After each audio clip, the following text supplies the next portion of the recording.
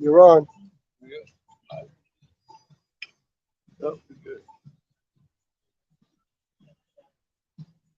All right, Shalom. We are the Hebrew Israelites. We come out every week to prophesy the downfall of this wicked kingdom called Babylon in the scriptures. It's also known as America. But before we do so, we want to give praises to the Most High in His true name and His Son, in the true Hebrew. Say, call, Alayim, La, Yahweh, Ba'ashem, Yahushai, Ba'ashem, Ha, Wakah, Kodash, Ma'amah. All right, double honor to the elder apostles of GMS that taught us this truth. And shalom to you, Akim, and Akwatim, and children that believe in sincerity and truth around the four corners of the earth. All right. Now, the topic we're going to go into today is that we're built up, what you would call a spiritual house. All right. And the Lord said what? He said, with the spiritual things, like the carnal things come. Right? If you're carnal, you're not going to be able to get this truth. If you're carnal, you're not going to be able to take heed to the warnings that are being given out through the Spirit right now, through the Lord's men, and through the Spirit of truth, and through the Spirit of prophecy. That's only set up for the elect to get. All right, somebody get let's get 2 Ezra 15 too. Go there a little bit. Let's get 15 and 2. Yeah, kind of. Look at you got that though. Fine. Yeah, go ahead. Let me know you got it. All right, this is the book of Romans, chapter 8. And I'm going to start at verse 5. Yep. For they that are after the flesh do mind the things of the flesh. Right, because you got a lot of people out here walking blindly, basically walking around as zombies, man. And they're minding the things of the flesh. All right, go ahead. But they that are after the spirit, the things of the spirit. Right, but they that are of the spirit, we're minding the things of the spirit. Now, what things are of the spirit? That means what? Doing his work, studying, prayer, everything that's connected to the Father in the spirit realm. Because the Lord said what? What's it? Go ahead, get that quick. For to be carnal minded is death, but to be spiritual minded is life and peace. But the carnal mind is enmity against the Most High. There you go. For it is not subject to the law of the Most High, neither indeed can be. So then they that are in the flesh cannot please the Most High. Right, you pick on it real quick. Fine. And that's what it is, man. The ones that's after the flesh, they can't please the Most High. You know what I'm saying? Because they're going to be basically a double-minded man. You know, the scriptures let us know that no man can serve two masters. You know, either he's going to lean on to one and hate the other. You know what I'm saying? Or he's going to always be wrestling and entangled with the affairs of this life and of the spirit, man. You know, and you can't, you know, operate in that order, man. Right. You got present? Go ahead. 1 Corinthians chapter 2, verse 10. But verse 9, but as it is written, I have not seen nor ear heard, neither have entered into the heart of man the things which Yahweh have prepared for them that love him. But Yahweh have revealed them unto us by his Spirit, for the Spirit searches all things, yea, the deep things of Yahweh. So that's the only way you're going to be able to make it to Yahweh by Shem Yahushai. It's through the Spirit that was placed on his Son. That's how you get brought forth to the Father. So if you're trying to get wisdom according to the flesh, it's just like back in the time of Babylon, you're trying to build the Tower of Babel all over again, which it doesn't do nothing but create confusion. All right, verse 11. It says, for what knoweth the things of man, save the spirit of man which is in him. Right, so you got people that have carnal knowledge, so they have the spirit of man, meaning they operate according to the flesh. So they only know the things according to the flesh. They can't obtain the things that are according to the spirit. Right. All right. It says, even so the things of Yahweh knoweth no man but the spirit of Yahweh. Now, what spirit do you have to have? You have to have the spirit that he placed on the Son, Yahushai, the Holy Spirit. That's what Yahweh Bashem Yahushai is using to sanctify his first fruits. All right, verse 12. Now we have received not the spirit of the world, but the spirit which is of Yahweh, that we may know the things that are freely given unto us of Yahweh. So now, so we can know things that are freely given unto us of Yahweh, we got to know them through the spirit. John 17:17 says, sanctify them through that truth. That word is truth. So that's the Holy Spirit, the spirit of the discernment, the way we're going to operate according to the spirit, not according to the flesh. Right, man. Right. Yeah. Oh yeah, Khan, and just to add on that to that, Babak Shah, you know what I'm saying? And you know what I'm saying, that spirit was created with those hopeful elect from the womb. You know, he already preordained to save those men. Right, man. And the women in chapter 1. Verse 1 Corinthians 2:13. Verse 12. Now we have received not the spirit of the world, but the spirit which is of Yahweh, that we may know the things that are freely given to us of Yahweh. Which things also we speak not in the words of which man's wisdom teacheth, but which the Holy Ghost teaches, comparing spiritual things with spiritual. Right, man. Because the bottom line, you're not going to learn this in no damn church. You're not going to learn this in no university. All right? But we're not speaking man's wisdom. We're speaking what the Father told Yahweh Shai 2,000 years ago to warn us about. All right? That's what we're speaking. Okay? That's called what? Prophecy. All right? Go ahead. Verse 14. But the natural man receiveth not the things of the spirit of Yahweh. Right, because other than that, being natural, that means they're operating like beasts. All right, doing normal things like a natural human would do. Falling in love, partying, eating. Good example of that. Right? Learning, you know. But the Lord say what? Ever learning, but never able to come into the knowledge of the truth. So that's what a natural human would do. But the Lord said, those that are spiritual, they're of the Lord. And the Lord said what? He said, I'm a spirit. Those that worship the spirit of truth. No, bro. 1 Corinthians chapter 3 and verse 18. Let no man deceive himself. If any man among you seemeth to be wise in this world, let him become a fool that he may be wise. Right. So what they think is foolishness, the Lord said he chose what? The foolishness of preaching to save them that believe. So what they call foolishness, the Lord said, yo, you better become a fool so that you may become wise. You got to pour out all that you learn so you can be retaught. Repent and let your mind be retaught. Go ahead up. Verse 19. For the wisdom of this world is foolishness with God. For right. It is written. So the wisdom of this world, all the scholars and philosophers that you could think of, and scientists and noblemen, all the knowledge that they've conjured up in all the libraries is all foolishness to the Most High. Because it's nothing but vanity. All right, go ahead. For it is written, he taketh the wise in their own craftiness. Right, so he's going to take them in their own craftiness, catch them in the trap, and everything that they're planning. What's that? The New World Order. All right, it's ultimately going to be their own destruction, just like the missiles. They built the missiles for World War II, and ultimately,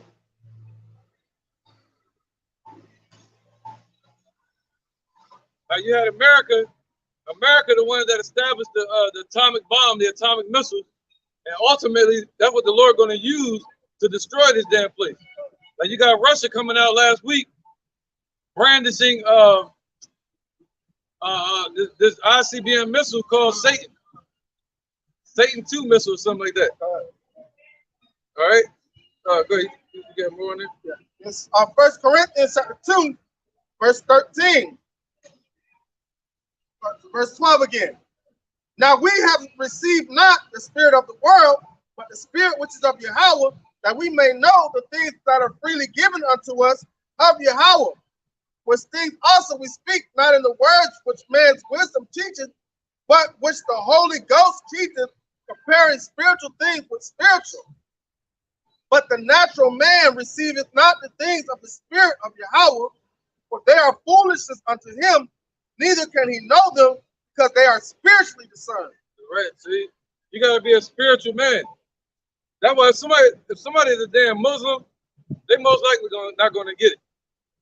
All right, if they're taking their shahada and they bow down to this cobblestone, they're completely carnal, man. All right, The main ones killing everybody up in Philadelphia is them damn Muslims. Ones with the damn dots on their forehead, banging their head on the ground. We're supposed to be, they call themselves being in the month of Ramadan. And it's all vanity. All right? So the Lord said, what? A carnal man, a person that's thinking carnally, that only deals with this realm, that's all they're going to know. They're not going to have any answers from the Lord. All right, go ahead. Yes. All right, this is the book of St. John. Right, so they're walking around in darkness. I don't care how prideful they are, how much they act like they know something or look like they know something. They're walking around in darkness, being led straight to destruction, man. This is the book of St. John, chapter 4, and I'm going to start at verse 22. Ye worship, ye know not what. We know what we worship, for salvation is of the Jews. But the hour cometh, and now is, when the true worshipers shall worship the Father in spirit and in truth. For the Father seeketh such to worship him. Yahweh is a spirit, and they that worship him must worship him in spirit and in truth. Right, man. So if you're gonna work, if you call yourself serving the Lord, you can't go up any other way than through his son, Yahushua. All right? Just like before, you couldn't go and deal with the Lord any other way besides what? Keeping the laws and going in through the Holy of Holies where the high priest would pray for us. Now we have the only access we have to the Father and to repentance is through the doorway, Yahushua. And he came and showed us how we should do it. All right, teaching, being persecuted. Okay? Somebody get, yeah, you good. Somebody get Ezekiel 21:9. Go ahead, brother. I'm going to back up a little bit. That sounds kind of demon. This is Romans chapter 8, just to back up what the brother Mazan and the elder was saying. This is Romans chapter 8, verse 5. It says, for they that are after the flesh do mind the things of the flesh, but they that are after the spirit, the things of the spirit. So just like the elder was saying, those got people who are caught up in the Islam or in the Muslim community, they are of the flesh, so they mind the things of the flesh. They want to build communities. They want to make it here in Babylon. But it says, but those that are after the spirit do mind the things of the spirit. Those who are of Yahweh Shema Shah are going to mind the things of Yahweh Shema Shah, the laws, statutes, commandments, the way that the Lord called us to do this and how he told us to do this. This is what we're going to meditate on. Right? Those that are after the flesh will not do these things. Right. Let me grab Proverbs 23 and 4. Let me get this real quick. Just to back him up. Proverbs 23 and 4. 23 and 4. Yep. This is Proverbs 23, verse 4. It says, labor not to be rich. Cease from thy own wisdom. Right. So the Lord said, labor not to be rich. That's what he means. What is your laboring? All right. It's not just about what you think, but it's about what you say and your actions. All right. That's what this is about. That's what makes you animated. All right. So he said, what? Labor not to be rich. See, a lot of these people in this society, they only laboring to be rich. But the Lord said, rich or poor, praise ye the Lord. All right. And laboring towards the kingdom, that's what? That's part of eternity. Okay. That one, yeah. You got that? Yeah, I got a precept for that. What you just said. Go ahead, bro. Matthew chapter 6, verse 19. Lay not up for yourselves treasures upon earth, where moth and rust do corrupt, and where thieves break through and steal. There you go. Yep, keep on. So that's why labor not to be rich, because the Lord's giving you a solid by telling you that. Because that labor is going to be in vain. Because soon as you get just like when Esau, he put all his riches, the Lord's going to destroy this place. So all your laboring to be rich will be done in vain. Right, man. If you labor towards the kingdom, that's richness right there. Right. You're going to get a reward for it. Right. All right. But everything else, trying to build up this society, when it's all set up to be destroyed. The Lord said he's going to destroy this whole place from one end to the other. North, east, west, and south. 1 hour. In 1 hour, man. It's going to be disintegrated, just like Sodom and Gomorrah is today. You know, if you look up Sodom and Gomorrah, it's nothing but a place of ashes, man, and pitch. They went over there and they picked up the ground, and there's nothing but ashes and asphalt. burning sulfur. All right, that's what this place America is going to be. So everything that's being built up here is what? Vanity. So the Lord said, yo, labor towards a real reward. All right, and that's what? The kingdom, salvation. All right, go ahead. My bad, go ahead, real quick. This is 2 Peter chapter 3 and verse 13. Nevertheless, we according to his promise, look for a new heavens and a new earth wherein dwelleth righteousness. Right, so that's according to his promise. Not just walking around here looking for a new heaven and new earth. You know? Not just walking around looking for things to get better, but looking for things according to his word. Looking for things according to his promise. The promise that he made to who? The promise that he made to Abraham, Isaac, and Jacob. All right, that's what we're looking things. We're looking for according to the promise that Yahushua made when he was here. That all these things were going to come to pass. Go ahead. And understanding according to his promise, but what he said, he's going to give us our heart's desire. Because we don't even understand what our heart's desire is because we're wrapped in these chains of darkness. So from time to time, we think carnally, oh, I'm going to have this in the kingdom, I'm going to have that in the kingdom. But imagine what we're going to think, right, when he takes a stony heart out of us and put a heart of flesh in it.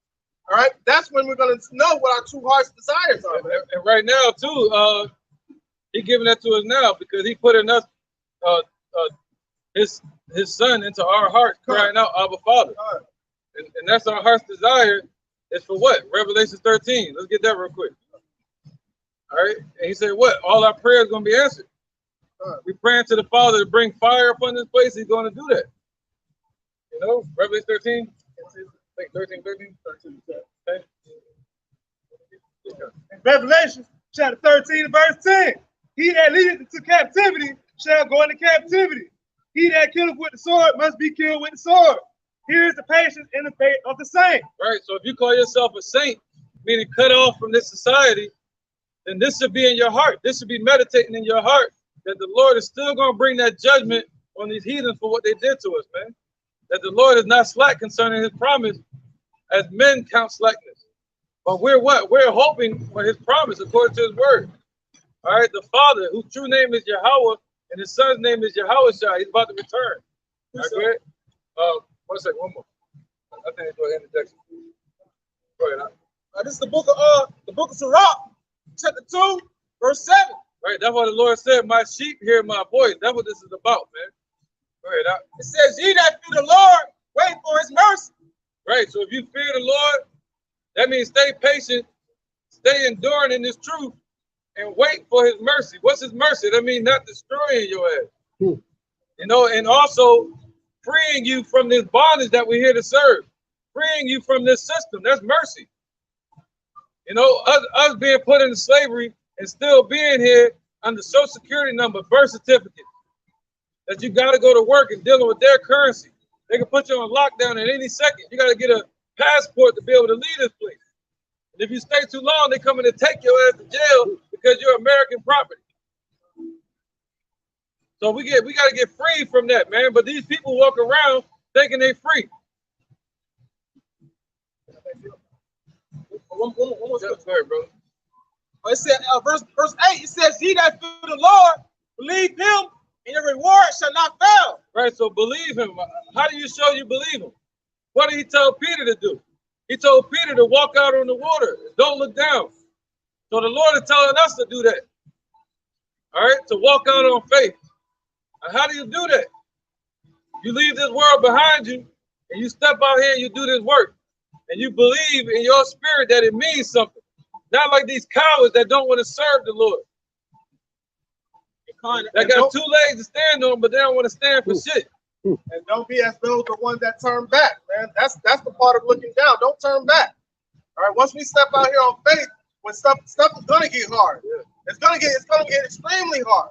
Especially for it said through much tribulation we shall inherit the kingdom of heaven. But as we all know, man, nothing comes easy. Nothing comes easy. So with that being said, the things that you go to is going to prepare you to be that perfect image of Yahweh Bashim Yahushai that he's correcting us to be. That's why gold is tried in the fire and acceptable men in the furnace of adversity. So when the shit gets tight, that's when the faith kicks in. You don't go back into the world. No, you continue going forward in faith. That's why it's a struggle. That's why the scripture says, struggle to the truth and to death, and the Lord shall fight for you, right? You know what I'm saying? So if you're looking forward and believing and trusting in the Lord, you know what I'm saying? Keep doing his work, abounding in his work, you know what I'm saying? You know, he's gonna fight for you. That's right, man. And if you're in this truth, you'll understand that the Lord destroying this place is him fighting for us. That's his mercy, him freeing us from this bondage, man. Freeing us from the grip of the chains of Esau. Just to back up what the elder was saying about for our stand and endurance. This is back at Revelations 8:6. For to be carnally minded is death, but to be spiritually minded is life and peace. So when you have a carnal mind, that's spiritual death. And eventually you lead to physical death. And you can't have a carnal mind saying you're dwelling and trying to stay solidified and established or enduring in Yahweh Hashem Yahushua. You must have a spiritual mind, because that's life and that's peace. That's what's going to keep you in the time to come, like the brother Kanat was saying, when it get hard. That's what's going to keep you solidified and keep you stable and established in Yahweh Hashem Yahushua. It's going to give you the strength when you have a spiritual mind to continually endure the things while Yahweh Hashem Yahushua fight for us, destroying this kingdom. Right, man. Go ahead. Let's bring it up real quick. Go ahead, bro. This is Luke chapter 1 in verse 7. As he spake by the mouth of his holy prophets, which have seen since the world began, that we should be saved from our enemies and from the hand of all that hate us, to perform the mercy promised to our fathers, and to remember his holy covenant, the oath which he swore to our father Abraham. Right. Basically, and he has to fulfill that covenant, because he's a God that shall not lie. So that having hope in that alone, I should give you give you another boost of faith, man. So the Lord Yahweh Hashem Yahushua promised us a new heaven and a new earth. All right, wherein dwelleth righteousness. So what does he have to do? He has to cleanse the whole earth first. So first we have to see what wickedness was. Now the wickedness is being exposed, and you're seeing this place being torn down, man. The witness, man, he said he's going to turn back our captivity right before our eyes. And Russia just declared that they need to change their whole focal point and call it Biden's war, not the war with Ukraine. All right, so now the next phase of this war is aimed towards the United States, man. All right, they're moving into the next phase. They're moving to the next phase. That's why you hear about lockdowns again. You hear about masks again. You hear about China. They shut the whole damn city down again. Got people screaming out of the buildings. They're moving into the next phase, man. And they're trying to use Russia as a scapegoat once the economy crashes. That's what this is all about. All right? This is Numbers chapter 35, verse 33. So ye shall not pollute the land wherein ye are, for blood defileth the land. The land cannot be cleansed of the blood that is shed therein, but by the blood of him that shed it. Right, so that's mercy, man. The Lord shedding the blood of these heathens on his land. All right, that's what he said. It's a righteous thing for the tribulation to those that trouble you. So 1 Thessalonians. All right, read that again now. Oh, no, you guys want to go on there? Oh, no. Read that again about the now you just think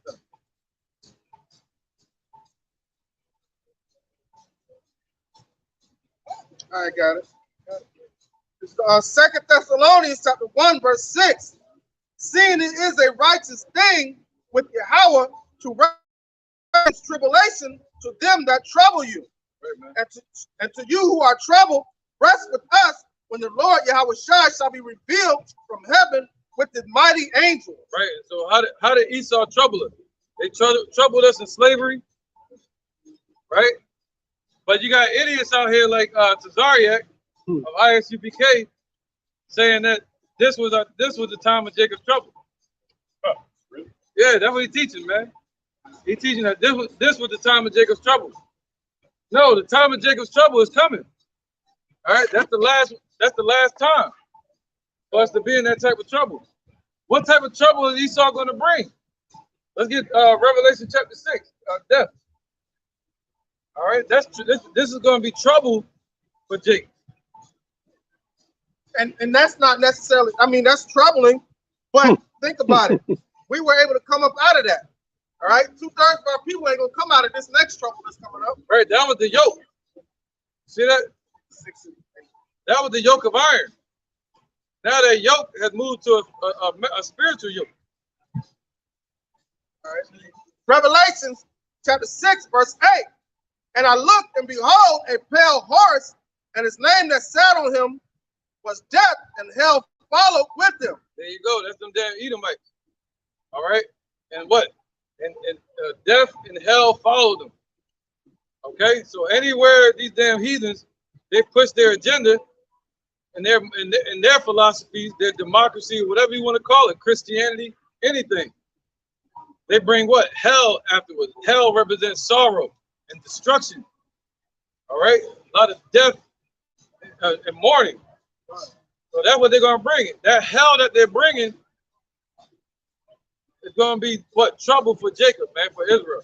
All right. And that's the time to come. Go ahead.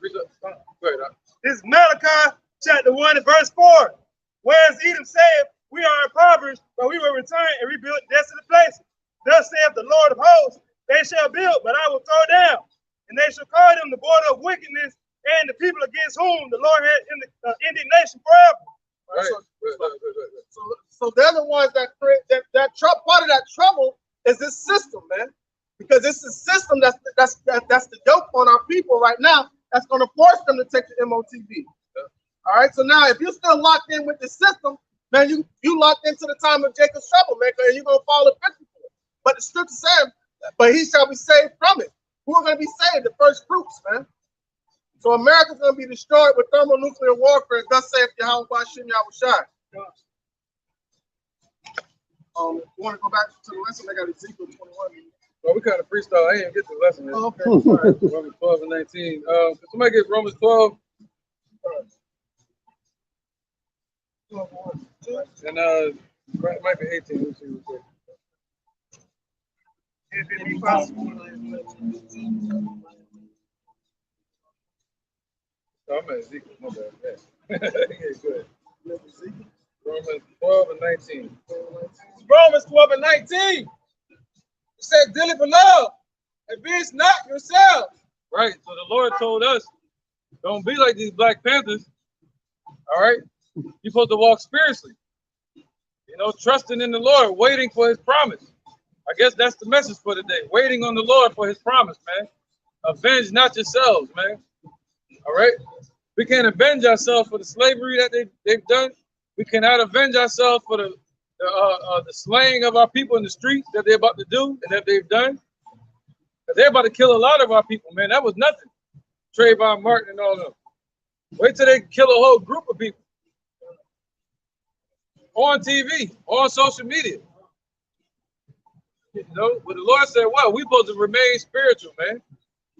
All right, what was that? It says, dearly beloved, avenge not yourselves, but rather give place unto wrath. Right, so give place unto wrath. And that's what this is doing. Coming out here rebuking, reproving, and rebuking. That's us choosing to be spiritual instead of carnal, man. All right. But he said, give place unto the Lord's wrath. Go ahead. For it is written, vengeance is mine. I will repay, saith the Lord. Right, so we're trusting what's written, that the Lord will repay. All right, he's going to repay these devils for what they did, man. Okay, go ahead, Canuck, real quick. Zephaniah chapter 3, verse 8. Therefore wait ye upon me, saith the Lord, until the day that I rise up to the prey. For my determination is to gather the nations, that I may assemble the kingdoms, to pour upon them my indignation, even all my fierce anger, for all the earth shall be devoured with the fire of my jealousy. Right, so that's what we're waiting for the Lord to make his separation, to gather the wicked to the left and to gather the righteous to the right. All right? And he's going to rain fire and brimstone upon this place the same way he destroyed Sodom and Gomorrah. See that? He's going to burn this place up to ashes. All right? But within that judgment, the Lord is going to be no respecter of person. If you have done no work to receive the reward, if you have not believed in the Father, Yahweh, and Son Yahushai, who is a so-called black man from the tribe of Judah, you're going to be destroyed here on the soils of America. You're going to become part of the soil of this place. The Lord gonna burn you up and melt you in this place. All right, that's what's coming here. All right, go ahead with that, Ezekiel. Because the Lord that showed his weapons, he showed his weapons. What's that in Song of Proverbs? I think it is the sword. He wet his sword. Kiss the sun. Yeah, right before that. Yeah. Because you have Russia. Yeah. You have Russia brandishing their ICBM missiles the other day, and it's all spoken about in the scriptures, man. And that's all the judgment and the creation of the Lord Yahweh, the God of Abraham, Isaac, and Jacob. All right, this Jeremiah chapter 50, verse 25. The Lord Yahweh Bashim Yahushai hath opened his armory and hath brought forth the weapons of his indignation, for this is the work of the Lord of hosts in the land of the Chaldeans.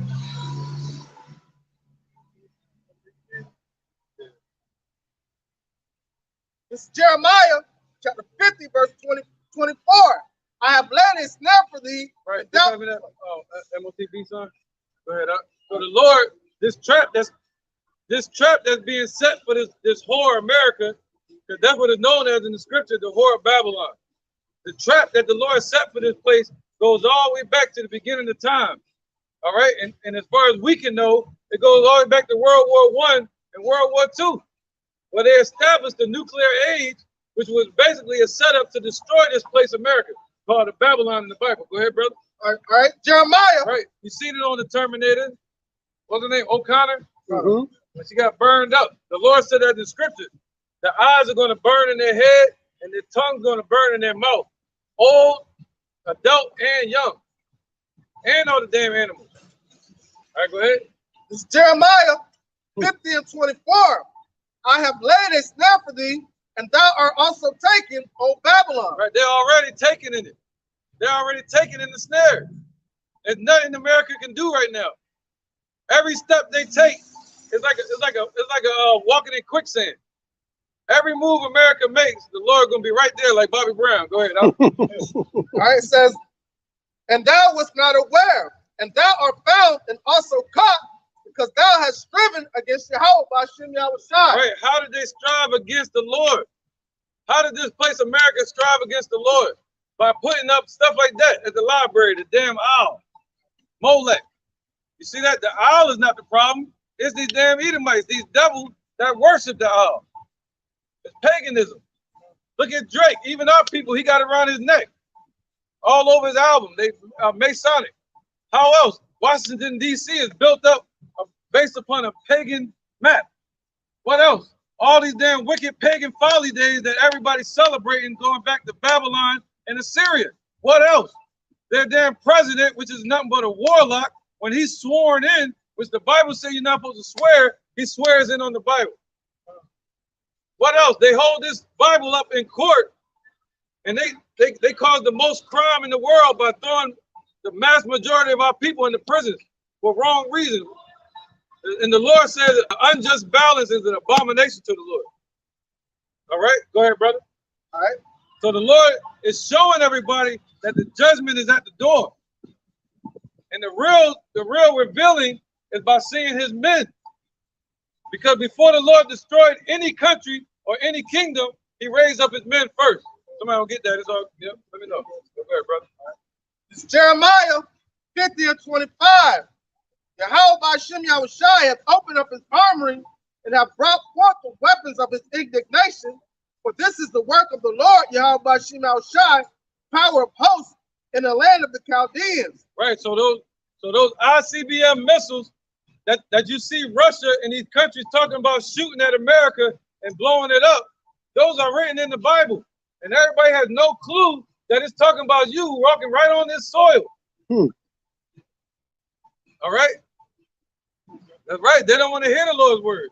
They want us to go into a church and hide in one of these buildings. Look, see? They hear that. Negative, man. Go ahead, up. This is Psalms chapter 7, verse 12. If he turn not, he will whet his sword. Right, so if you don't turn back and repent, then the Lord will whet his sword, man. Then he'll get it prepared and make it ready. So our people wouldn't turn back. when the call went out in the 60s and the 70s and the 80s, all the way to the 90s, and now we're in the 2000s, and you people still can't get it. That the Father's true name is Yahweh and His Son's name is Yahushua. We got to turn back and repent. God's chosen people, the Israelites. All right, the Lord is long suffering, man. The Negroes, Latinos, and Native Americans. That's who this message is to. And some of the Irish and some of the Italians. Go ahead, brother. This is back at Psalms 7 and 12. If he turn not, he will whet his sword. He hath bent his bow and made it ready. Right, so he's bent his bow and made the what? The missiles ready. What's the bow? The missile silo. What they call missile silos, the Lord called it the belly. All right, he said they're going to be drawn out of the belly. That's what? The missile silos in the ground and the missile silos on the trucks and also in the ships. All right, and they're going to be drawn to come out of the ships or out of the ground, and they're going to be shot from one continent to the other. And they're spoken about in the Bible, man. They're going to hit their target. Go ahead. On my verse, go ahead, brother. Verse 13. He had also prepared for him the instruments of death. Right, so the Lord has prepared his instruments that he's going to destroy people with. You see that he got it prepared. He could have went a different way and just blew with his breath and blew everybody off the damn earth. But he chose through this process to show order, to show patience, to show long suffering, to show that he's the I and the Tha, the beginning and the end. We done died and came back to this earth numerous times, but the Lord is forever. His word is through every kingdom. Kingdoms have risen and fallen upon this earth, but the Lord's word has stood forever. Go ahead. It says, he hath also prepared for him the instruments of death. He ordained his arrows against the persecutor. Right. Right. What does the Lord say? The accuser of our brethren is going to be cast down. Who is that? These damn Edomites, the Caucasian race. Starting with these people, which is the house of Amalek. They're going to be the first ones to go into hardcore slavery for 1,000 years, and they don't even know it's written in the scriptures, in the King James Bible, that they love so much. Slavery is in here. Why do you think we went into slavery? Because we didn't listen. Now these devils not listening either. So what do you think gonna happen to them? You think they better than us? They're gonna get judged too by the Lord. All right? They put us into slavery. The Lord said, what? They got to go into slavery for 1,000 years. Double unto them what they did unto us. Somebody get that? The cup. This cup shall pass through them. That's right. Any precept, go ahead. It's 2 Thessalonians chapter 2 and verse 7. For the mystery of iniquity doeth already work. Right. The mystery of iniquity. The mystery of wickedness is already at work. And this was spoken back during the Roman Empire. All right. Go ahead, brother. Only he who now letteth will let until he be taken out of the way. Right. So only he that letteth will now let until he be taken out of the way.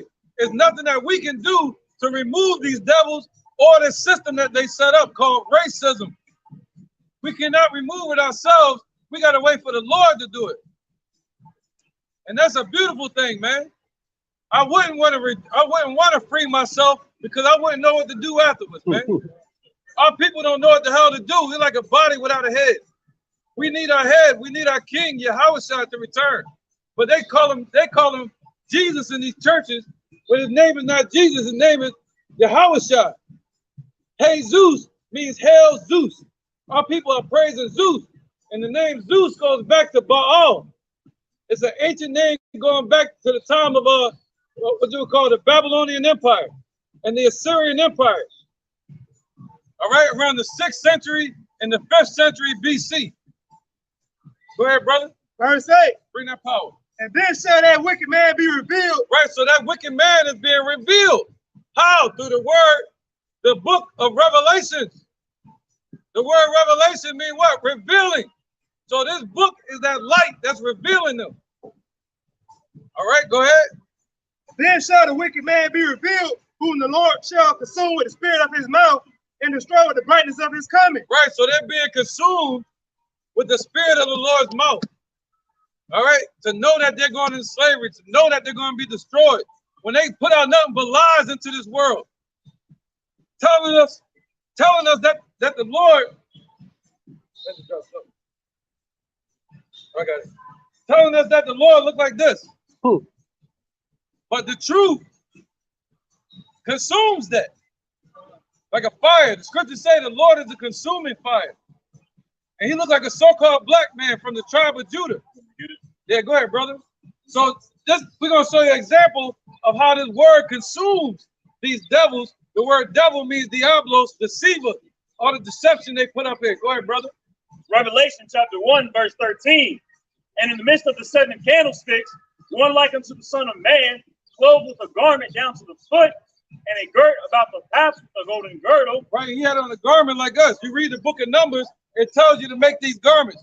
Our people are supposed to be wearing these garments and having fringes on. You know, with the border of blue, which represents our covenant to Yahushua. Go ahead, Doc. Verse 14. His head and his hairs were white like wool, as white as snow. Right, his head and his hairs are not white and woolly. Not like wool. This ain't no wool right there. Go ahead. And his eyes were as a flame of fire. Right, his eyes was red. Go ahead. And his feet like unto fine brass. So you look at somebody's feet, you'll see the color of their whole body. Hopefully, unless they got a discoloration problem. Go ahead, Doc. And his feet like unto fine brass, as if they burned in a furnace. Right, you take brass and you burn it in the furnace, you get the color of the Lord, and that does matter. If not, you are part of the Antichrist. You are part of this anti-messianic system. You believe in the lies and you're promoting the lies. See that? We read to our people the image of the Lord and they step on. When we told them we were giving out some hot cakes and some money, they'll be up here quick. Go ahead, Doc. It's Isaiah 29. Oh, go ahead, bro. It's Isaiah 29:13. It says, wherefore the Lord said, for as much as the people draw near me with their mouth and with their lips do honor me, but have removed their heart far from me. Right, man. They go to these churches, they hooting and hollering. They get on, they win these damn, right, yeah. They come there laying on the floor, doing the worm, crawling on the floor, crying, scratching the ground to the altar. They working the church now. They twerking out of them now. Seen that the other day on TV? Right, you know what I mean? They're doing all of that, but they basically what? They remove their heart far from the Lord, man. You see that? They don't care about the Lord much. We can't discern the heart of man. I don't know if you're really sincere. You don't know if I'm really sincere. Right, and that's what. But the Lord does. So how are we judging them by saying? Yeah, I knew you were gonna say that. It's cool. You know what I'm saying? But that's what the Lord said. See, that's what the Lord told us. He said, "What? Judge every tree by its fruit." Yeah, you got to. Other than that, you're walking blindly. But the thing is, if they're worshiping God, who are you to judge and say? Yeah, that makes me a judge. That's right. No, you said that back. Yeah, that's cool. You said it backwards though. If you're worshiping God, that makes you right to judge. You feel me? You have the right to give your testimony. Hey, brother, can you stop eating pork so we can be brothers? You get what I'm saying? That's how we make things better with our people, not yours. You get me? Our people are out of order. They don't know because nobody's out here telling them. They've been told to believe the lies. They got to be told not to. They call it judging them. You feel me? But we call it a correction. We call it amendment. Well, when they shed innocent blood, no matter who they are, Yeah. that's when Christ. That's different. Yeah, that's something They different. can come on the scene and say no more. Yeah, that's what we waiting for. Yeah, but when he comes, when he shows up, he's gonna be a black man. Shed innocent blood for what? The love of money. It says, and their fear, Love of money and greed. But, it says, and their fear towards me is taught by the precept of men. right, so the fear of the Lord is taught by precepts of men. See that? That's what Jake want to do all day. But as soon as they have a lockdown, he ain't gonna be driving. Yeah, he gonna be able to blast his music over everybody. You know what I'm saying? But we was up here on some church stuff. He'll hop out. He'll probably turn the music down. Yeah, that's what everybody want. Everybody want to hear smooth words and sweet words. No, man, we came to tell you the Lord about to destroy this place. When you about to get hit by a truck, you don't want nobody whispering. You want somebody to grab your ass out that fire. Yeah, get your ass. Oh, you cussed at me, man. Stop cussing at me. Why are you judging me? Get your stupid ass out. Why you call me stupid? You see what I'm saying? Come on, brother. All right, this is the book of Jeremiah, chapter 28, verse 8. The prophets that have been before me and before thee of old prophesied both against many countries and against great kingdoms, of war and of evil and of pestilence. That's right. He can have a true rebuke for all that.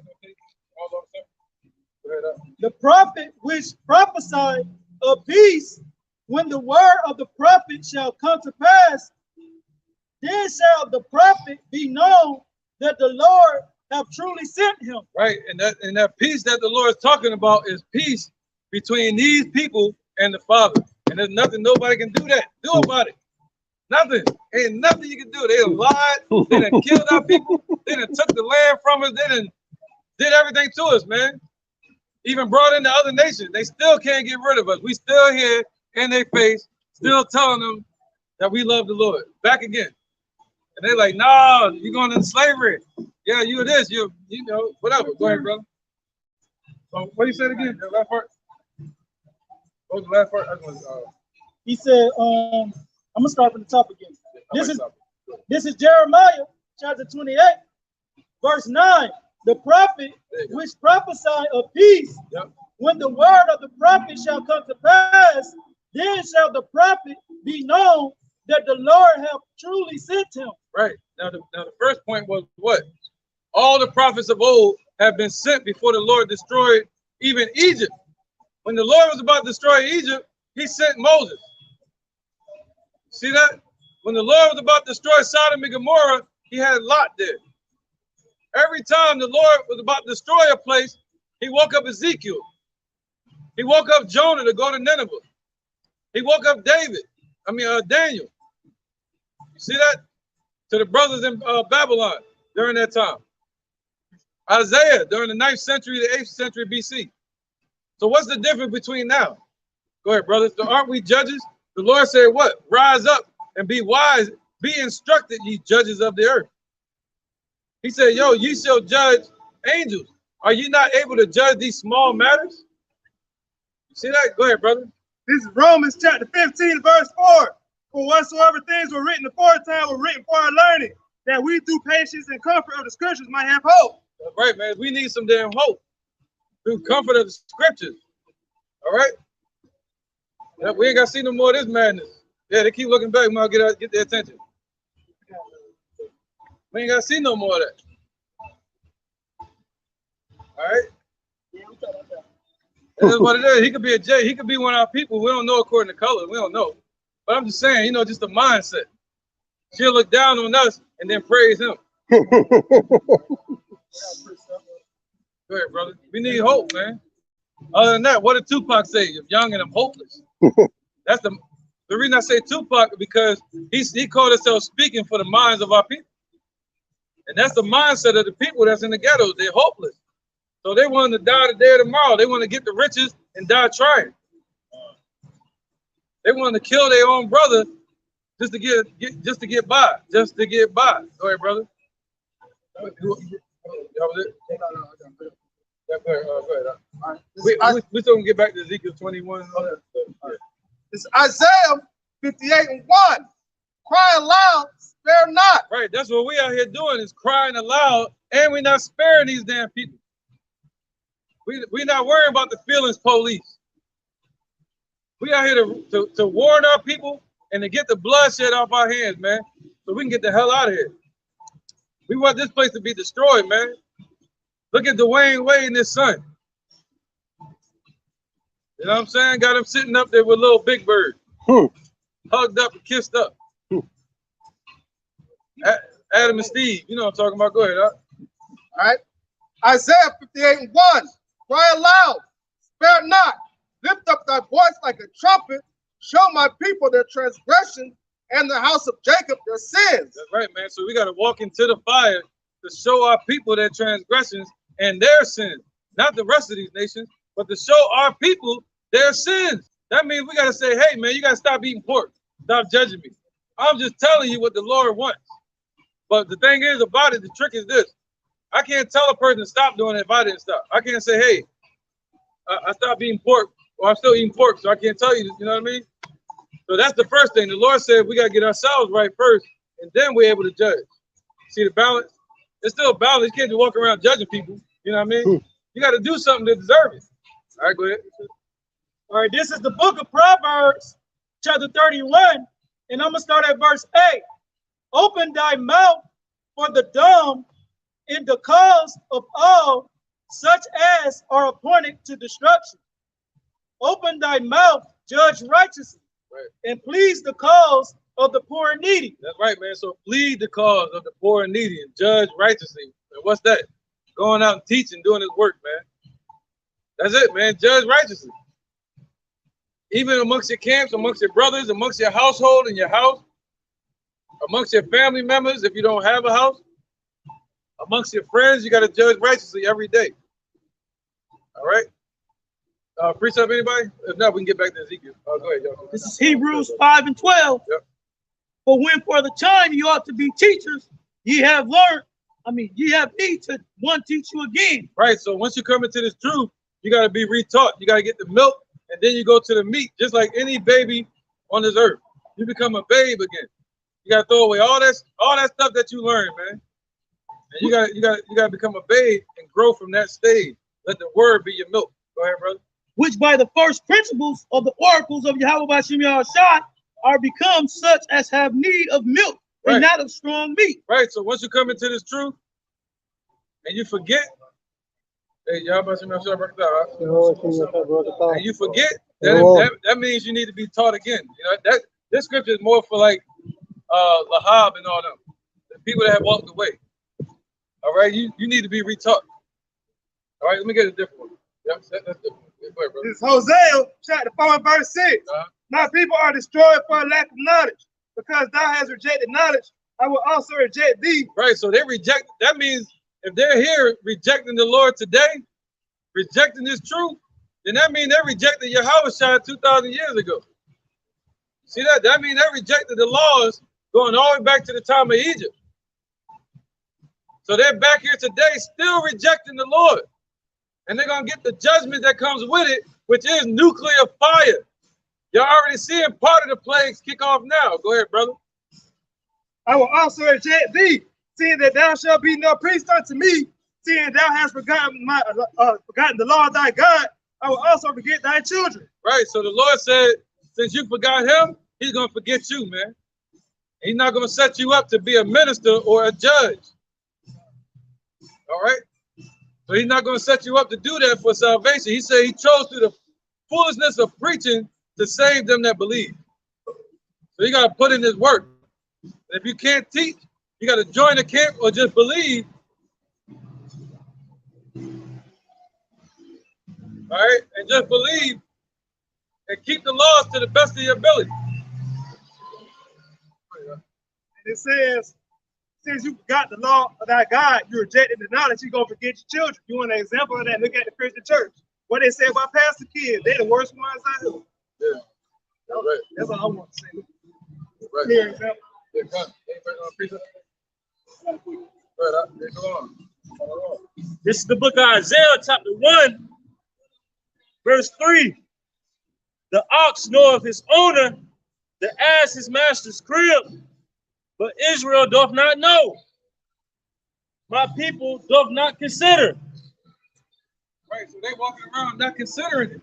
So they need somebody to wake them the hell up. All right, they walking on blindly, not even considering that they're God's chosen people. And they're being led right into destruction. All right, marching on their merry way right into the time of Jacob's trouble.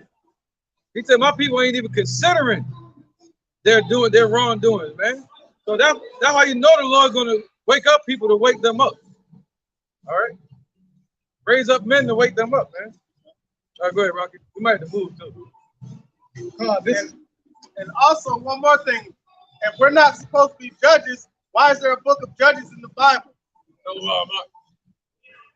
What'd you say? So if we're not supposed to be judges, why is there a book of judges in the Bible giving an example of the Most High, Yahweh sending judges to deliver his people? And with scripture, there shall be saviors risen up among you. All right, so those are the ones that are judging righteously according to the words of Yahweh. This is Jeremiah chapter 6, verse 17. It says, also I set watchmen over you, saying, hearken unto the trumpet. But they said, we will not hearken. So the Lord has put men out here, i.e. the watchmen, the prophets, the apostles, the teachers, the ministers, telling our people to hearken and to turn back to him. But our people are saying, no, we don't want to do that. We ain't going to listen to that. We want to seek escapism. Two-thirds of our people want to seek escapism in darkness, when you should be seeking a way of escape through Yahweh Hashem Yahushua. The men of the Lord, we are the mouthpieces of the Heavenly Father. We speak the words of the Most High. We don't speak of ourselves. So when people don't listen to what we're saying, they're disobeying Yahweh Hashem Yahushua. And it's the Lord that is saying, hearken, heed, follow my commandments and follow me and turn back to me and repent for your sins. But this, go ahead. This is the book of Zechariah, chapter 7, verse 11. But they refused to hearken and pulled away the shoulder and stopped their ears, that they should not hear. Yea, they made their hearts as an adamant stone, lest they should hear the law and the words which the Lord of hosts have sent in his spirit by the former prophets. Right, man. Anyone back then, they're back here now. He said the wicked women of our nation, they're walking and messing as they go, twisting and popping their neck. That sounds like our people, man. And he said the other ones, they jump, man, whatever. That sounds like us, whatever. Shrugging their shoulders. Who cares what they talking about? And the reason why they do that is because we haven't been commissioned by Esau. Somebody like T.D. Fakes that's been to a theological seminary and then got a degree and been commissioned by one of these individuals that have been commissioned by these individuals because they set up the whole religious system. If we were commissioned by them, then we would be rightful judges unto the people, right? But because we're commissioned by Yahweh Hashem Yahushua and they don't know Yahweh Hashem Yahushua, therefore they're unaware of his judges. So that's why they tell us not to judge us because of John chapter 3, the condemnation that light is coming into the world, and they rather stay in darkness because they hate the light because their deeds are wicked. But they want to continue in their wickedness. That's why they say don't judge me. Anybody that says don't judge me, they want to continue in darkness and be wicked. They'll walk into a courtroom and see what they call a judge. Right. They'll give all honor, all respect, stand up, sit down, do everything he says. Not someone who tuck your shirt in. Right, exactly. Let me get that real quick to prove to you. Oh, now I get it. Yeah. I need real quick. All right, this is 2 Timothy chapter 4, verse 2. Preach the word, be instant in season, out of season, reprove, rebuke, exhort with all long suffering and doctrine. That's right. So that means you're supposed to be out here every season, every year, all year, teaching our people, the Negroes, Latinos, and Native Americans about our Lord, man. All right. He said what? Reprove. That means to blame. That's judging them. And rebuke. Right? And exhort with all long suffering, man.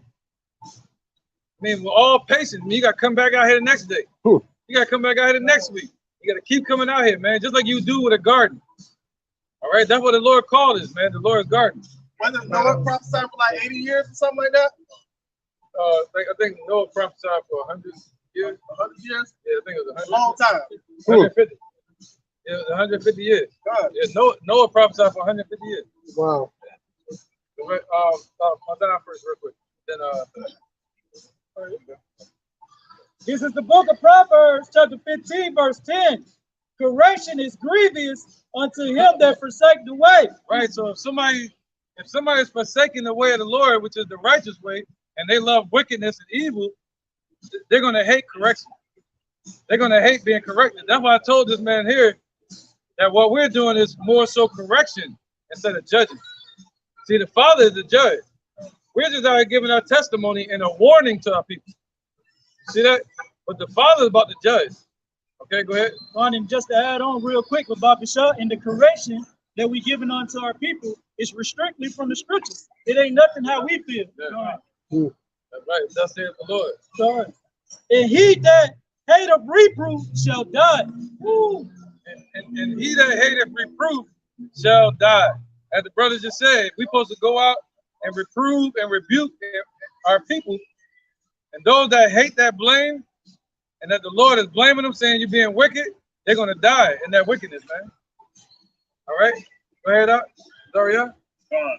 This is Matthew chapter 9, verse 35. And Yahushua went above all the cities and villages, teaching in their synagogues and preaching the gospel of the kingdom, and healing every sickness and every disease among the people. But when he saw the multitude, he was moved with compassion on them, because they fainted and were scattered abroad as sheep having no shepherd. Then saith he unto his disciples, the harvest truly is plenteous, but the laborers are few. Pray ye therefore the Lord of the harvest that he will send forth laborers into his harvest. Same way the elders just said that you have to come out here day in, day out, in season and out of season, just like a gardener with a garden. You constantly have to trim, you constantly have to prune it, you constantly have to water, you constantly have to make sure if it's cloudy that it's still getting a little bit of sunlight. When it's wintertime, you have to cover up your plants. You have to make sure the soil is good. You have to keep. Say again. Oh, patience and long suffering. Come on. No, that was it. That was it. All right, okay. Go ahead, brother. All right, go ahead. This is Ezekiel 3:17.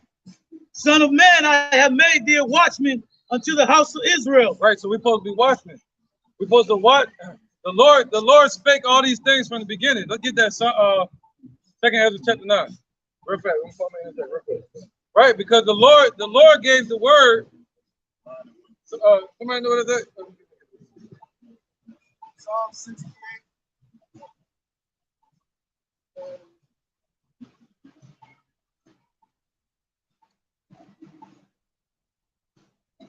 Hey, somebody get Psalm 68 and 11, and then Second Ezra chapter 9, verse 1. This is Psalm chapter 68, verse 11. Right, so this is how it goes right here. Go ahead, check it out. The Lord gave the word. Right, well, so the Most High gave his word. He spoke it out in the heavens, right? He gave his word to us. Go ahead. great was the company of those that published it. And great, meaning there was a lot of men that published his word. All right, so his word was spoken through a bunch of men, just like us. Go ahead. Oh, that was it, right? Go ahead.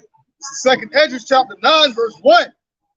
Then saw I a dream, and behold, there came up from the sea an eagle, which had 12 feathers. Second Ezra chapter 9. Second Ezra chapter 9 and verse 1. He answered me then and said, measure thou the time diligently in itself, and when thou seest part of the signs past, which I have told thee before, then shalt thou understand that this is the very same time wherein the highest will begin to visit the world which he made. Therefore, when there shall be seen earthquakes and uproars of the people in the world, then shalt thou well understand that the Most High spoke of those things from the days that were before thee, even from the beginning. So now we see all the prophecies coming to pass. We see everything happening that the Father spoke from the beginning.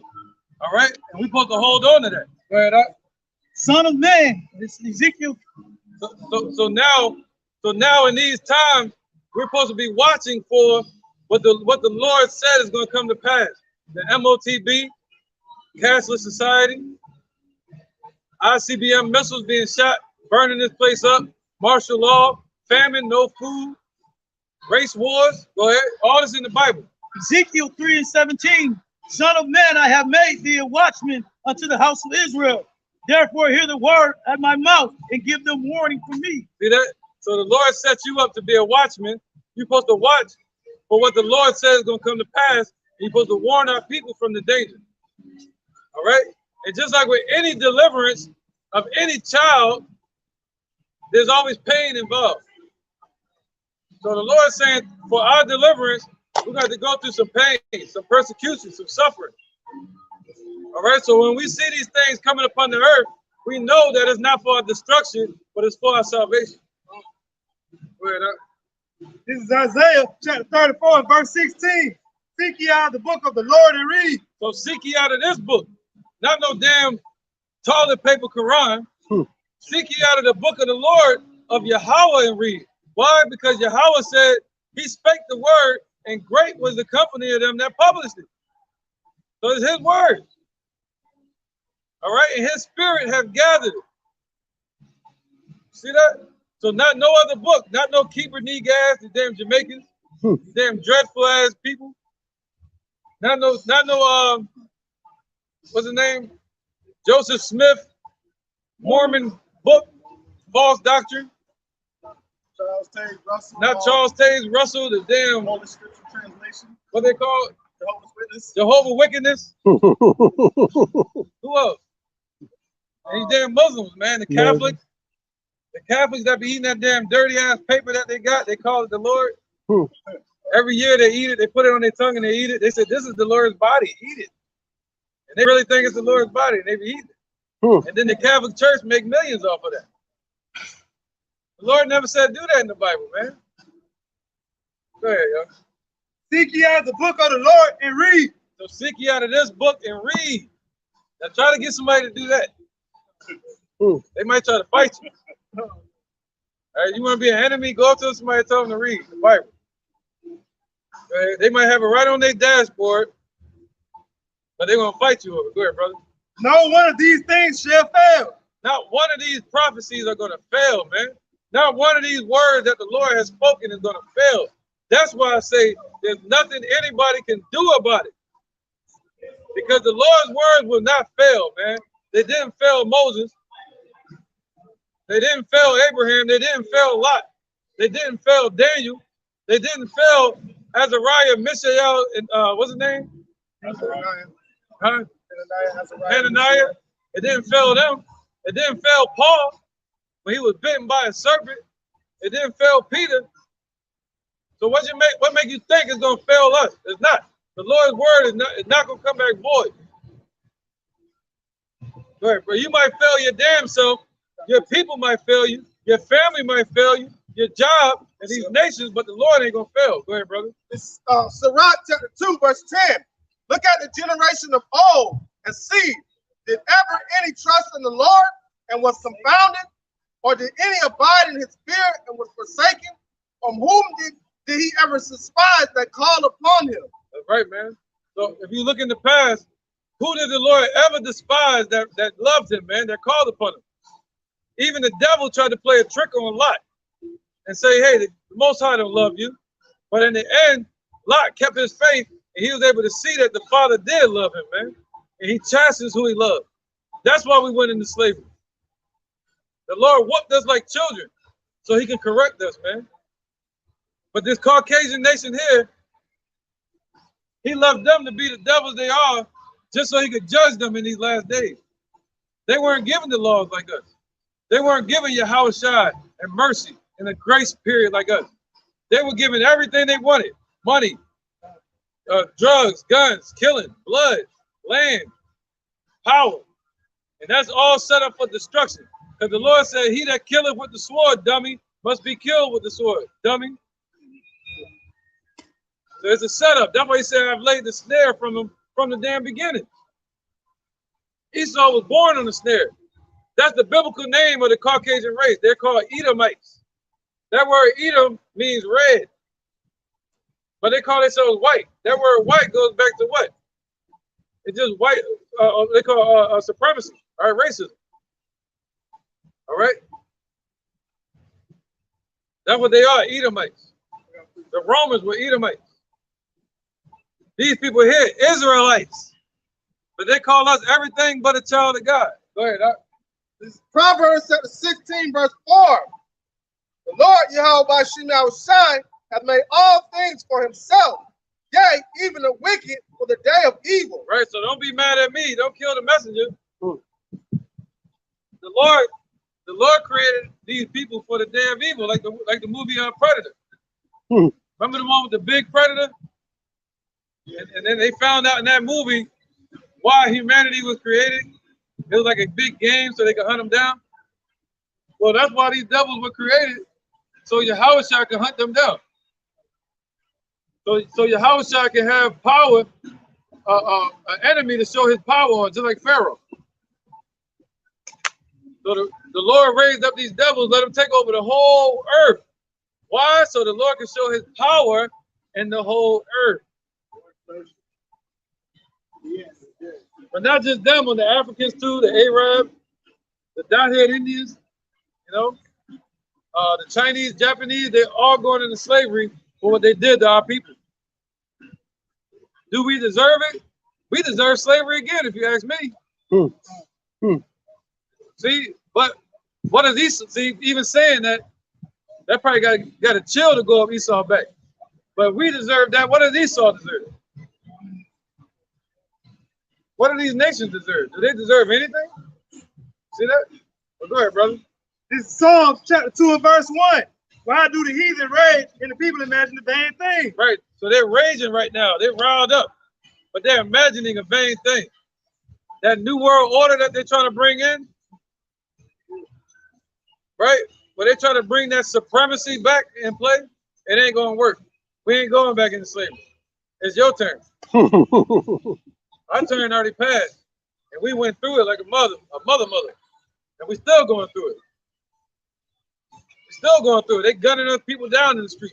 I ride up the street every day, take my children outside, and the only reason I'm nervous is because the color of my skin. That's the only reason I'm nervous. I got my children.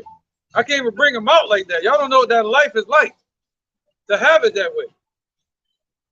We need out of this damn place. We need them to be put down so we can be raised up in a righteous kingdom, man, where we can be free.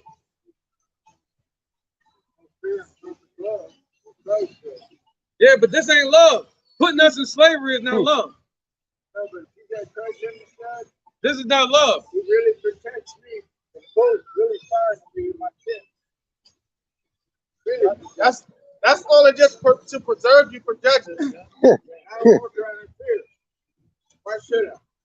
When I got Christ in my life. Yeah, his name is Christ, but I got you, man. It ain't the devil protecting. Could be. Think about it. It wouldn't be the devil giving me comfort. Oh, yeah. Never know, man. That's Jesus. Now, you see, Alexander won a lot of battles. Yeah. Read Revelation chapter 11 about the two witnesses. Jesus is the first great witness, and I'm the second. Hey, what was that? And guess what? We're going to be able to cast. All right, this is Sirach, upon the earth to put the fear of God chapter in people, which we all need. 33, verse 10. All men are from the ground, and Adam was created of earth. And much knowledge. Wait, we all family. I'll get that second. I got one. That's how it's from. All comes from Adam. Yeah. This going, I'm telling you, this right here going right into that. Trust me. Bring that up to come right behind it. Right into that front. Wait, he said we all family. Go ahead. This is Sirach chapter 33, verse 10. Right. All men are from the ground, and Adam was created of earth. And much knowledge the Lord have divided them and made their ways diverse. Right, so all men come from the ground. We all come from the ground, right? We all come from the ground. Go ahead. They got more on it? It says, some of them has he blessed and exalted, and some had he sanctified and set near himself. But some of them had he cursed and brought low and turned out of their place. As the clay is in the potter's hand to fashion it at his pleasure, so man is in the hand of him that made him. Right. Surrender to them as him he liketh them best. Good is set against evil, life against death. So is the godly against the sinner, and the sinner against the godly. All right. So basically, he created a vessel to honor and a vessel to dishonor. All men come from Adam. Yeah, that is true. But like he created two types of creatures in to different diverse ways. So you have good set against evil. 2/3 of our people have been on the wicked side, following after your nation, right? Having Stockholm syndrome, right? Not being able to turn to the light. I bring that up 2 Ezra 6:56. Second Ezra chapter 6, verse. You want me to go straight 56? Or you can start at 54. It doesn't matter. Verse 54. And after these, Adam also, whom thou madest Lord of all thy creatures, of him come we all. Right. He said we was all family. But he said what? Of him come we all. Right? But guess what? We said shame shall cover thee. Violence is that brother Jacob. All right, we are family, but what is saying over that's in Obadiah, right? Yeah, we'll get this real quick. 1 second.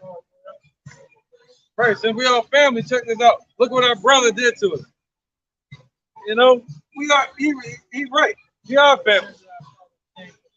Right, we are family, but look what our beloved brother did to us. Look what our beloved brother nation did to us, man. Jacob and Esau. We are Jacob and they're Esau. That's our brother, our evil twin brother. Right, go ahead, you got it, brother? This is Obadiah 1 verse 10. Right, let's see what our family did. Go ahead. It says, for thy violence against thy brother Jacob, shame shall cover thee. Whoa, ain't no shame covering these people now. They on some all we need is love stuff. They should be shameful for what they did.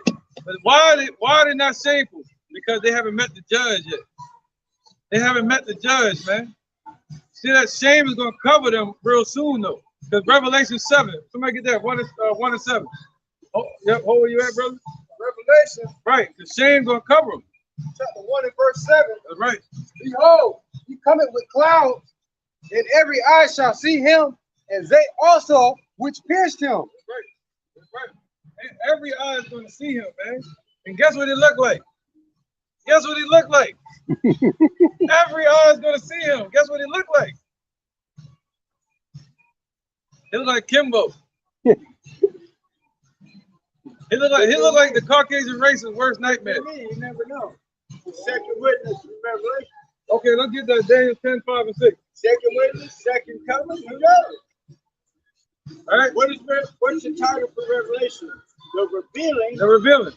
of who? St. John the Divine, which is the second witness. No, man. Think about it.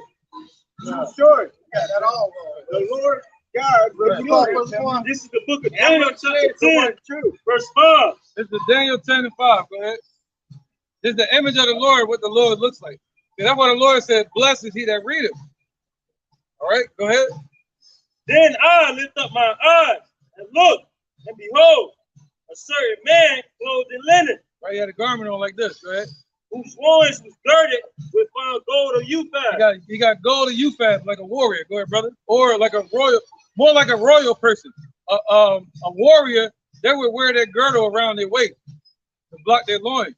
But a royal person, they wear it around their bosom. Okay, that means they reached the level of royalty. So Yahushua, he was born as a commoner. And he was raised up to the level of a high priest and royalty. Go ahead. His body also was like the beryl, and his face as the appearance of lightning. Right, so he had a green garment on, and he had a glow about his face. Go ahead, brother. And his eyes as lamps of fire, and his arms and his feet like in color to polished brass. Right, you get to that color. What did he say? His arms and his feet were like in color to polished brass. What is brass? Brown. See that? So every eye is going to see the Lord when he shows up, and they're going to see us a black man coming to tear their ass out the frame. All right, thank you, man. Appreciate you, yo. Appreciate that for real. He said he's wrong and we was right. God. Oh, yeah. Right, there you go. You better tap out. Go ahead. Hey, quick, too. Yeah, he quit. He was over with it, too. Where was that? We're making a point. Yeah, we made it with another one. James, who's down here? Somebody read something. Revelation. Second. What's it 6? Yeah, I got it right here. You want me to bring it out? Okay. Second Ezra chapter 6, verse 54. Oh, no, forget it. Okay, all right. Ezekiel, 21 and 9. Yeah. This is Ezekiel. This is Ezekiel, chapter 21, verse 9. And son of man, prophesy and say, thus saith the Lord, Yahweh Shai. Say a sword is sharpened and also furbish. Right, man. So the furbish. What does that word furbish mean? That means like he put it out in the open. He's branded. It's like you brandish a weapon or you shine it. All right, he basically made it perfect. All right, that's why you see Russia bringing out these missiles. And the brother read earlier, the Lord opened his armory.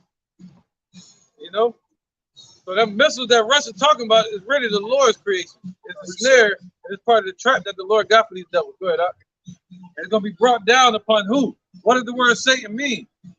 The word Satan means adversary. So that missile was really created for the Lord's adversary. Go ahead, brother. Isaiah 54:16 says, "Behold, I have created the smith that bloweth the coals in the fire, that bringeth forth an instrument for this work, and have created the waster to destroy." Right. Yeah, you want to speak on it? Oh God! Hey, just like the brother was speaking on, man, the Lord Yahweh Bashim Yahweh has opened up the weapons of his armory. You know, hey, Russia just opened up about the new missile, the Satan 2, man. All right, hey, also with the Persephone, you know, hey, they have military systems that shoot lasers, man, and block out everything, man. So the Lord Yahweh Bashim Yahweh opened up the weapons of his armory.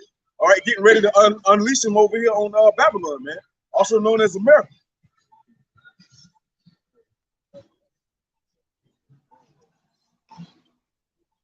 Hey, where we at? Where, bro? Oh, we got more? Yeah, go ahead. I'll play with that. Just maybe like two, 3 verses. Okay. All right.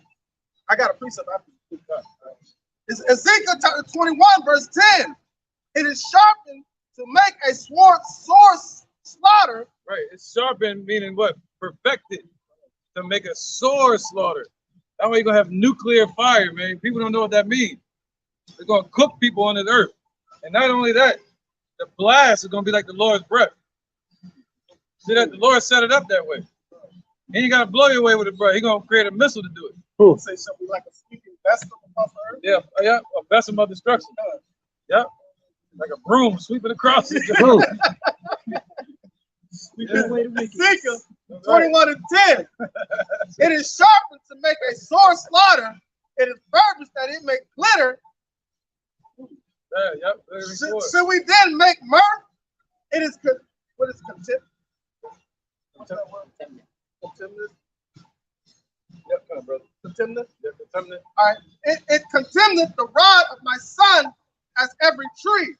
Right. Somebody got that? The glittering sword? I'm about to bring it out. No, I didn't. No, that's an Exodus. Yeah, it's a listening sword. Right? Listening sword is an Exodus. But I got Go ahead. Why y'all find out I'm going to talk about that? Yeah. All right. This Ezekiel, Isaiah chapter 34, verse 1. Come near, ye nations, to hear and hearken, ye people. Let the earth hear, and all that therein, the world, and all things that come forth of it. For the indignation of Yahweh Bashim Yahushai is upon all nations, and his fire is fury upon all their armies. He hath utterly destroyed them. He hath delivered them to the slaughter. Their slain also shall be kept. That's right, man, because the Lord already won the battle for us, man. That's why Yahweh Shai showed up. He said the kingdom is already prepared. In another dimension, the Most High already gave the word. So they know. In the heavens, the angels know that it's done. Once the Most High speaks it, it's got to happen on earth now. That's it. The Most High already spoke it from the beginning. All right? That was it? Okay. All right, verse 3. Their slain also shall be cast out, their stink shall come up out of their carcasses, and the mountains shall be melted with their blood, and all the hosts of heaven shall be dissolved. That's why I said that earlier. I said they're going to become part of the soil. That the mountain's going to be, melted with their blood. That's what that means. That means what? All right, so the government, right? So the governments are going to be destroyed with them in it. Okay, with their power in it. Everything they built up in this place is going to be destroyed too. Go ahead. Oh, you got more? Go ahead. All right, verse 4. And all the hosts of heaven shall be dissolved, and the heavens shall be rolled together as a scroll, and all their hosts shall fall down as the leaf falling from the vine, and as a falling fig from the fig tree. There you go, man. Yep, all the damn satellites. Elon Musk, Muskie.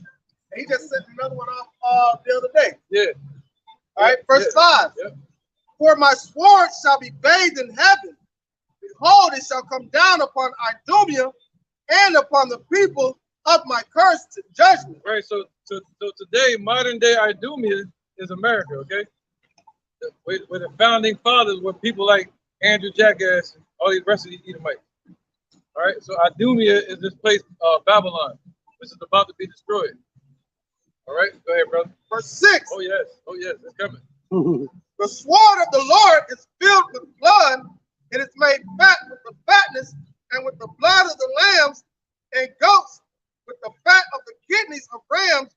For the Lord hath a sacrifice in Basra and a great slaughter in the land of Idumea. There you go, man. So yep, basically, the Lord going to destroy them all from the top to the least. And the fat parts of the lamb and the goats, if I'm not mistaken, after you do the sacrifice, you take those parts and you burn them. All right, so now that's what's going to be happening in this place. Everybody in this place that does get delivered is going to be a representation of that being burnt up. Yeah. Doesn't Esau have the fatness of the earth? Yep. It's going to be made. They're going to be made fat with fatness, meaning all their riches, their blood. Yep. So it basically goes into the land being dressed in their blood again. Because that word blood represents increase. I mean, that word fat represents increase. So that means it's going to grow fat with fatness. So everything the mountains being dressed in their blood is going to be increased in that. See that? So everything they've done and all these damn heathens here, their blood is going to be part of this damn soil. They're going to go wax fat, and fatness is going to grow bigger and bigger, more and more. Yep. Somebody got that sword? I got it. Yep. Go ahead. I just told chapter 20, verse 23. It says, when he is about to fill his belly, Yahweh shall cast the fury of his wrath upon him, and shall rain it upon him while he is eating. It said he's gone. So it says what? It says when Esau is about to fill his belly, pretty much, you know what I'm saying, with his enterprises, you know what I'm saying, his policies he's pushing out or whatnot, you know what I'm saying, right before he feel like he's gonna get the last trump or that last hurrah, Yahweh is gonna smite him, right? Right? It said he shall flee from the iron weapon, and the bow of steel shall strike him through. It says it is drawing and come up out of the body. Yea, the glistening sword cometh out of his gall. Right. That's the glittering sword, the glistening sword, however you want to call it. You know, it's gonna be all of that. It says terrors are upon him. Yep. Terrors are upon him, man. Terrors are upon him. Ain't that something? And we in that time. Go ahead. It's Deuteronomy chapter 32, verse 41. If I wet my glittering sword and my hand take hold on judgment, I will render vengeance to my enemies and will reward them that hate me. I will make mine arrows drunk with blood, and my sword shall devour flesh. There you go. It's going to devour the flesh. And we're praying that the Lord takes hold on judgment. That's what we're praying that the Lord does. Rise up from your throne and let the mercy seat be empty. Rise up from the throne and come into the earth and deliver us and judge our enemies. Make our enemies his enemies. Make his enemies our enemies and destroy them. They're going to enemy right now. Go ahead, All right, it says, trying to make his way over here. Hope he don't get hit by a car. Deuteronomy 32 and 42. I will make mine arrows drunk with blood, and my sword shall devour flesh. Right. So the Lord loves violence. The Lord loves destruction. So he said what? He said his sword going to devour flesh. How's it going to devour? Is it going to hit him with the metal? No. Is it going to just squish him? No. But it's going to devour him with the fire of it, man. The fire of his jealousy, man.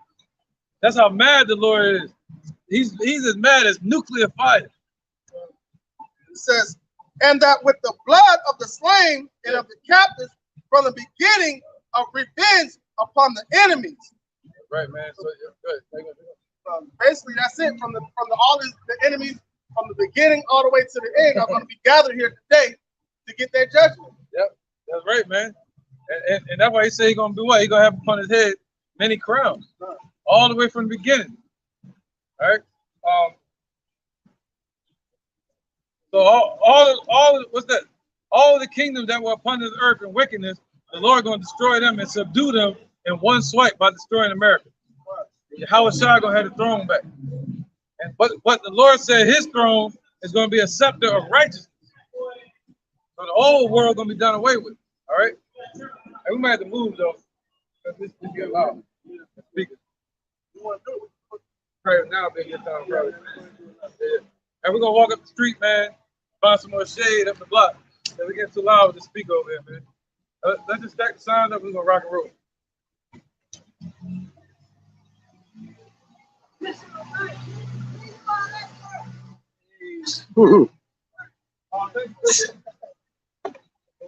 Long time no see.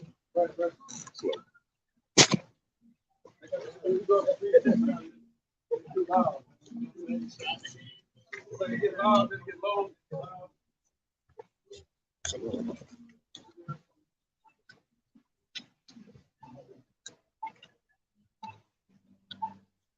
And we'll be right back.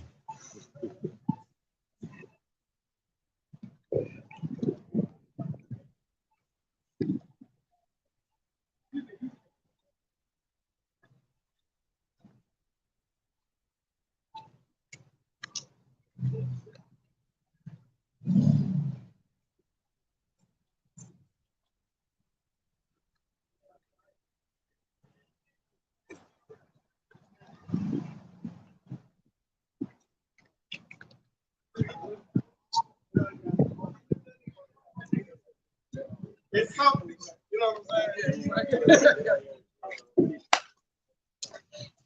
You can put that in the back over there. Oh yeah, huh? I got you. Thank you. I got you, bro. Come on, man. Thank you. Oh yeah, it's way better. Ooh, Good. nice. You got an echo out there, bro. Woo! Cuidado con tu cámara. All right, where we at, man?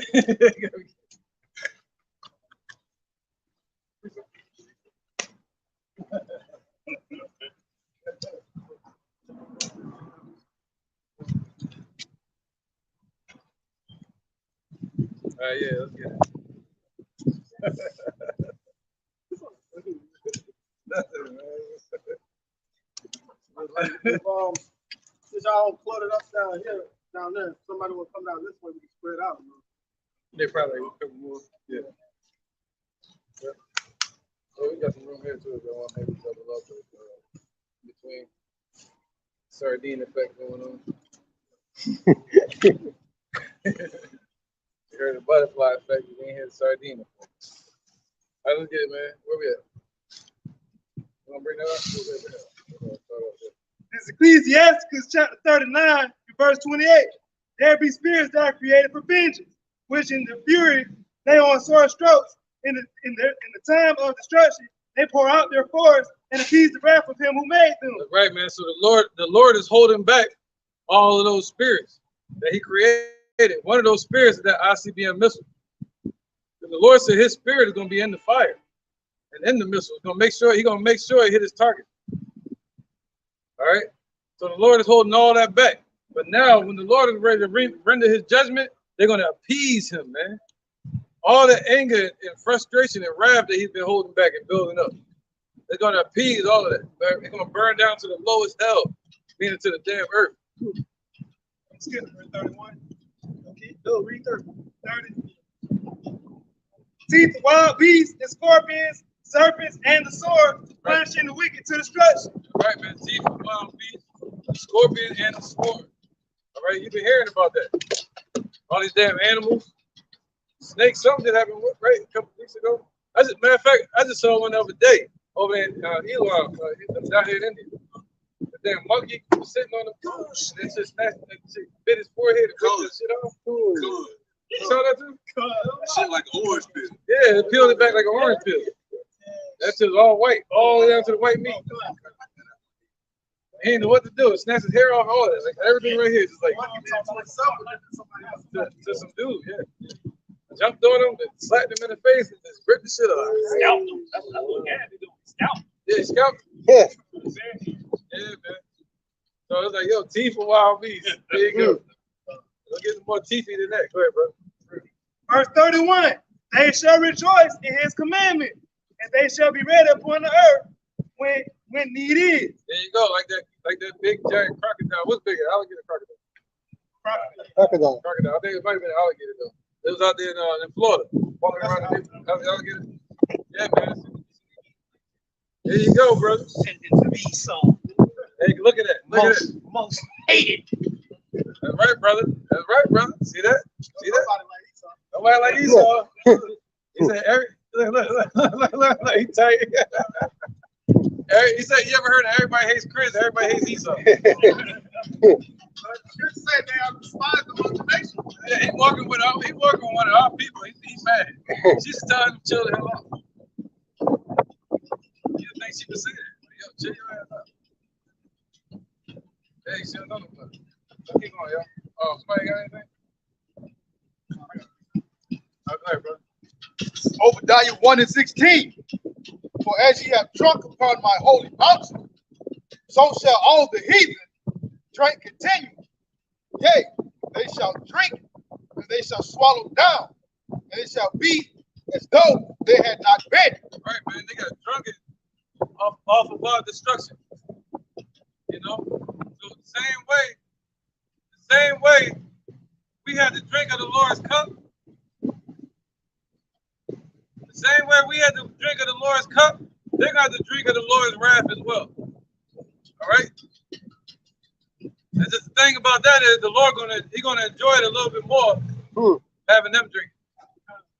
You know?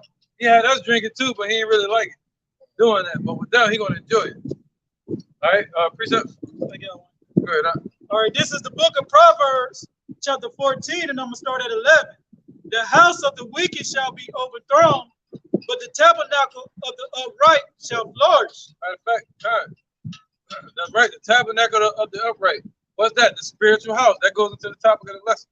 All right, the spiritual house. What's that? The men of the Lord, and the believers, the men, women, and children that the Lord is calling out from the world right now.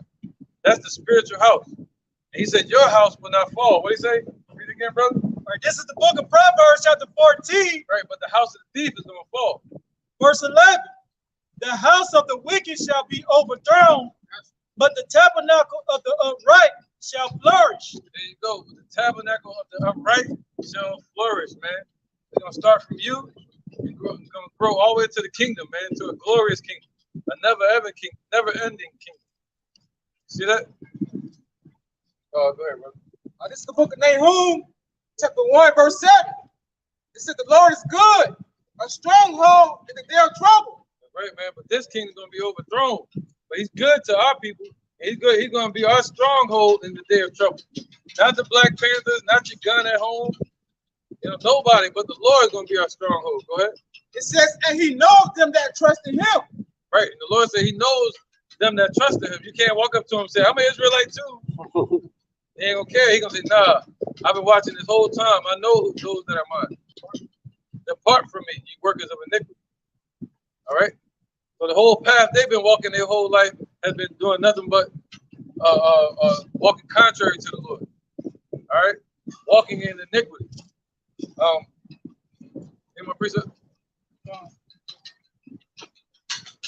Joel, chapter 3, and verse 6. Right. The children also of Judah and the children of Jerusalem have ye sold unto the Grecians, that ye might remove them from far from their border. Right. Yep. They removed us far from our border. So Esau is going to be removed from his. Even that land of Edom going to be given to our people. See that? So first we're going to start, the Lord going to start from removing them from their power seat. You know, That's why he said to America, sit down in the dust. There is no throne. You know? Lamentations chapter 1, verse 21. They have heard that I sigh, there is none to comfort me. All my enemies have heard of my trouble. They are glad that thou hast done it. Thou will bring the day that thou hast called, and they shall be like unto me. Oh. Let all their wickedness. Oh, so yeah, so they have heard. They know the poverty that our people in, not just the spiritual poverty, but the actual physical poverty that our people are in. Every place upon the face of the earth that there's a ghetto, our people are in that place. We probably was laughing at Esau in the 8th century BC. Laughing at them in the caves of Petra and all that. The Lord like, oh yeah, I'm gonna raise up the base man over you. You know what I mean? Don't be so prideful. Right. That's right, brother. But they're gonna be like unto us. That's right. They're gonna have even more worse portion. The so-called Negro, Latinos, Native Americans are the Israelites that the Bible speaks of. The father's name is Yahweh, and the son's name is Yahushua. America's about to be destroyed, so we have to turn back and repent unto those names, unto those beings who made the heavens and the earth. And this is Lamentations chapter 1, verse 22. Let all their wickedness come before thee, and do unto them as thou hast done unto me, for all my transgressions. For my sighs are many, and my heart is faint. That's the size of these people. People here in America and upon the face of the earth are many, and are really the size and cries of the righteous. That's Ezekiel 9 and 4. Put a mark on them that sigh and cry for all the abominations done in the midst of them. There's a lot of abominations upon the face of this earth because of Esau. All right, good. All right, this is Psalms chapter 44, verse 4. Thou art my king, O Yahweh, Ba'ashem Yahushai. Command deliverance for Jacob. Through thee will we push down our enemies. Through thy name will we tread them under that rise up against us. For I will not trust in my bow, neither shall my sword save me. But thou hast saved us from our enemies and hast put them to shame that hated us. So that's just going back on with the brother of believing in on what Yahweh Ba'ashem Yahushai promised said that they're going to do. All right, that alone is going to put our enemies to shame. So that shame that we're feeling on this side, they're going to be feeling like us. But then we're going to be in a immersed spirit and a rejoiceful spirit when we get deliverance of you know what I'm saying? Deliverance from this place. Like the scripture said, I won't trust in my bow, I won't trust in my arrow. My sword shall not save me.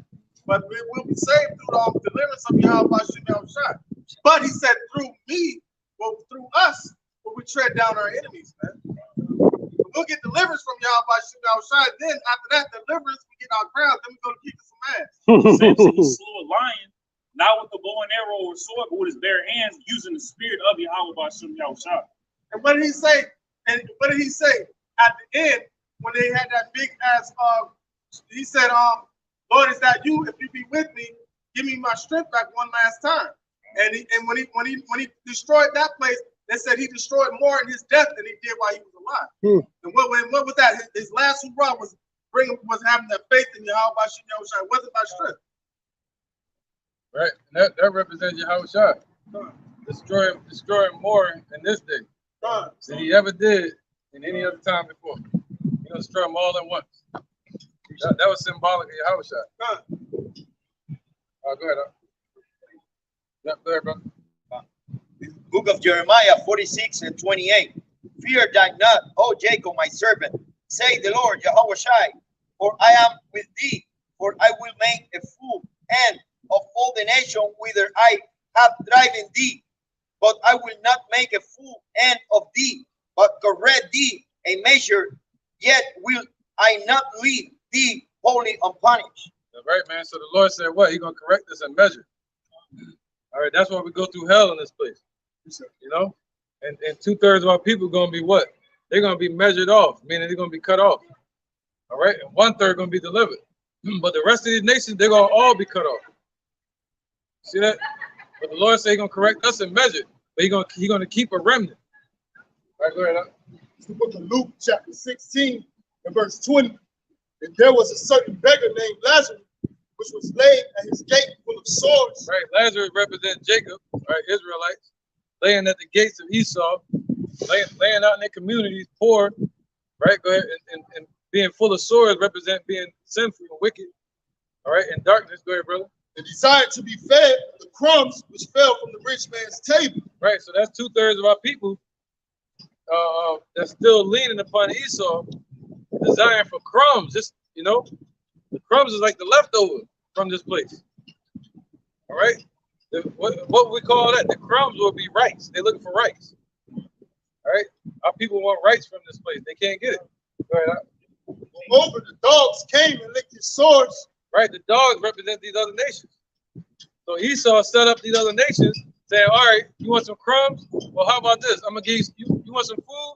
I'm gonna send Elam into your neighborhood and let them and these Moabites to feed you that rat, cat, dog. You see that? And it came to pass that the beggar died and was carried by the angels into Abraham's bosom. Right. Yep. So the beggar died. Right. Go ahead. The beggar represents Israel. All right. The rich man also died and was buried. And in hell he lifted up his eyes, being in torments, and see of Abraham far off, right, and Lazarus in his bosom. Yep. So Esau gonna die off as a nation as well. So we died and went through our slavery. So Esau got a drink of the cup as well. And he said, what? He said, carried into Abraham's bosom. So that means what? The elect gonna be carried into the promise, into the salvation. That's Abraham's bosom. All right, but he said, but the rich man died. But the rich man also died and was buried. But what the Lord say?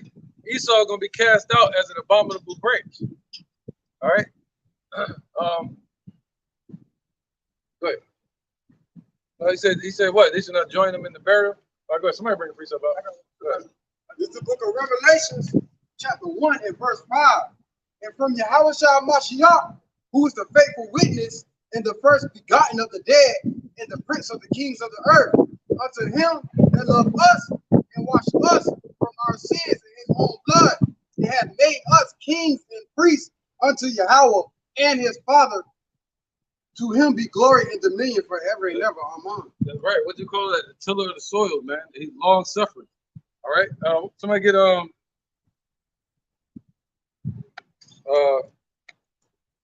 Corinthians 15 to 23. All right. So yeah, this is long suffering. This is a work that the Lord is doing, building us, pruning us, chastising us, right, correcting us. It's 1 Corinthians chapter 15, verse 23. It says, but every man in his own order, the Mashiach. 22? 22? Yeah. This is 1 Corinthians chapter 15, verse 22. For as in Adam all die, even so in the Mashiach shall all be made alive. See that? So through Adam we all died. All right, the way was made narrow. And through what? Through Yahushua, who was the first Adam, the Son of God, we all have a chance at life. We all should live. How? He's going to deliver the first fruits first, and then the rest of the children of Israel in the kingdom, they're going to be born back as babies in the kingdom. They're going to be born righteous. Thus the Lord will what? Destroy death. Destroy sin in our people, which cause death. All right? The wages of sin is death. So the Lord is going to destroy sin from among our people, thus destroying death. Okay? Go ahead, interjection. All right, this is the book of Zechariah, chapter 13, verse 8. And it shall come to pass that in all the land, saith the Lord, 2 parts therein shall be cut off and die. Right, not around the world. But when you say 2 parts therein, in this place is what? Going to be cut off and die. 2/3, I mean. Go ahead. But the third shall be left therein. But the third is going to be left therein. All right. But the 1/3 is going to be left in safety. All right, go ahead. And I will bring the third part through the fire, and will refine them as silver is refined, and will try them as gold is tried. Right. So that pulling through the fire starts now.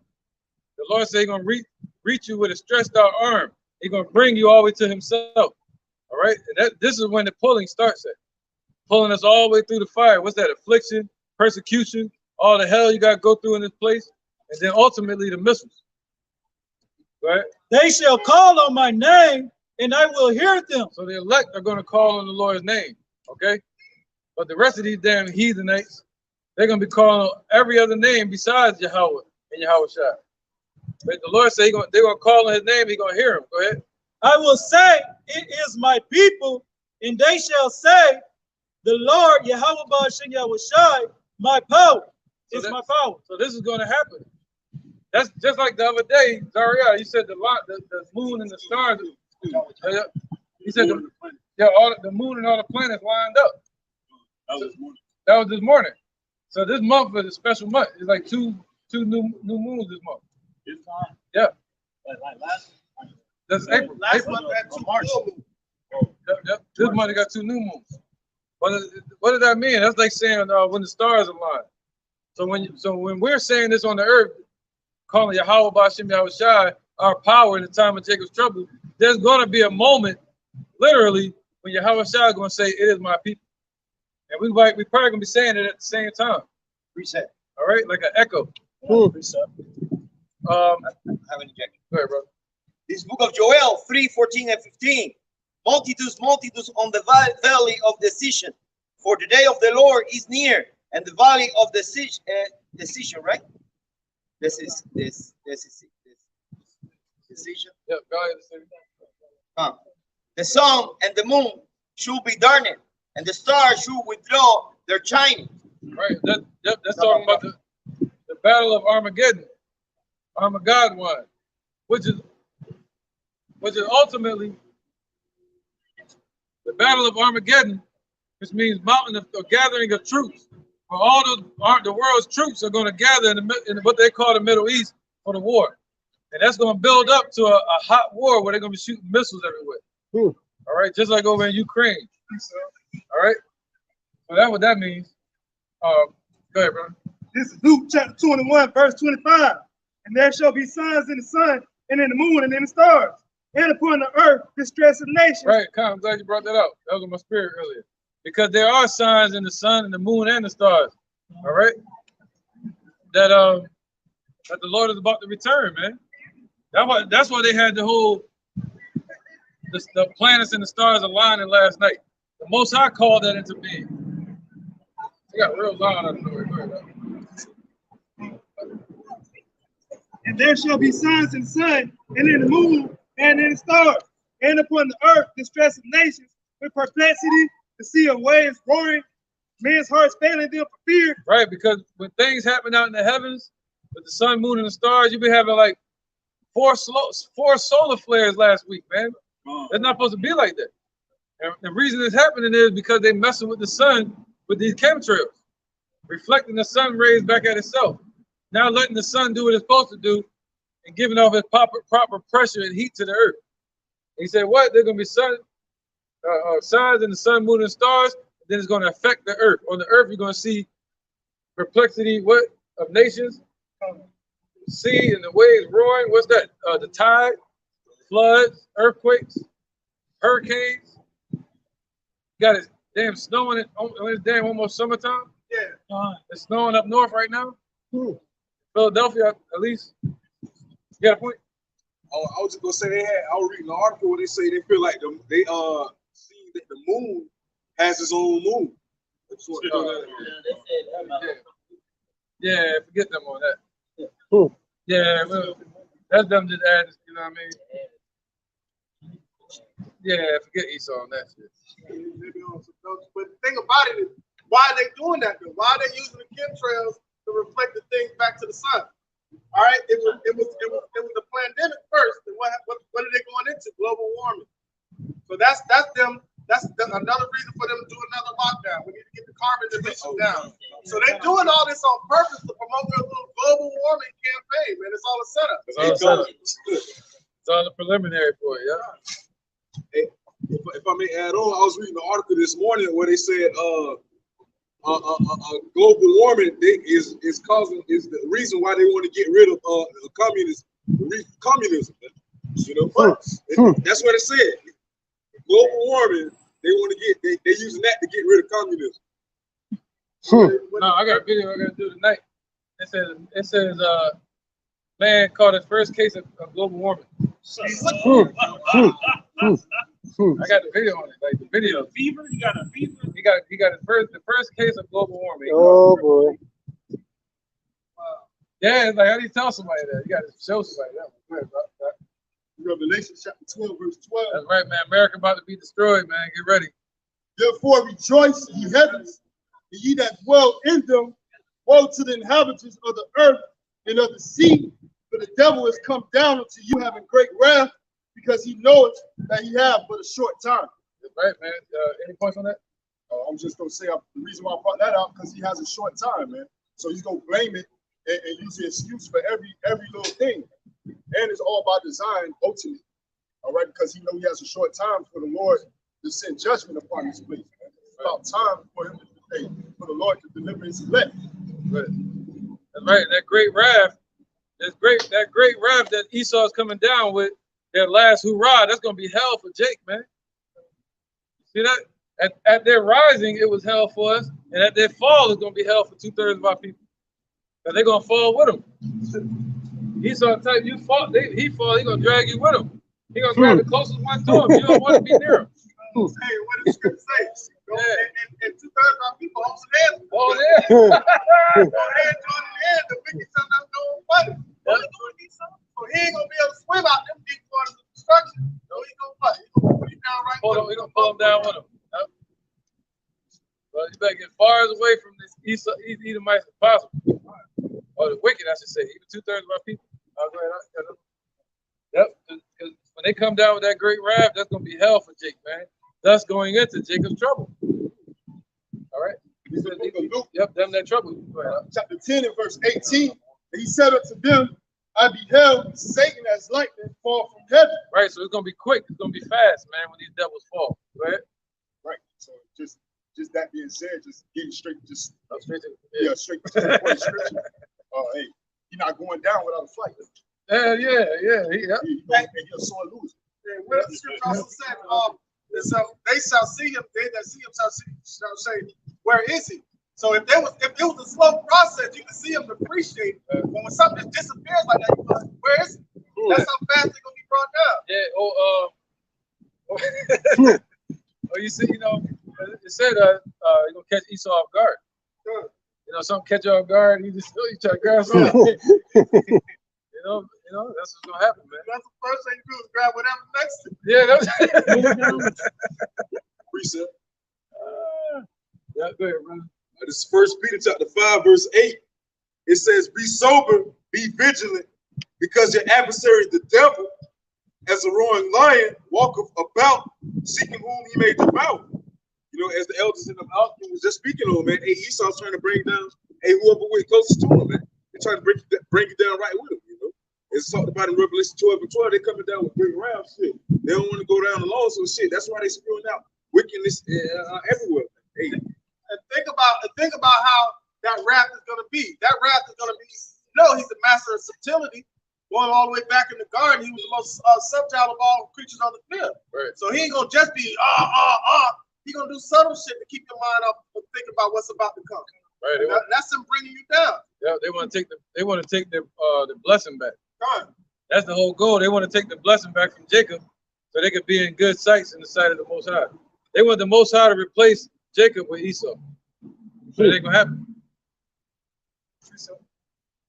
This is Psalms chapter 52, right, verse 1. Why boastest thou thyself in mischief, O mighty man? The goodness of Yahweh endureth continually. So the Lord is asking, why are you boasting yourself, Esau? You boast in wickedness. You boast in mischief. Don't you know the Heavenly Father endureth forever? He see you. And it is plainly stated in the scriptures numerous times that the Lord is going to take you down. He's going to get you out of the way. Verse 2, thy tongue deviseth mischiefs like a sharp razor working deceitfully. So Esau out here, he lying, like the elder was saying, to do the first ever to catch a case of global warming. That's a lie. You know what I'm saying? That ain't nothing but a cunningly devised fable, and it's mischief. It's a lie. It's deceit. You can't catch global warming. that happens when we gonna go. But long story short, Esau he liked to dwell on lies, and he right here boasting, and the Most High is sitting there with the Matumbo hand waiting on him. So as soon as he pop up, the Lord gonna smack him down and say, no, no, no, not in my house. What's the rejection?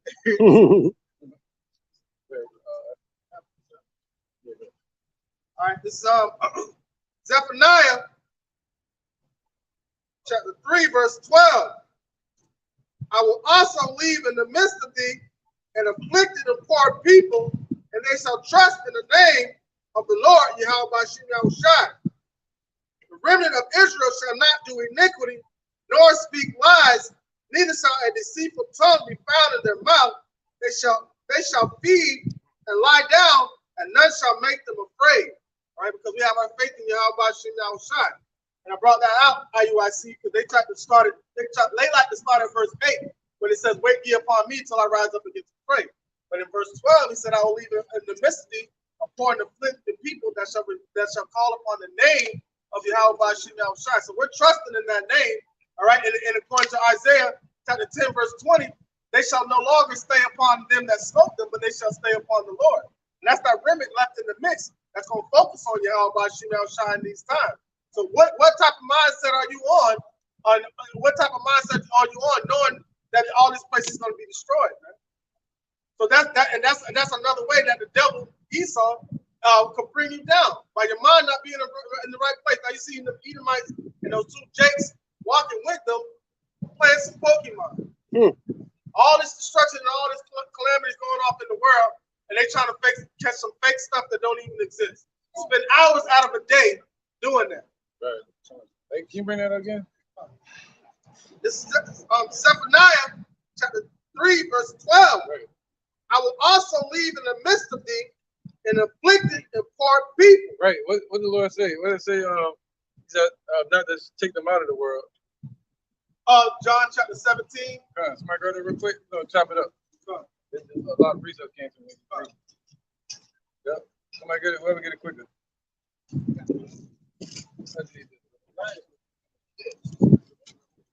Yep. John, this is the book of John, chapter 17, verse 9. I pray for them. I pray not for the world, but for them which thou hast given me. For they are thine, and our mine are thine, and thine are mine, and I am glorified in them. Verse 11. And now I am no more in the world, but these are in the world. Right. Who's in the world? His elect. They're still in the midst of the world. Go ahead. And I come to thee. Right. Yahushua left and went to the Father.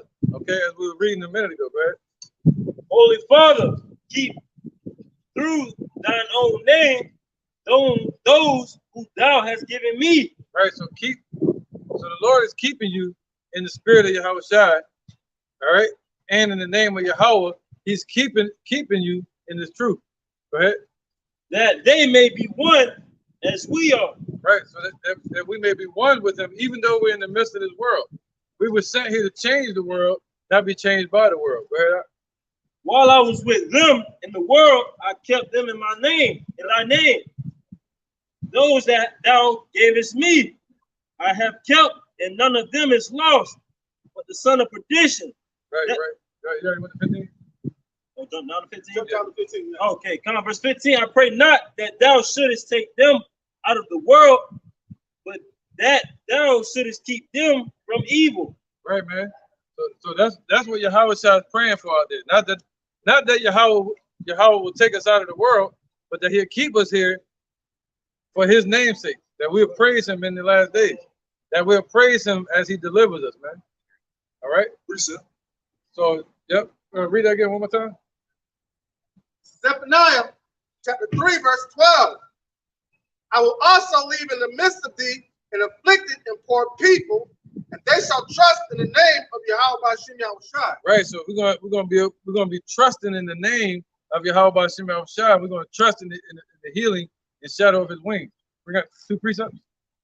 All right, go ahead. Bring it up real quick, then we'll get back to that. This is Baruch chapter 3, So in verse 5, it says, remember not the iniquities of our forefathers, but think upon thy power and thy name at this time. For thou, Lord, for thou art the Lord, Yahweh Bashem Yahushua, our God, and thee, O Lord, will we praise. It says, and for this cause, thou hast put thy fear in our hearts to the intent that we should call upon thy name and praise thee in our captivity. For we have called to mind all the iniquity of our forefathers that sinned before thee. All right, hey, it's detrimental to have the name of the Lord Yahweh Bashem Yahushua, man. Hey, that's what we got to call on. All right, in order for us to wash away our iniquity. You know, let those that name the name of the Lord depart from iniquity. All right, man. Precept, right? You got one? This is Romans chapter 9, verse 26.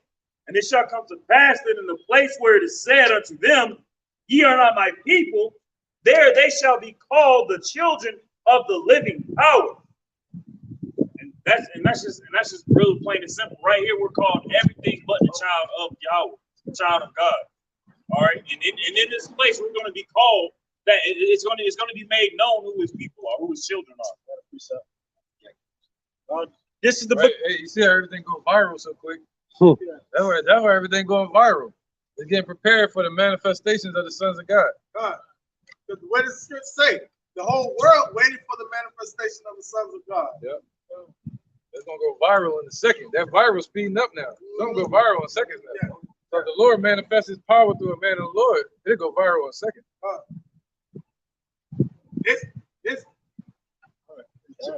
All the people out with their camera phones and stuff like that, they get caught on camera to where they can't hide. Somebody moving to and fro like lightning. You won't be able to even hide it if you wanted to. If it's you, the Lord said you ain't gonna be able to hide if you're a man of the Lord. You're gonna be brought out to the open whether you like it or not. He about to brand us before the world, man. Go ahead, This is Jeremiah chapter 51. Oh, you wasn't done yet, was you? Good reading, wasn't you? Oh, no, go ahead. This is Jeremiah chapter 51, verse 19. The portion of Jacob is not like them, and he is the former of all things. Israel is the rod of his inheritance. Lord of hosts is his name. Thou art my battle axe and weapons of war. For with thee will I break in pieces the nation, and with thee will I destroy the kingdom. And basically, you know, that's going to be spiritual powers that's bringing us down, right? And then I'm gonna tell you how the Lord is. Lord is going to even let 2/3 Jake get a little kick in, right? When the race wars break out, Jake gonna be beating himself behind. Jake can go punish Esau, man. He gonna punish Esau. Man, listen, when the Lord ignite Judah and ignite Ephraim, and then man, listen, you hear about us of old, like Geronimo, individuals like that. You know what I'm saying? Our people that were mighty men, the mighty men of King David. So kind of imagine them, he gonna bring those tyrants back out. Put it down. They're gonna be Batman versus Superman. And we started to see a glimpse of it through the videos on the internet. Viral going viral. Yeah, Buddy got slapped with the teeth.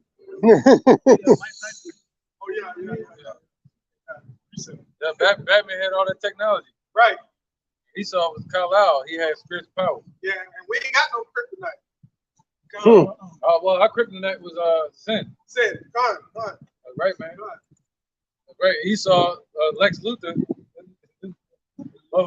he knew our weakness. All right, now. Negro, Latino, the Native Americans, the Israelites of the Holy Bible. Right. Father's name Yahweh, son's name Yahweh Shai. They repent and turn back. Place gonna be destroyed. Right. Don't turn the car. Don't turn the car back. Turn back. Right. Isaiah 13 and 11. And I will punish the world for their evil and the wicked for their iniquity. And I will cause the arrogancy of the proud to cease and will lay low the haughtiness of the terrible. I will make a man more precious than fine gold, even a man than the golden wedge of gold fur. And the Lord is establishing that, making a man more precious than fine gold. How? By us overcoming affliction and adversity, man. Being cleansed, man, in the word of Yahweh part of spiritual power right there. Being able to tap into the spirit of Yahweh Shem Yahushua and get understanding. It's the book of Hebrews, chapter 7 and verse 19. For the law made nothing perfect, but the bringing in of a better hope did, by the which we draw nigh unto Yahweh. So just like the elder and the brothers were speaking on, going back to that first Adam, all right, that's why Yahweh Shai being made lesser Lord than the angels, man, and ultimately swallowing death, man. You know, swallowing death and sin, all right, being that sacrificial lamb, all right. If we haste and search in His mercy and His promise, we'll inherit the same thing, man. Because the first Adam was made of flesh, and the second Adam made of quickening spirit. So what that quickening spirit means to revive, to ignite, to give life, Right. to give life. Quickening just mean life. So now we become dead to sin according to the law, because we can't uphold the law in these bodies. We live according to the spirit of Yahweh Shem Yahushua, so we live with it. I'll bring it up. Isaiah chapter 10. All right. And this is Baruch chapter 2 and verse 35. And I will make an everlasting covenant with them to be their God, and they shall be my people. And when I will no more drive my people of Israel out of the land that I have given them. All right. And that land also has to be cleansed also. Talking about the land of Israel. Because America's going to be totally destroyed, never happening again. It's going to be worse than it's, man, scripture say it will be more tolerable for Sodom and Gomorrah. So Sodom and Gomorrah is just pitch and ash right now. Pitch and ash. Anyway, but imagine what America's going to be like, man. A lake of fire is going to forever be, have smoke sitting from it, being a memorial of not how of what wickedness is going to get you. And there's an example of that. I forget where it's at, but they were digging a pit and they hit a natural gas, pocket from the earth, and so they lit it on fire, thinking that it was gonna burn out sometime. It's been on fire for like 50 years. So, hey, that's America. An example of what's coming to America. Not Eddie Murphy. Stuck.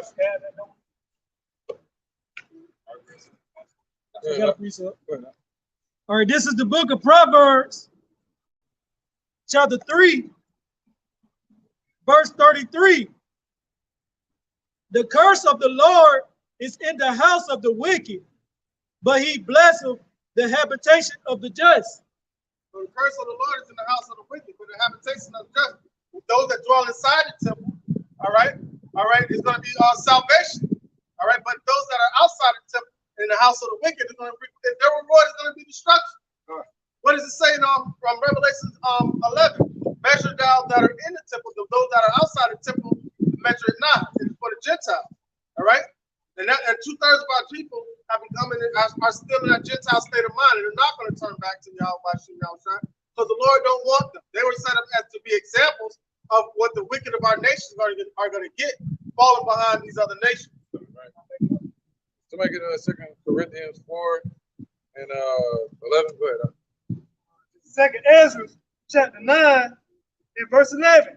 And they that have lost my law while they had liberty, and as when yet the face of repentance was open unto them, understood not, but despised it. The same must know death. The same must know it by death, by pain. So that's 2/3 of our people, man, that feel like they're highly blessed and sanctified. Won't He do it? Because they got riches on this side. But they don't understand that's going to lead them all the way to their destruction, just like Esau. Esau think that gain is godliness. So they have 2/3 of our people in the same mindset. All right, but what does it say? Righteousness with contempt is godliness. All right, being contempt, being elect patience after perfect work, when you may be entire want to nothing. So we don't want nothing from this place, but deliverance out of this place. So what? For us that want deliverance, they're going to do the works of the Lord, man. Outside the temple. Well, I can't pull that temple. I got a second. This 2 Corinthians chapter 4, verse 11. For we which live are always delivered unto death for Yahweh Shai's sake. Right. Yeah, That's what Paul was saying. See, that's what this is about. We say present our body as a living sacrifice. All right. And when we teaching, we're putting our life on the line, not only for ourselves, but for the subverting of the hearers. All right, for the ones that hear this word. See that? So we step into danger, right? And the Apocrypha say that those that enter into danger. Yeah. 2 Ezra 13. Yep. He said those that enter into danger. For what? More blessed. That's right, man. You're more blessed, man. In 2 Ezra chapter 13 and verse 23, he that shall endure the peril in that time have kept himself. They that be fallen into danger are such as have works and faith toward the Almighty. And that's beautiful right there, because that's showing the power of Yahweh by Shai. All right, if we were just to walk in the kingdom and then the destruction is happening and then nobody see that's nothing. But to see like when Hananiah, Azariah, and Mishael were pulled through the fire, man. That's the glory. That's the recognition that Yahweh Shai wants. That's why everything, when the Lord shows up, said, all eyes shall see him. Why? Because the Lord's coming in his glory. The glory of his Father, for his glory, and the glory of the holy angels, man. And he wants the whole work. That's going to go viral. And that's going to be stay in the minds of everybody forever, man. Nobody's ever going to forget Yahweh Shai. That's what he said. Y'all think I forgot? I ain't been to the earth in a minute. Y'all think I forget? Y'all, okay, I'm going to show you something.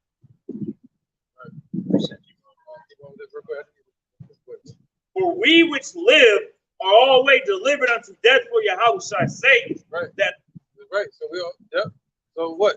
Throughout all the ages, the Lord woke up his men and they put their life on the line, just like Paul and Peter, that were the heads of the ministry.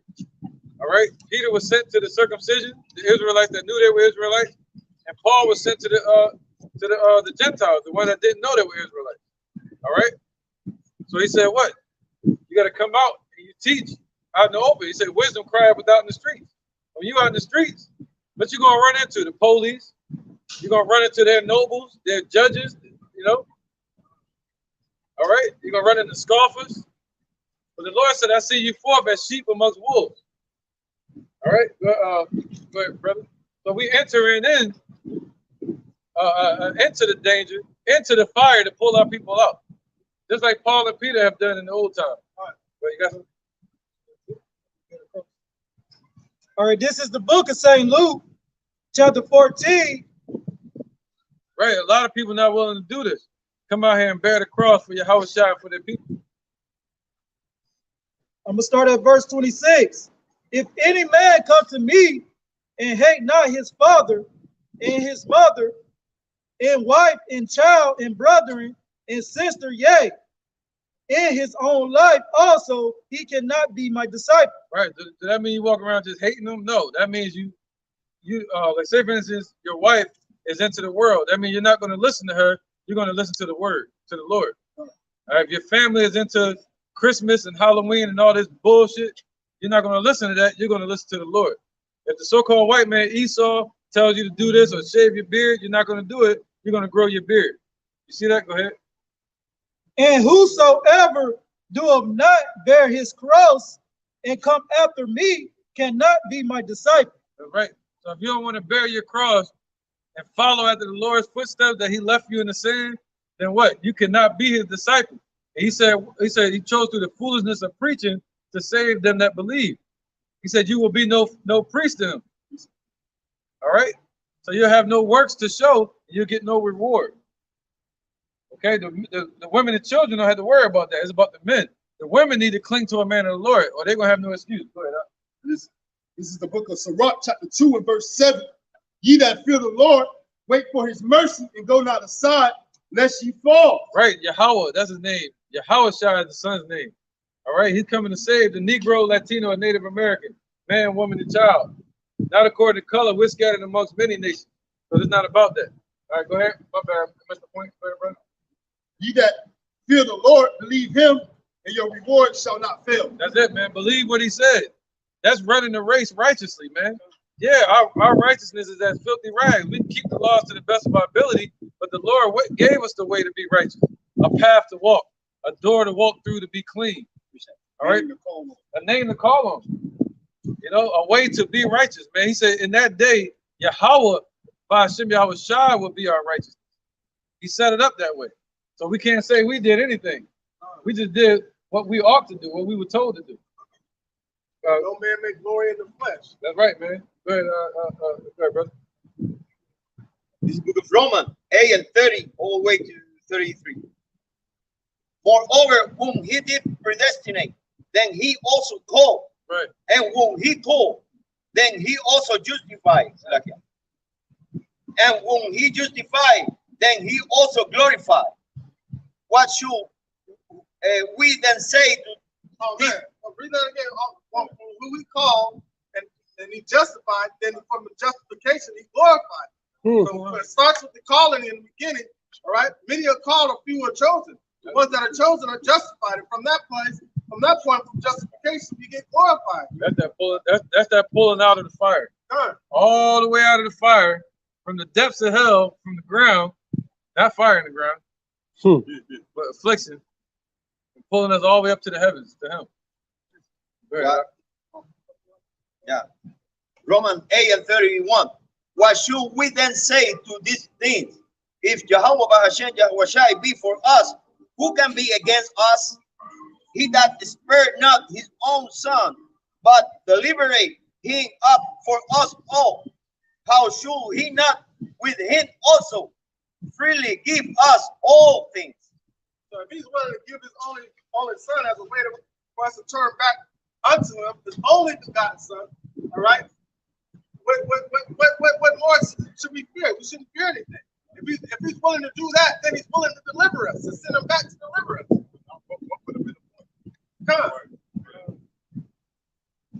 Like, would have been no point. Like, so he set it up. It's like, I'll sacrifice my own son to bring my people back to me. But plain and simple. So, but we have to go back through that sacrifice. We got to go through the door, which is Yahweh Shai. Everybody, you got other people that try to go in some other ways, right? But they don't want to follow the protocol. They don't want to follow the program. That's called insubordination. Insubordinate to Yahweh Shai. Romans, 2 Corinthians chapter 4, verse 11. Start from the top one more time. For we which live are always delivered unto death for Yahweh Shai's sake, that the life also of Yahweh Shai might be made manifest in our mortal flesh. Right. So then death worketh in us, but life in you. Right, man. You going? Right. So I just basically said that though. Like, you know, okay, a way to sum that up is John saying, I must decrease and he must increase. You know what I mean? We die daily, but the spirit is growing perfect daily. You know what I mean? Being renewed day by day. That's better, right? What it said. All right. So yeah, man, the spirit is increasing while we're decreasing in this world. We might even be put to death out here, but the Lord's work is being done. All right. His kingdom is expanding. Go ahead. Verse 13. We having the same spirit of faith, according as it is written, I believed and therefore have I spoken. We also believe and therefore speak. Right, just like us. We believe and therefore we speak. That's just it. Very simple, man. Go ahead. Verse 14. Knowing that he which raised up the Lord Yahweh Shai shall raise up us also by Yahweh Shai, and shall present us with you. Right. So this was during the time of Corinthians. All right. And Yahweh Shai was killed around 37, 38 AD. All right. And Paul was speaking this at least around 50 something AD. So this was after the dead had been risen during the book of Matthew. All right. So he's talking about a future event. You know, I think Paul was killed around 66 to 67 AD. So it's talking about a future event. Where he said he gonna what? He said, what did he say? He gonna raise him up again. Read again. Yep. So Paul is on this earth, or he's about to be raised up again. 2 Corinthians chapter 4, verse 14. Knowing that he which raised up the Lord Yahweh Shai shall raise up us also by Yahweh Shai, and shall present us with you. There you go, man. So we all gonna be here in these last days. That's what Paul was saying, man. he knew about reincarnation. And he knew that we will all be presented together. All right, and some gonna be martyrs, some gonna come back with Yahweh Shai, you know, and some gonna be raised out of the grave. You know, and the ones that are alive, they're gonna be raised up. All right. So ultimately, what Paul was talking about is us being resurrected as a nation. He knew that he was gonna be back on this earth again, just like Job did. Be back in the flesh, basically stand up again. So he knew that they were gonna put him to death. You know. Go ahead, bro. This is Job, chapter 5, verse 22. Verse 15 of chapter 4, 2 Corinthians. For all things are for your sakes, that the abundant grace might, through the thanksgiving of many, rebound to the glory of God. For which cause we faint not, but though our outward man perish, yet the inward man is renewed by day. Day by day. The outward man is what got us put into got us in these chains of darkness. Then he did something to sin. Right. That basically saying Adam. God. All right. The old flesh, this flesh is perishing. God. All right. We're gonna have a new flesh from the heavens, from the second Adam. You know, and starting with the spirit being renewed. Go ahead, brother. Verse 16. Out with the old, in with the new. Verse 17. For our light affliction, which is but for a moment, worketh for us a fair, more exceeding and eternal weight for glory, right. Of glory. That's right, man. Because if you look at it on the weight of scale, what we're going through now cannot compare to what the Lord got for us in the kingdom. You see that? So it cannot compare to it. All right, and there's more in the heavens than there is upon this earth. You know? So cousins, right? So he said working for what? Can you read that part again? Gone. For our light affliction, which is but for a moment. Right, just for a moment. It's just for a moment. Because what did he say? Satan was loose for a little season. And that little season is hell for us. That little season that Esau has been loosed upon this earth, it's been hell for us, man. All right? So this is a light, this is a light affliction compared to what the Lord says, compared to the kingdom. All right, come on, brother. Bring that power. Verse 17. For our light affliction, which is but for a moment, worked for us far and more exceeding an eternal weight of glory, while we look not at the things which an eternal weight of glory, man. You know, so what we got coming for us, slavery was just for a moment. But what we got in the kingdom, once we get them in our grip, we're gonna have them for eternity. Well, we're gonna have them for 1,000 years. We're gonna have a grip on their power seat for eternity, man. We went into slavery, now they're going into slavery for 1,000 years. They can't run from it. I mean, whatever. Verse 18. While we look not at the things which are seen. I wasn't trying. What at the things? That's the best part about it. It's automatic like that. 2 Corinthians chapter 4, verse 18. While we look not at the things which are seen, but at the things which are not seen, for all the things which are seen are temporal, but the things which are not seen are eternal. There you go, man. See that? The things that are seen are temporal, man. Everything that's built here in this place, even our suffering is temporal. Even this flesh is temporal. We dying every day. It's all temporary. But the things that are not seen, that's eternal. That's forever. And that's what we've taken hold of. That's the anchor that has us anchored in this truth. All right. That's the line that we're holding on to, man. All right, holding on to eternity. He said, take hold of eternity. All right. That was on that. Joe.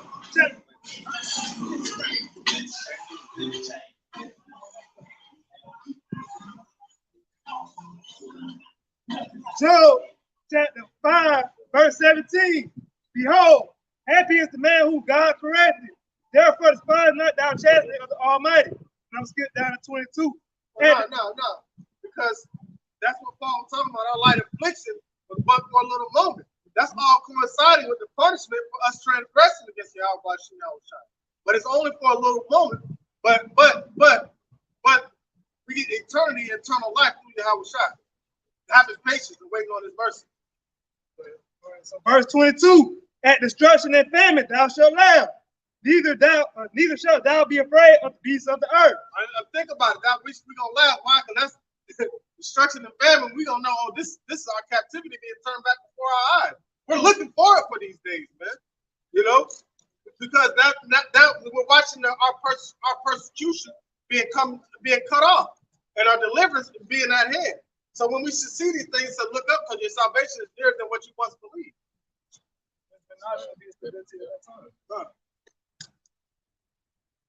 Ultimately, it's going to get worse. It's going to get worse before it gets better.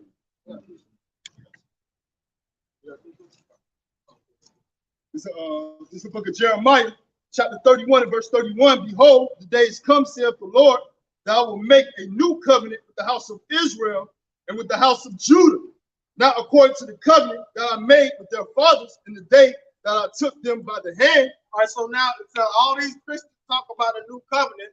That new covenant was with the children of Israel. You can go to Jeremiah or you can go to Hosea 8 and 8. It's speaking about the same thing. All right, that new covenant was broken by sin. All right, but it was mended together through the blood of Yahweh Shai. The old covenant was broken by sin. All right, but the new covenant was mended together and officially made certified through the crucifixion of Yahweh Shai. That's why when you brought out earlier, when the brother brought it out earlier, he said, what the law couldn't do, the Spirit did. Right? The Spirit fulfilled. So we couldn't get it according to the law, but the Spirit of Yahweh Shai is what's going to give us deliverance back to Yahweh.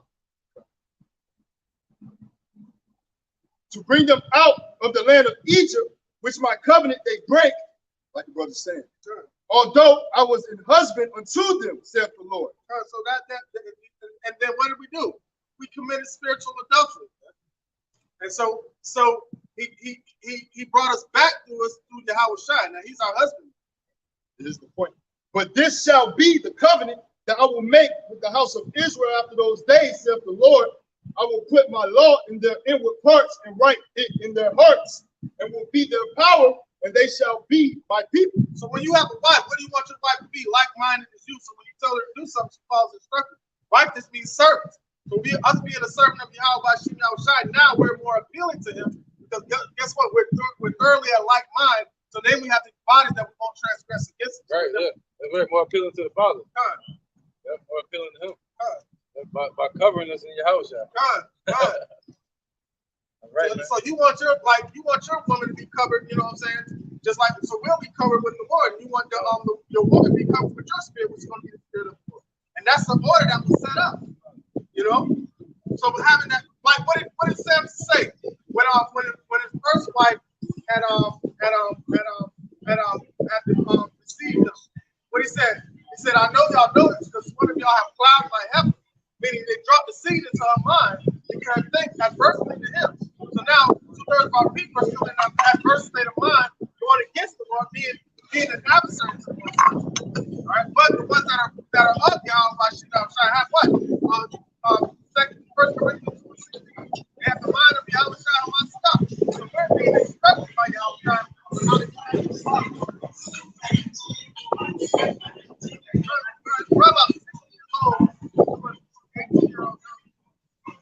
That's what he was agreeing. Yeah, ain't just circling the block. Right.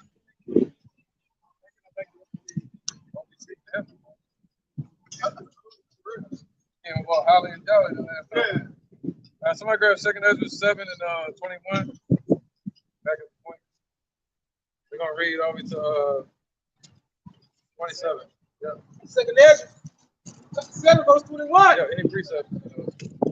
It says, for Yahweh has given straight commandment to such as came. Right, so the Lord gave straight commandment, like the brother was talking about, right? To such as came upon this earth. Go ahead. What they should do to live. Right, what we should do to live. But go ahead. Even as they came, and what they should do, and what they should observe to avoid punishment. Right, to avoid the punishment. That goes into Deuteronomy. All right, when the Lord gave us the laws, he said we didn't keep those laws, he was going to raise up these nations over us, right? And we were going to be the bottom, and they were going to be the head. They were going to be the head, we were going to be the tail. The damn get the ass under the damn stick, right? God, it said, nevertheless, they were not obedient unto him, Right. but spoke against him. Right, so they went against the Father. So now the Lord, Yahweh, has made us more appealing to him through Yahushua. Okay, we went off as a nation. And imagine vain things. All right, so our people imagine vain things just like they do today. You see anybody walking around with the cross on their chest, them damn fingers and shit like that? Yeah, you know about that. One. That's a great lesson on that. I didn't know what the hell that was till you did that one. Yeah, I didn't know what the hell that was. Hey, Jacob, they consume everything. Yeah, they walk around with it. It's everywhere. Hey, I got a testimony on that. This is how I found out about it. I was back in the day, I know. Yeah, I was trying to bring somebody in the truth, talk to them. They was on the Egyptology stuff, right? You know what I'm saying? So then he comes back with that, and then I'm like, bro, what is that? Since you know everything, it's part of one Israelite symbolism. So I went and looked it up. I said, man, you and that thing on your neck is wicked, bro. Because it goes back to the Khazar thing, and it also goes back to the circle of life bull crap. Oh yeah. You know what I'm saying? It goes back to all that crap. So I'm like, bro, so they'll try anything but the way going through the straight gates of Yahweh. That's right, man. Yep, scripture say, man, Judah has so many idols as many cities that they have, right? As many cities they have idols. Yo, my goodness, man. Go ahead. John. All right, this back in City Nazareth. All right, City Nazareth 7:22. It says nothing. I think, didn't you say something about a covering? Right. Yeah. All right, just real quick. This Revelation chapter 21. Verse 1, and I saw a new heaven and a new earth, for the first heaven and the first earth were passed away, and there was no more sea. Right, so what's that? They're talking about this kingdom here. Let me see that one. About to show. This kingdom fallen, basically. They're the ones ruling right now, the Rothschilds. They run what you call the Federal Reserve.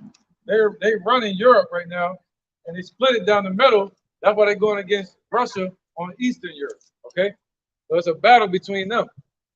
Russia against the beast and against the great whore America and against the dragon, which is Europe.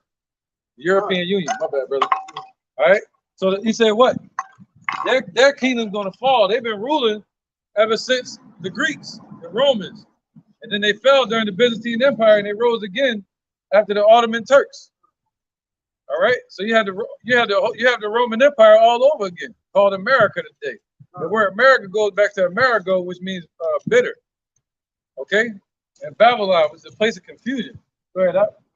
It says, and I, John, Revelation 21:2, and I, John, saw the holy city. Right, John, who was a so-called black man. They don't tell you that. Go ahead, up. All right. And I, John, saw the holy city, New Jerusalem, coming down from Yahweh out of heaven. Right, this is New Jerusalem right here. Yeah, we better give it to him because he already around. Yeah, he already came up with one of the brothers. All right, this you have to what? This is New Jerusalem, right here, man. These brothers and sisters and their children being renewed and refreshed. Okay, being refreshed as a nation, being made over, like Tina Turner said. Right up. It says, and I, John, saw the holy city, New Jerusalem, coming down from Yahweh out of heaven, prepared as a bride adorned for her husband. There you go. So they're gonna be taking. We came over in slave ships and we leaving out of here in style. We came in slave ships, but we're leaving in chariots, swing low, sweet chariots, coming forth to carry us home, man. And where is home? Our home is where the Father is. Our home is where our heart should be. All right, and that's just it, man. We're gonna be taken up into the chariots and brought back down to this earth, man. You know. And that bride adorned for her husband. That's the white garments. That's that covered that covered up your house. That's right. That's right. We being adorned right now because you decorate a man, you know, like a priest or a general. get decorated, but you dress or you adorn a woman. You adorn it. Right? So that's why the Lord called us like a woman. We're being adorned with His Spirit. Like He would, He said, "Let my love adore you." Like that. You would adorn ornaments on something. Oh, it got me there, right? Like you put ornaments on something. All right. Yeah, man. Look what's behind. All right, let's keep going. Yeah, Christmas tree is wicked too, man. Book of First. I just asked him to read. Yeah. It's 2 Ezra 7:23 or 22. It said, nevertheless, they were not obedient to him, but spoke against him and imagined vain things, and deceived themselves by their wicked deeds. Right. So our people, even today, are still deceiving themselves by their wicked deeds. Like just now, what just passed? Easter. They had everybody chasing around the damn bunny with eggs. What bunny do you know lay eggs? They ain't one. You know. Go ahead. And that goes back to Babylon and Assyria. That's the worship of Ishtar. That's the word for Easter, Ishtar. It means star. So our people are worshiping the stars and honoring the stars in those days. All right, go ahead, brother. It says, and deceive themselves by their wicked deeds. Right, honoring the spring equinox, eating pork, eating lobster, shrimp, all these things that kill our people and give them inherited diseases. And said of the Most High that He is not. And right. Yep, and they became diseased in sin, saying to the Lord that He is not. That's why they walk by you and you say, hey, the Lord's name is Yahweh, and they say, whatever. They don't believe the Lord exists. So that's why they continue in their iniquity. Go ahead, and know not His ways. That's right, man. So they walk on in blindness and they know not the Lord's ways. And we are here to tell our people the Lord's ways. You know, the Father's ways, whose name is Yahweh and His Son named Yahushua. Go ahead, brother. It says, but His law have they despised and denied His covenants. Right. So our people still despise the Lord's laws, man. Our people still despise it. They still living in adultery, spiritual and physical, sleeping with other men's wives. You can't walk up the street with your wife without another man looking at her. You know, robbing, stealing, and killing, selling drugs to each other, to push the poison of these devils that they put in our community. You know what I'm saying? So our people continuing in it, man. Why? Because Esau's still making money off of it. So as long as these devils are in power, our people are going to continue in their wicked ass way. So the Lord got to bring down their power system, bring these devils down, the deception, and then to exalt our people again. Go ahead. It says, but His law have they despised and denied His covenants and His statutes. Right. So they denied His covenants. That's plural. So they denied the old covenant with Moses, and they still denying this covenant today that Yahushua is hoping to make with our people, with the elect of our people. But they don't want better. But you got three here that probably do want better. Just like us, we want better. Right? And you out there that believe y'all want better. That means you got eyes to see this damn world Z that we're living in, the zombie world. This prison planet. Look at those damn agents walking in the street. Look like fucking Matrix. Man, I'm just joking. But, Matrix, Mr. Smith. That was it, right? All the way 27? All right, it says, have they not been faithful and have not performed His works? It says, and therefore Ezra for the emptiness. For the empty, yeah. It says, for the empty are empty things, and for the full are the full things. Right, that goes back into the lesson. For the spiritual are spiritual things, and for the empty are going to be empty things. So those that lack the wisdom, the Lord going to take more from them and going to also ultimately push them into outer darkness, meaning cut them off from their salvation. But the ones that have, the Lord said they should have more. The ones that have a little bit of the wisdom, you're going to be given more wisdom to continue all the way to the end. All right, to know not to take this right here. You see that down there, the MOTB? You gotta know that, man. Because they coming with it, whether you know or not. It's one of them fights where you wake up in the boxing ring and you get punched, don't even know it. So you gotta make a choice to fight or not. And they're about to push this. This gonna be the new money. All right, they're trying to put that in your hand or in your forehead. And you gotta know to say no to it, man. You know what I mean? You gotta know to call on the Father's name, Yahweh, his son named Yahweh Shai.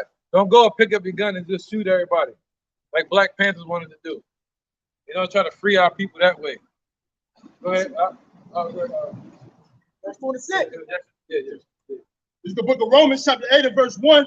There is therefore now no condemnation to them which are in Yahweh Shai Mashiach, who walk not after the flesh, but after the spirit. For the law of the spirit of life and Yahweh Shai Mashiach have made me free from the law of sin and death. Go ahead, brother. You got to speak on it. So ultimately, oh no, might be spirit, man. Go ahead. But ultimately, death will be swallowed in victory, man. As the scriptures say, no longer you are clinging on the Lord in His name. All right, Yahweh Shai, and hoping on His mercy and His deliverance, salvation. That's right. And he said, what? The elect are already justified. Once you come into this truth, you are justified. Once you come into this truth, can't nobody judge you no more. You know, people call you, say you ain't shit. Cops might try to lock you up. Your family might say you nothing. You know, but the Lord said, ultimately, what you're looking for is when He shows up, you want Him to say, "Good work, thou good and faithful servant." That's what you want. That would separate the fleshly and the natural man from the spiritual. Right.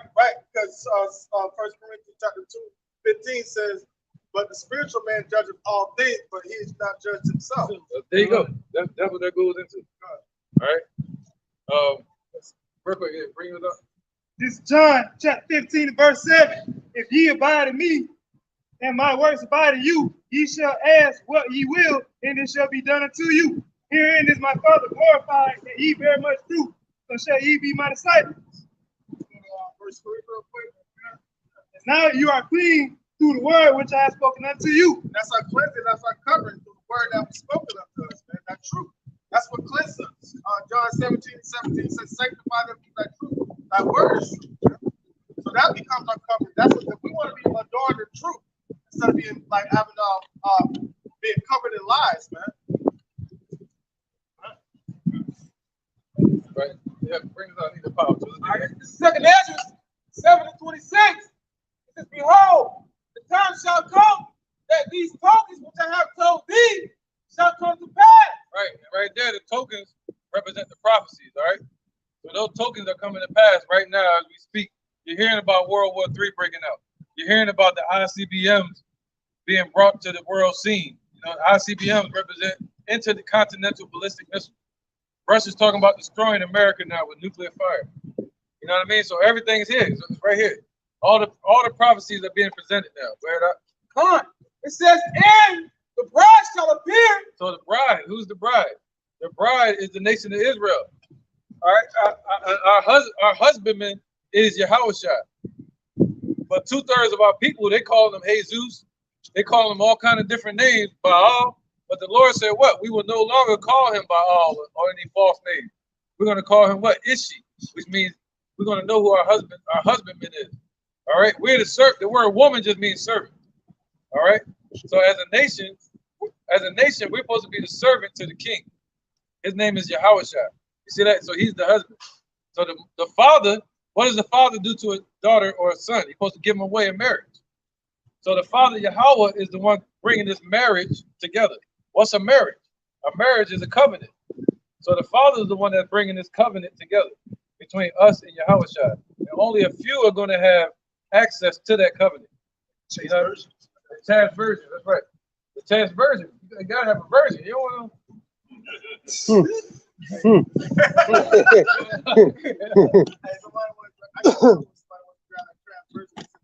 I can bring him out. Yeah, can I speak on it? I can bring this piece up out? Yeah, definitely. All right. This is Isaiah 54:5. 4. All right. It says, "Fear not, for thou shalt not be ashamed, neither be thou confounded, for thou shalt not be put to shame, for thou shalt forget the shame of thy youth. Right, Lord saying, hold your head up, man. You ain't gotta walk around shame no more. They walking to the damn Chinese store, hold up and buy it. Right? You walk around Esau in their neighborhood, where they start watching you. But when you go around your family, they know you.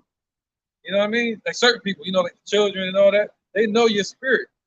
You know, they know you. They like, you know, they telling you you're great and all this stuff, right?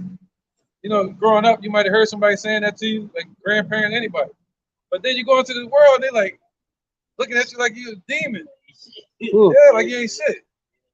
But it's like, hold up, man. So you gotta have that one. We gotta rebuild that fix that insecurity in ourselves. And how do we fix that? By the Lord's word. What is the Lord telling us? Look at ourselves through heaven's eyes, not through our own eyes, the ground level. Go ahead. It says, I'll start at verse 4 again. Isaiah 54. It says, fear not, for thou shalt not be ashamed, neither be thou confounded. For thou shalt not be put to shame, for thou shalt forget the shame of thy youth, and shalt not remember the reproach of thy widowhood anymore. Right, we're not going to remember when we went off and broke the laws. We ain't going to remember that no more. So in the kingdom, it's going to be like a distant memory. It's going to be like a nightmare, America. And we ain't going to remember after a while going off during the time of Moses. You know what I'm saying? Go ahead. For thy maker is thy husband, the Lord of hosts, Yahweh is his name. Right, so Yahweh is our husband first. Right? He divorced us and gave us over to Yahweh. All right, so now we became the wife to Yahweh. You know, like a servant. Basically, the word servant. We became, first we were servants to the Most High. Now he made us servants to his son. All right. All right. It says, for thy maker is thy husband, the Lord of hosts, Yahweh is his name, and thy redeemer, the Holy One of Israel, the power of the whole earth. Shall he be called? For the Lord hath called thee as a woman forsaken. Oh, he called us as a woman that was forsaken. See that? He called us from that. Now he calling us back to him. He said, I will whisper softly to you. I'm going to speak softly to you. First he had us go off. Now he calling us back to that wilderness. No, this way. No, this way. Come here. You're getting closer now. All right, go ahead. Also add on the example he told Joseph to go and marry a whore. Yep. Right? Hosea. Hosea. See how he felt as far as the nation did. The house, yeah. All right, he was married to us. So we became the whore by dealing with false gods. All right. Isaiah 54:6. For the Lord hath called thee as a woman forsaken and grieved in spirit and a wife of youth when thou wast refused, saith the Lord. For a small moment have I forsaken thee, right, but with great mercies will I gather thee. Wow, man. So come on with it. And these people don't want to hear that, man. That's why they walk by scoffing and laughing and talking trash. But the Lord said, for a small moment, has he what? Says forsaken. Forsaken, right? Yes. Read that again, Babak said that last part. All right, this is Isaiah 54:7. It says, for a small moment have I forsaken thee, right, but with great mercies will I gather thee. But with great mercies he gonna gather us, man. Why? Because we need that mercy. We need all the mercy he got. You know? And basically grace and mercy, that's basically what? Forgiving us and giving us a gift, even though we don't deserve it. You know, forgiving us for trespassing against him, even though we don't deserve it, man. That forgiveness. So that's mercy, man. You know, him coming to take us up out of this captivity and out of the way of the New World Order and the missiles and the MOTB and the famine, where there's going to be no food, the race wars and death itself. The Lord said he can redeem us from that. That's mercy, man. Go ahead. We ain't do nothing to deserve that. All right. Verse 8. In a little wrath I hid my face from thee for a moment, but with everlasting kindness will I have mercy on thee, saith the Lord thy Redeemer. Wait, that was just a little moment. This right here. All right, this was the Lord turning his wrath, turning his face from us for a moment, putting us in slavery. That's just for a moment. Just like Yahushua, when he was on the cross, a so-called black man they killed in 37 AD, he was on the cross. He said, why hast thou forsaken me? He said that to the Father, basically saying, why have you turned your face away from me? All right. And he said, what? When the Lord turns his face, we died. When the Lord turns his face away from us, we died. So we're praying for the Lord to look upon us again, to care for us, you know what I mean, as a nation. And he turned us, he did away with us. And he said, once I do away with y'all, they're going to lynch y'all. I'm going to turn you over to the same heathens that you love so much, and their gods, their false gods. I'm going to send you over to them and watch what they do to you. And that's what happened to us, man. We went into slavery under the hands of what you call Edomites. All right, biblical Edomites. There's nobody white on this earth like his shirt. And there's nobody black like his pants. All right? We're all shades of brown or reds or pinks. What it is about nationality. You know, we don't know who's who anymore. We're scattered all over the earth. We're scattered in Spain, England, Ireland. We don't know who's who. So we're not Black Panthers. We can't go out saying, I'm going to get that Edomite. You know? So the Lord said, he that without sin cast you the first stone. So our job is to fight the spiritual battle. All the lies that they told our people, our job is to go and tear them down in the minds of our people. All right, put our life on the line to do it. Go ahead. All right. Isaiah 54:8. It says, for in a little wrath I hid my face from thee. Right, so Esau gonna get all of that wrath. He said he poured our wrath. He had us drink the cup with measure, like a little bit. That's a little bit. That's measure. Now he bringing us out of it. But with these heathens, these Edomites first, he said he gonna dump it on them without measure.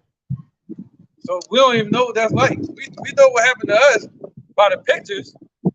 But if you ever watch Goodbye Uncle Tom, if you ever see that movie there, Goodbye Uncle Tom, I cut it on for like a couple seconds. I had to cut it off. It's that bad what they did to us, man. And you think they didn't get no judgment for that? Shit. Go ahead, man. Right? It says, but with everlasting kindness will I have mercy on thee, saith the Lord thy Redeemer. Right, man. The Lord gonna care for us, man. That's right. Go ahead, For this is as the waters of Noah unto me, as far as for as I have sworn that the waters of Noah should no more go over the earth, right, so have I sworn that I would not be wroth with thee, nor rebuke thee. Oh, wow, man. Yep. And what did the Lord leave in place as a symbol for Noah? He said he would never destroy the earth again with the flood. He left the rainbow as a symbol that they use for their little letter community now. You know, they use it for that now. But the rainbow was originally for a sign that the Lord wasn't going to destroy the earth with the flood. So what did he leave for us to show that he wouldn't destroy the elect? Yahushua is our rainbow. And he's out in the heavens just like a rainbow. And he's an ark, just like a rainbow. See that? So he's the archangel.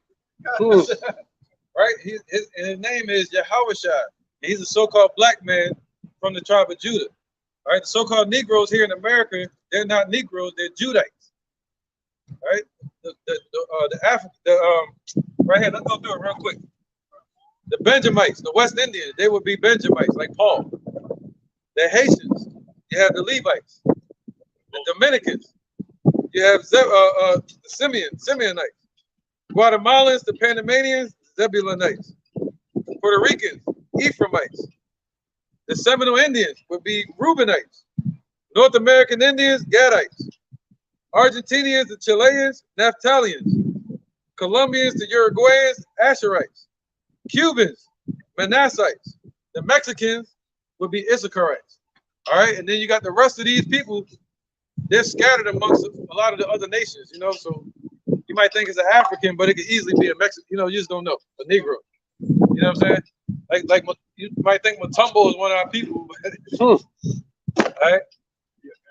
But yeah, Hamite, yeah. You would think Joel and Hamite. Yeah, that's right, man. All right, or you might think it's an Edomite, but it really be one of our people. Isaiah 54:10. For the mountains shall depart, and the hills be removed, but my kindness shall not depart from thee, neither shall the covenant of my peace be removed, saith the Lord, that hath mercy on thee. All right, so that's showing that the mercy that the Lord is going to have upon us, man. So when he shows up in his wrath, he better have the covering of Yahushua. That he better see a reflection of himself when he approaches you, man. The same way that in the times of Egypt, when the death spirit went over, and you had to have the blood post with the lamb upon the door, he we should have the blood post of the Lamb upon our bodies as well. Right? Blood of Yahushua, the Spirit. Who's up? Just to land back to husband, how we are humbly and adoring woman to the Lord, and how Yahushua being only his only begotten son is the mediator that's going to bond that marriage to the Father. And it's 2 Corinthians 11:2. For I am jealous over you with godly jealousy, for I have espoused you to one husband, that I may present you as a chaste virgin to Yahushua Mashiach. So just like the elders and the brothers and the bishops were speaking on, as far as how we are going to be presented back to the Father, man. You're going to have that spirit of Yahushua upon us, all right, as that chaste virgins, man. Our eyes being single, not tossed to and fro from every wind of doctrine, man. The names is Yahweh, and his son name is Yahushua, all right, only sticking with the truth, all right, and keep your eyes single towards the Lord. And that's how, and that's a representation of the virgin in Revelation chapter 14. And in their mouth was found no God. All right, so those are the ones that had hope in the name and in the word of Yahweh Shai standing tall on it, because they, hey, if the Lord tells me this is true, then that's what I stand on, as the truth. And that's how you get your separation through the truth. That's what sanctifying is. That's how being set apart and being holy, having the spirit of truth, man. Add on to dumb it down a little bit. Just think of it as like how they teach you in grade school or sex education.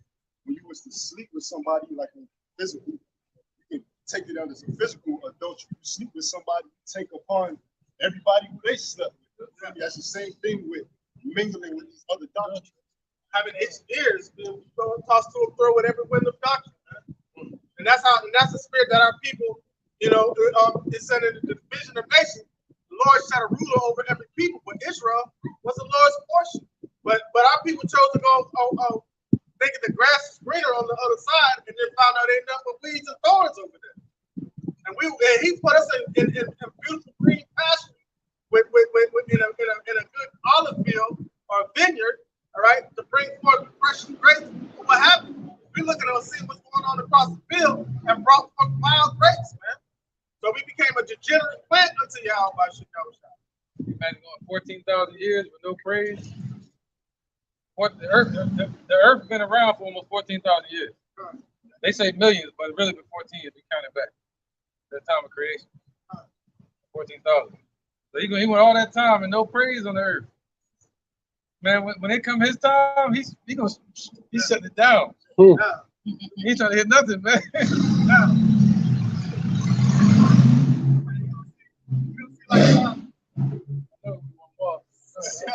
So you had the Soul Train line out, and they say you're gonna get the Jazzies going down the Soul. That's the magic Yahushua coming down, and we just give him praise on him, and he's just coming through to finally get what's his. Oh, he got a whole vibe too.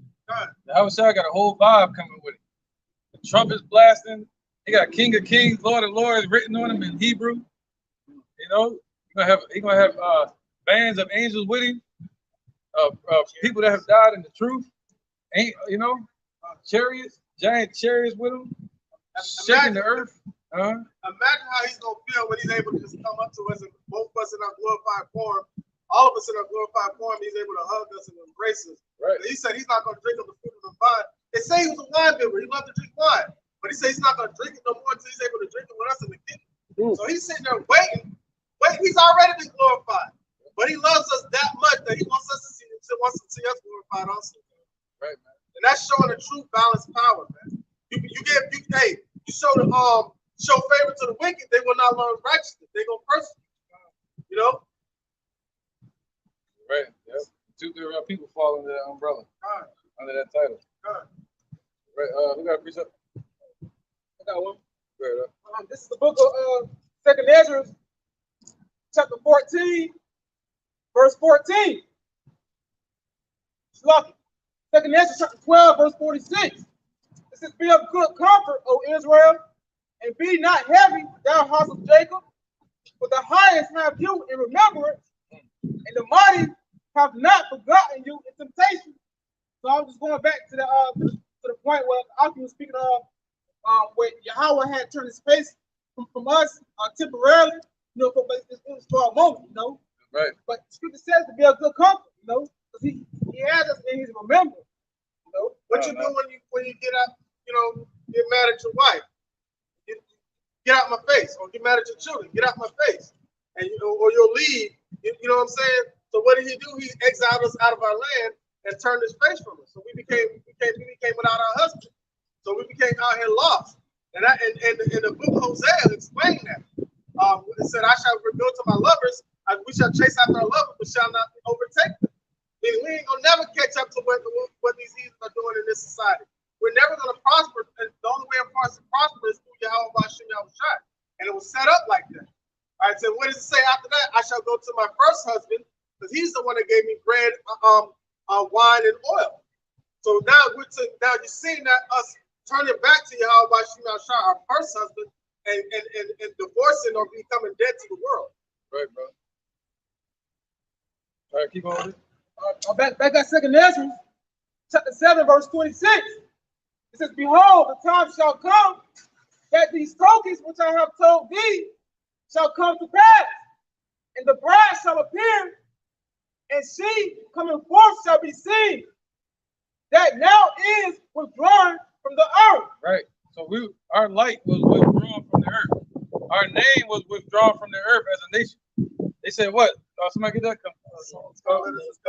Yeah, that's right, man. So they cut us off from being a nation.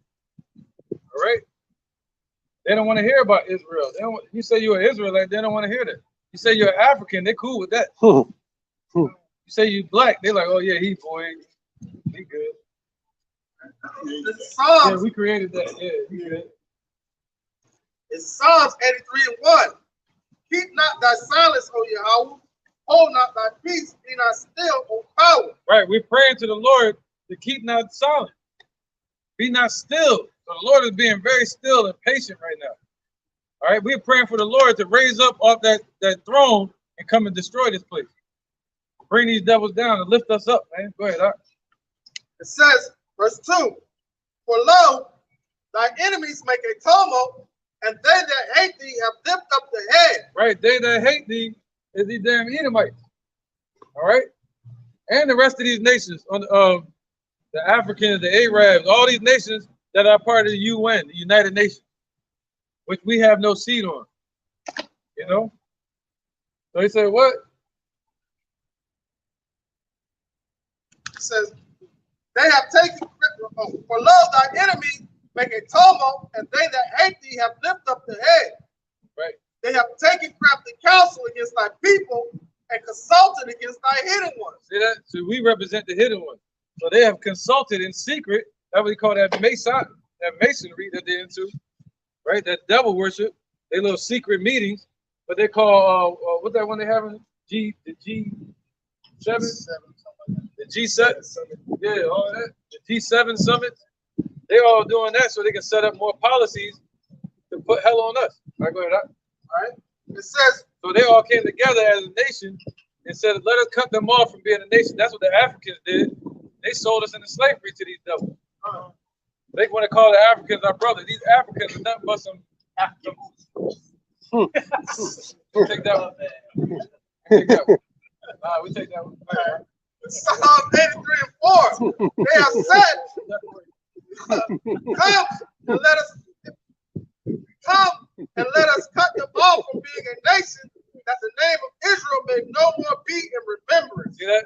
So they wanted us to no more be in remembrance, so that way Esau could try to steal the blessing. See that? They didn't want us to be in remembrance no more.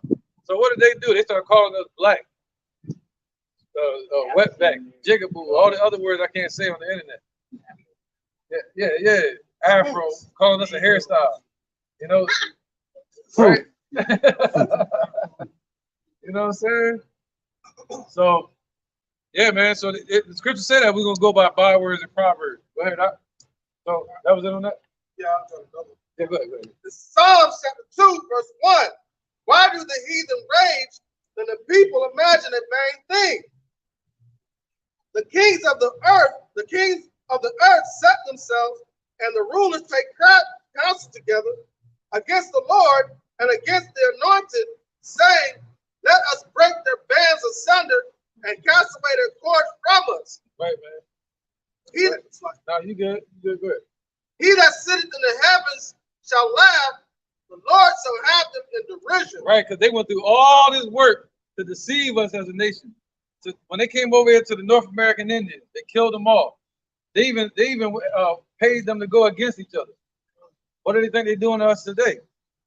Paying the gangs to go against each other, paying the drug dealers to sell the drugs, paying the police to put more hell on us, paying the pharmacies to give us that prescription. You know, when the word pharmakia goes back to witchcraft. You see that? So real herbs that will heal you come from the earth. You see that? So if our people eat garlic, that'll help lower cholesterol. You know, help you with diabetes. You know, you eat vegetables and change your diet. Take more vitamin D. Also help you with the balance of your good and bad bacteria in your stomach. Right. So it's we can go on and on. Yeah. Right. It's exciting to get into it, man. Like physicians. So yeah. So they put all of that out there to destroy us from being a nation. Look at these schools. Look what they put in the schools. Y'all remember growing up in the schools, we didn't even have textbooks. But you go over to the Esau, the Caucasian race, you go over to their class, they got textbooks in their schools. They got computers. They got computers. They had tablets back in the 80s. They had tablets in the 80s and 90s. All right. You know? Go ahead. This is Job chapter 9, verse 24. Yep. The earth is given into the hand of the wicked. He covered the faces of the judges thereof. If not, where and who is he? That's right. They went through all this work, but the Lord said He's gonna laugh at them in the end. He went through all that to deceive us and wipe us out as a nation and push your lies in the earth and your darkness. And it only take a millisecond or a tiny meter of light to diminish darkness.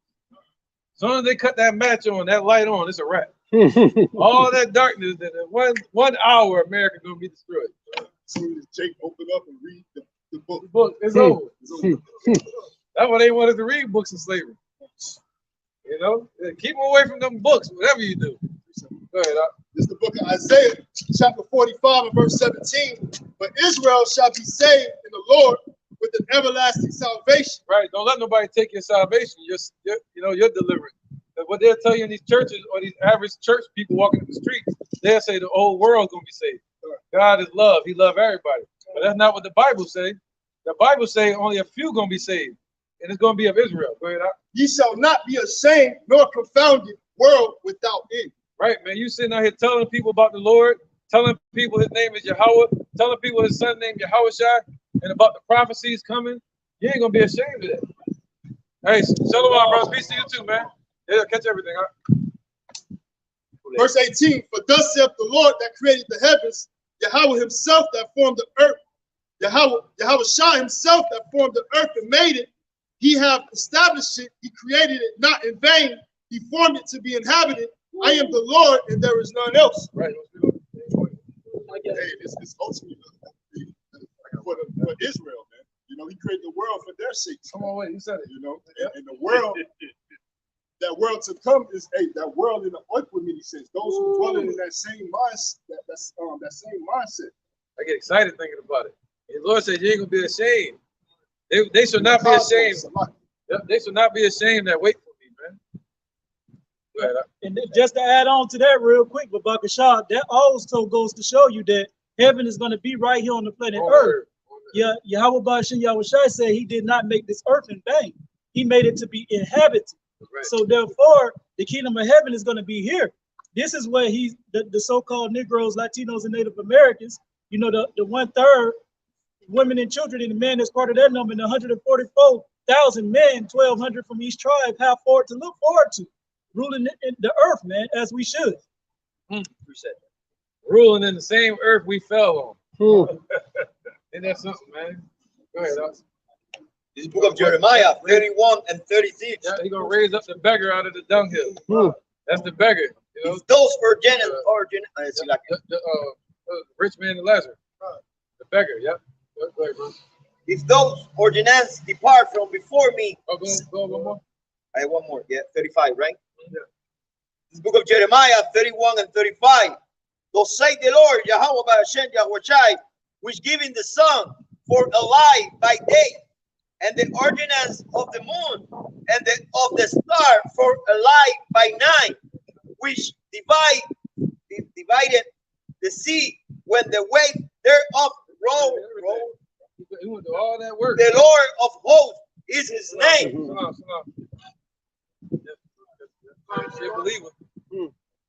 Number 36.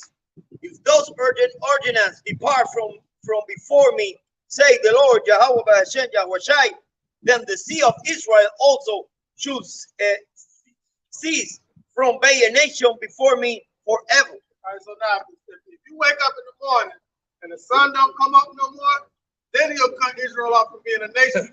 But the ordinance of the sun, stars, and the moon are never going to stop. That's why Bill Gates tried to destroy the sun. Yeah. Yeah.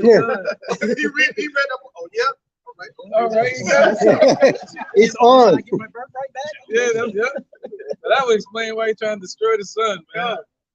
Lord, like, nah, you gotta go through more than that. Go ahead. This is Revelation chapter 3 and verse 10. Because thou hast kept the word of my patience, I will also keep thee from the hour of temptation, which shall come upon all the world to try them that dwell upon the earth. And that's the most important thing, man. The Lord keep you from that hour of temptation, because that's going to be the end all tell all test. All right. So what we're going through right now are like quizzes and pop quizzes, but the final exam is what's going to be tried upon the whole world. So you're going to have some people that make it all the way up to that point, and then they give up at that point. Like you see them make it all the way up to the 11th and 12th grade, and they drop out of high school. That's how it's going to be in this truth, man. Somebody's going to fall a victim to the hour of temptation. Yeah, remember, Lord said, "No servant is greater than his master." Look at what Yahushua went through. Look what Antiochus Epiphanes did. That Edomite Greek did to our people, 168 BC.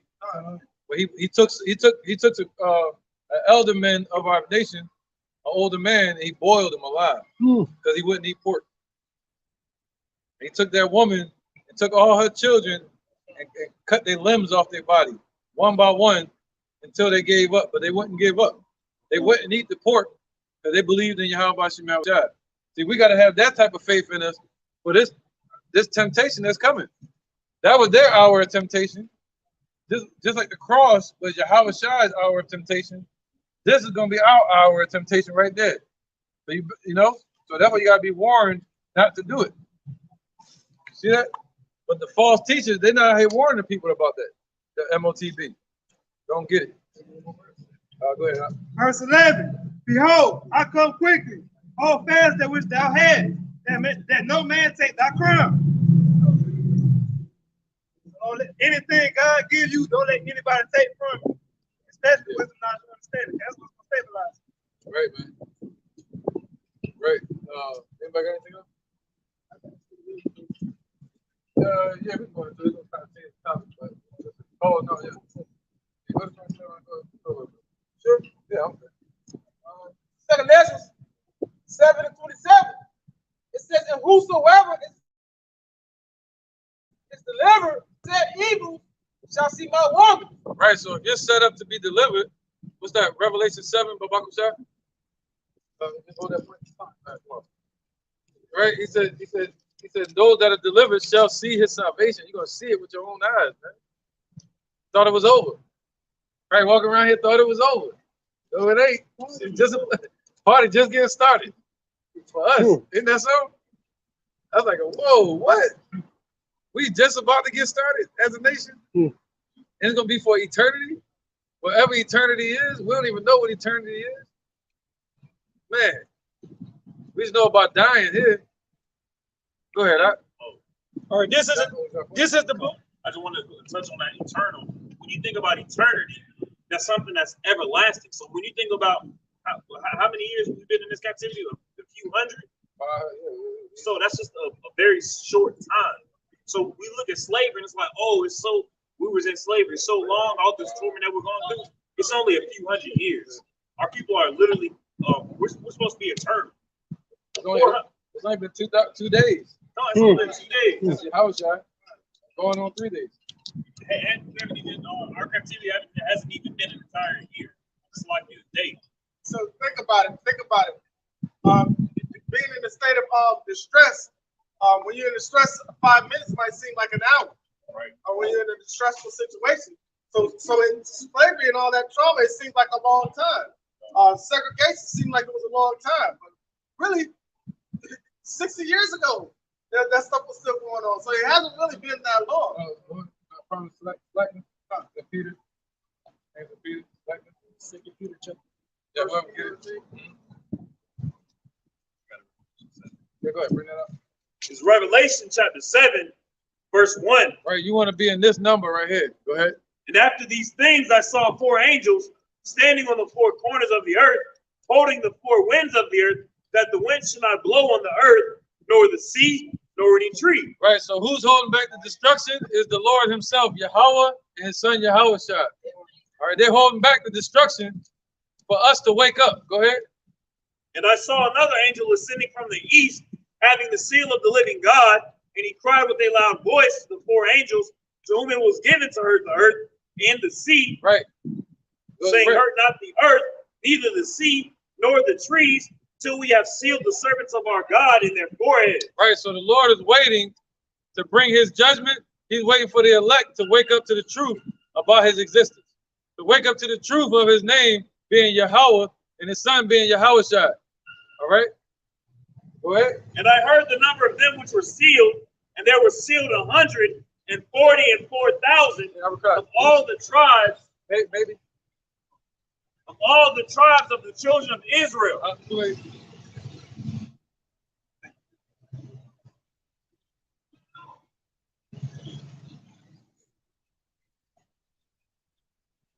So they were sealed. He's all impatient, man. They be rushing just to get to the red light. Yeah. I let him go, man. I sit right there next to him at the red light. Yeah, when we pull out that should be so funny. Go ahead, man. Verse 4. Yeah. And I heard the number of them which were sealed, and there were sealed 144,000 of all the tribes of the children of Israel. Right, so that's what we're looking for, man. 144,000 men, and 1/3 of the men, women, and children. That's it. We ain't looking for everybody. All right, the Lord already got his number sealed. If you're of the elect and the Lord knew you from before in your former life, you're going to be back here in this life to get your reward. You're going to be back here to hear his word again. You're going to receive it. All right, you're going to be delivered. Ultimately, man, you're going to be with Yahushua again because you was with him before. All right, go ahead. All right, verse 28, the 2nd Ezra 7. It says, for my son, Yahushua shall be revealed with those that be with him. Right, and that's happened. Oh, that's perfect. That's what I just said. Because that happened then. This scripture really talking about when Yahushua first came on the scene. All right? When Yahushua first came on the scene, that's when he was revealed with those that should be with him. Talking about John, Elijah, Peter, all of the believers. And those same ones, they're going to appear with him again. All right, go ahead. So it says, and they that remain shall rejoice. Right, somebody get Malachi 3:1 just for proof. All right. Malachi chapter 3 and verse 1. Behold, I will send my messenger, and he shall prepare the way before me, and the Lord whom ye seek shall suddenly come to his temple, even the messenger of the covenant whom ye delight in. Right, out of nowhere, read that again a little slower. Behold, I will send my messenger. Bro, so he's going to send his messenger. Who is his messenger that the Lord sent? He sent Elijah. All right. And the Lord promised to send Elijah again in the Old Testament. He sent him again in the New Testament as John. All right. The book of John. In the Bible, John is basically Elijah coming back in reincarnation. Okay. That's in the Bible. We can prove it. Go ahead, Doc. And he shall prepare the way before me. So he's going to prepare the way. What was John teaching? John showed up teaching repentance. He showed up teaching the baptism, being baptized in the water. But Yahushua showed up to baptize us with what? Fire. Word.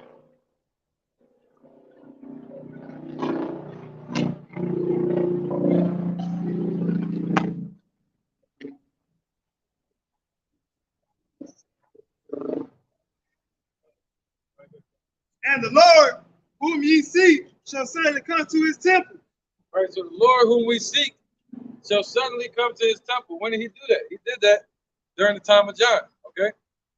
Suddenly, out of nowhere, he just popped up, according to prophecy. That was it, right, on that verse? That's the smoke. All right, all the way to 3? To 2? Even the messenger of the covenant, whom ye delight in. Behold, he shall come, saith the Lord of hosts. Right, talking about Yahushua. All right, behold, he shall show up. So, all right, so him and the one that was going to prepare the way. All right. So him and the one that was going to prepare the way. So Yahushua and the believers. No, that was it. Go ahead, brother. Come on, back at 2nd Ezra 7:28. It says, for my son, Yahushua shall be revealed, those that be with him. Right, with them. With those. Read that again. No, it says, for my son, Yahushua shall be revealed with those that be with him. And they that remain shall rejoice within 400 years. Yep. After these years shall my son Yahushua die, and all men that have life. That's right. Yep. That already happened. Yep. Read again. God, it says, my bad. I was doing some math in my head. You good? Yes. All right, go ahead. It says, after these years shall my son Hamashiach Yahushua die, and all men that have life. Right. So when Yahushua gets revealed this time, he's not going to die again. All right. So what this is talking about is when Yahushua was. This is talking about the prophet Ezra. All right. The prophet Ezra was speaking right here. All right. And this was around the 4th century BC.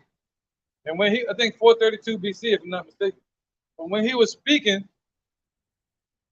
about a future event that was going to happen around 4 BC when Yahushua was going to be born as a child. All right, a little so-called Negro baby. That was Yahushua around 4 BC, and they killed him around 37, 38 AD. All right? So that's what it's talking about. Go ahead. God, verse 30. It says, and the world shall be turned into the old silence 7 days, like as in the former judgments, so that no man shall remain. Right, so none of us remain. That's why Paul and Peter and them got killed. All right, we went into slavery. What's that called? 70 AD. That was called the falling away. That's when we fell away as a nation, and none of us remained. Go ahead. And after 7 days, the world that yet awaketh not shall be raised up. There you go. See? After that, now we're getting raised up after our complete judgment of sleep, of being dead. All right, now we're being raised up. Go ahead.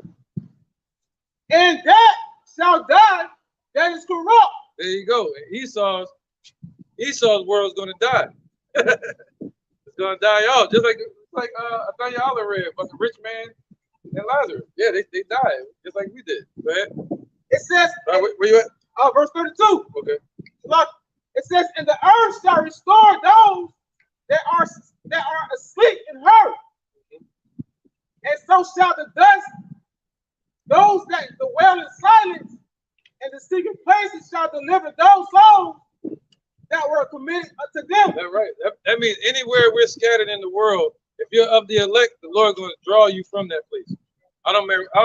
Especially during the times of slavery, where we got scattered at all over the earth, the Lord is going to call us back from those dark corners of the earth. What does the scripture say? Wherever the carcasses are, that's where the eagle should be also. That's right, brother. That's right. That's it. That's right. Wherever we shine that light, that beacon, like, yo, come get us. Go ye out to meet him. What you do when you're on a lonely island? Yeah. Light a flare. Light a flare. Light a flare. SOS. Get something special. I need this one record.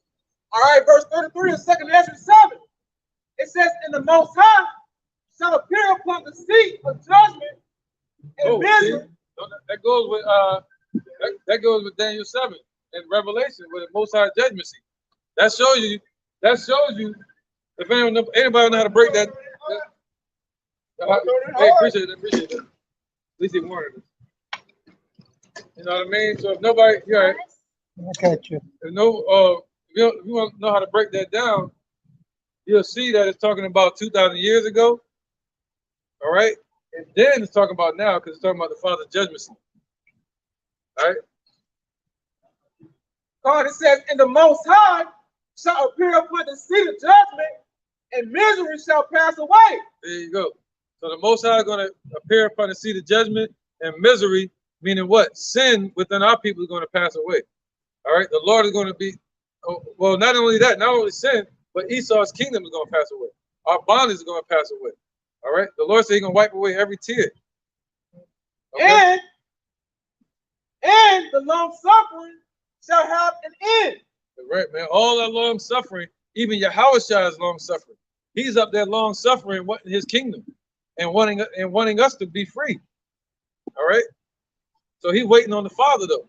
The Most High is so powerful. He kept that in His own power, saying, "I'm not going to let you know when I'm sending you back to go save your people." The Most High kept that to Himself. That day and that hour when He's going to send Yahushua, He kept that to Himself. All right, go ahead. Verse 34. It says, but judgment will only shall remain.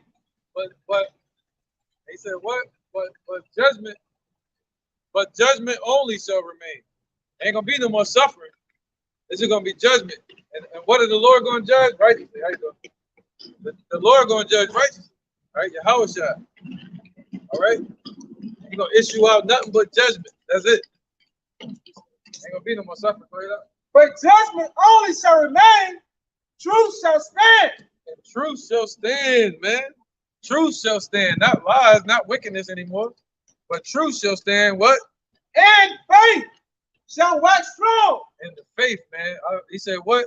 In the day, thy people shall be willing in the day of thy power. In the day of Yahushua's power, the Most High told him.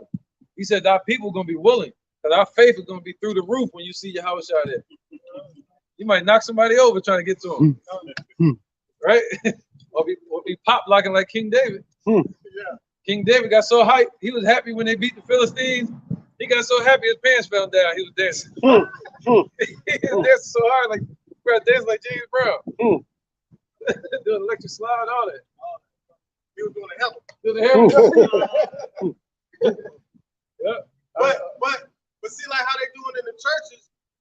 Yeah, we used to give praise like that to the Lord with songs and doing all that. Yeah, but they give them praise to the wrong one. For what reason? Yeah. You know what I'm saying? Yeah. And for the wrong reason. Yeah. You know what I'm saying? They be praising for that pork sandwich they about to eat. Right? You know what I'm saying? Lord don't want that type of praise.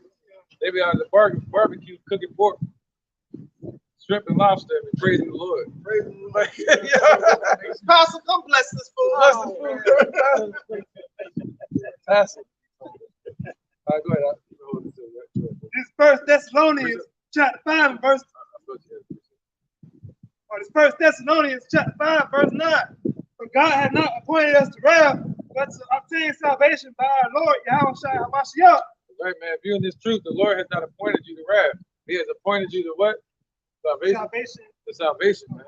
That means He set you up like an Energizer bunny and angled you right so you wouldn't go this way off the table or that way. He wants you to go straight. He set you up so from the beginning you would go all the way until you get saved from the enemy's trap.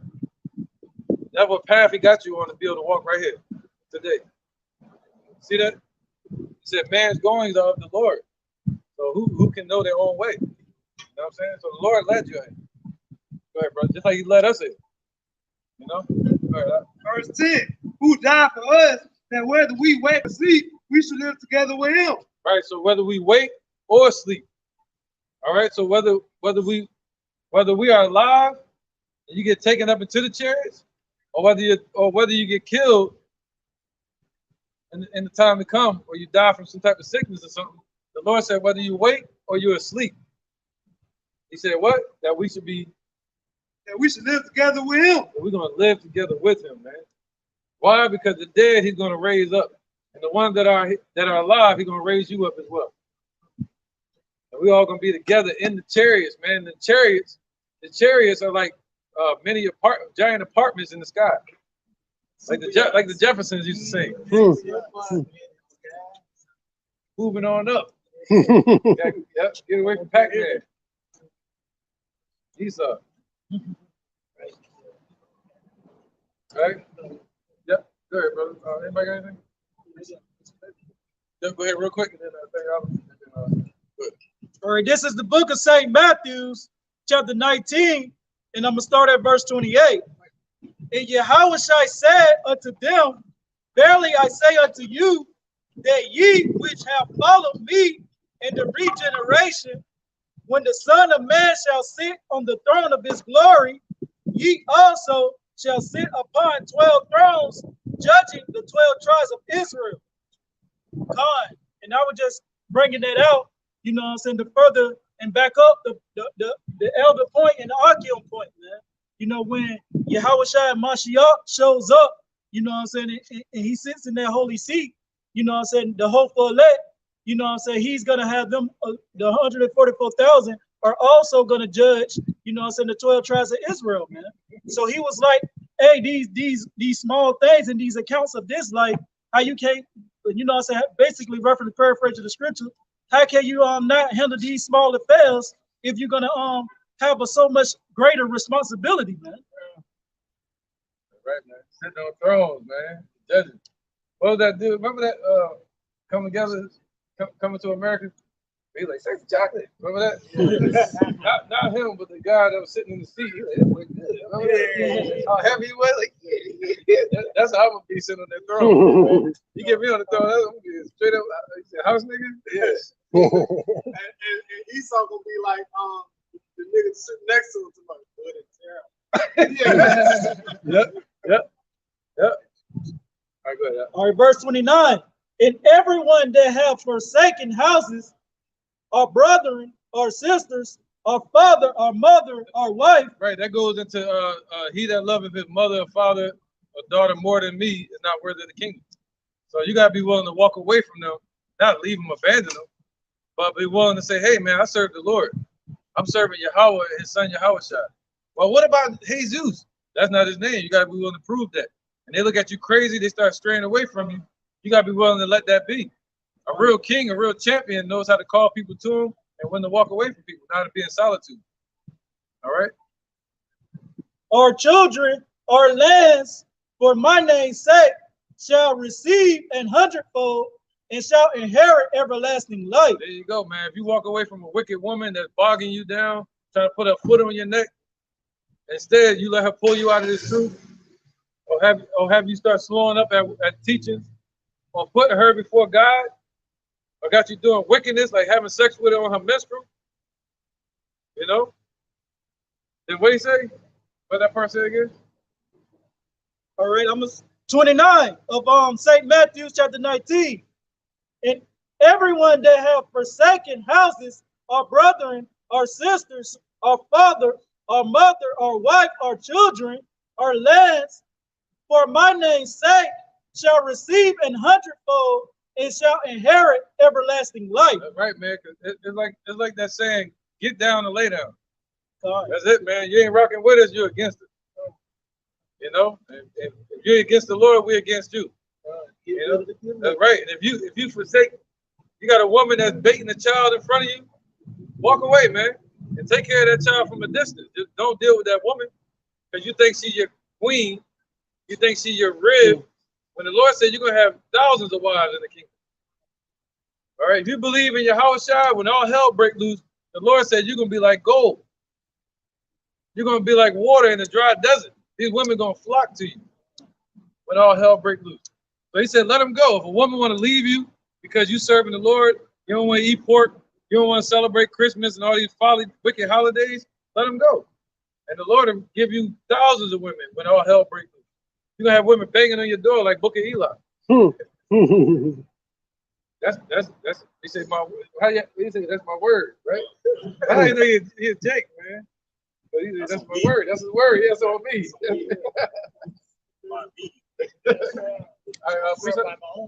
Right, man. This is Exodus.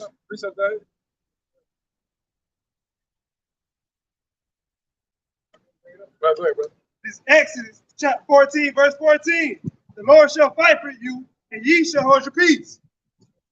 So anything laid out, try to pull you away from the Most High, let the Most High deal with it. You just do what He wants you to do. He's gonna show you what the commandment is a lamp to your feet. He's going to guide you what He wants you to do. Let him handle everything that's not in your control. Go to the store. Right, man. Hold your peace, man. Let nobody take your crown. Don't let anybody take your crown, man. Right. All right, so we went through that one already, right? All right, any more precepts? You got one? You got one up? Precept? Yeah, we'll do it. Bring it up. Just to back up what the brothers, the elders were saying about, you know, you being in this truth and your woman or whatever may want to try to pull you out. Because, you know, that's part of, actually, sometimes it's part of a trial. It's part of a trying, a testing of Yahweh Bashim Yahushua. This is 1 Peter chapter 4, verse 12. It says, Beloved, think it not strange concerning the fiery trial, which is to try you, as though some strange thing happened unto you. So don't think it's strange if you do ignore or be like, you know what, I'm not going to deal with you. I'm going to stay and do what Yahweh Bashim Yahushua tell me to do. Yep, and the MOTB. God. Don't think it's strange, man. No. We got tried just like they did during the time of Antiochus Epiphanes. The same way Yahushua got tried. Yep, right, brother. So don't think it's a strange thing, because it's most likely there to test you and to try you. See, the Most High, He will test your metal. Yep. You want to make sure that you are fit for Him, and in Him testing you, that also makes you more established in Yahweh Bashim Yahushua, so that when more tests come, you won't be so easily moved. Right, faith building.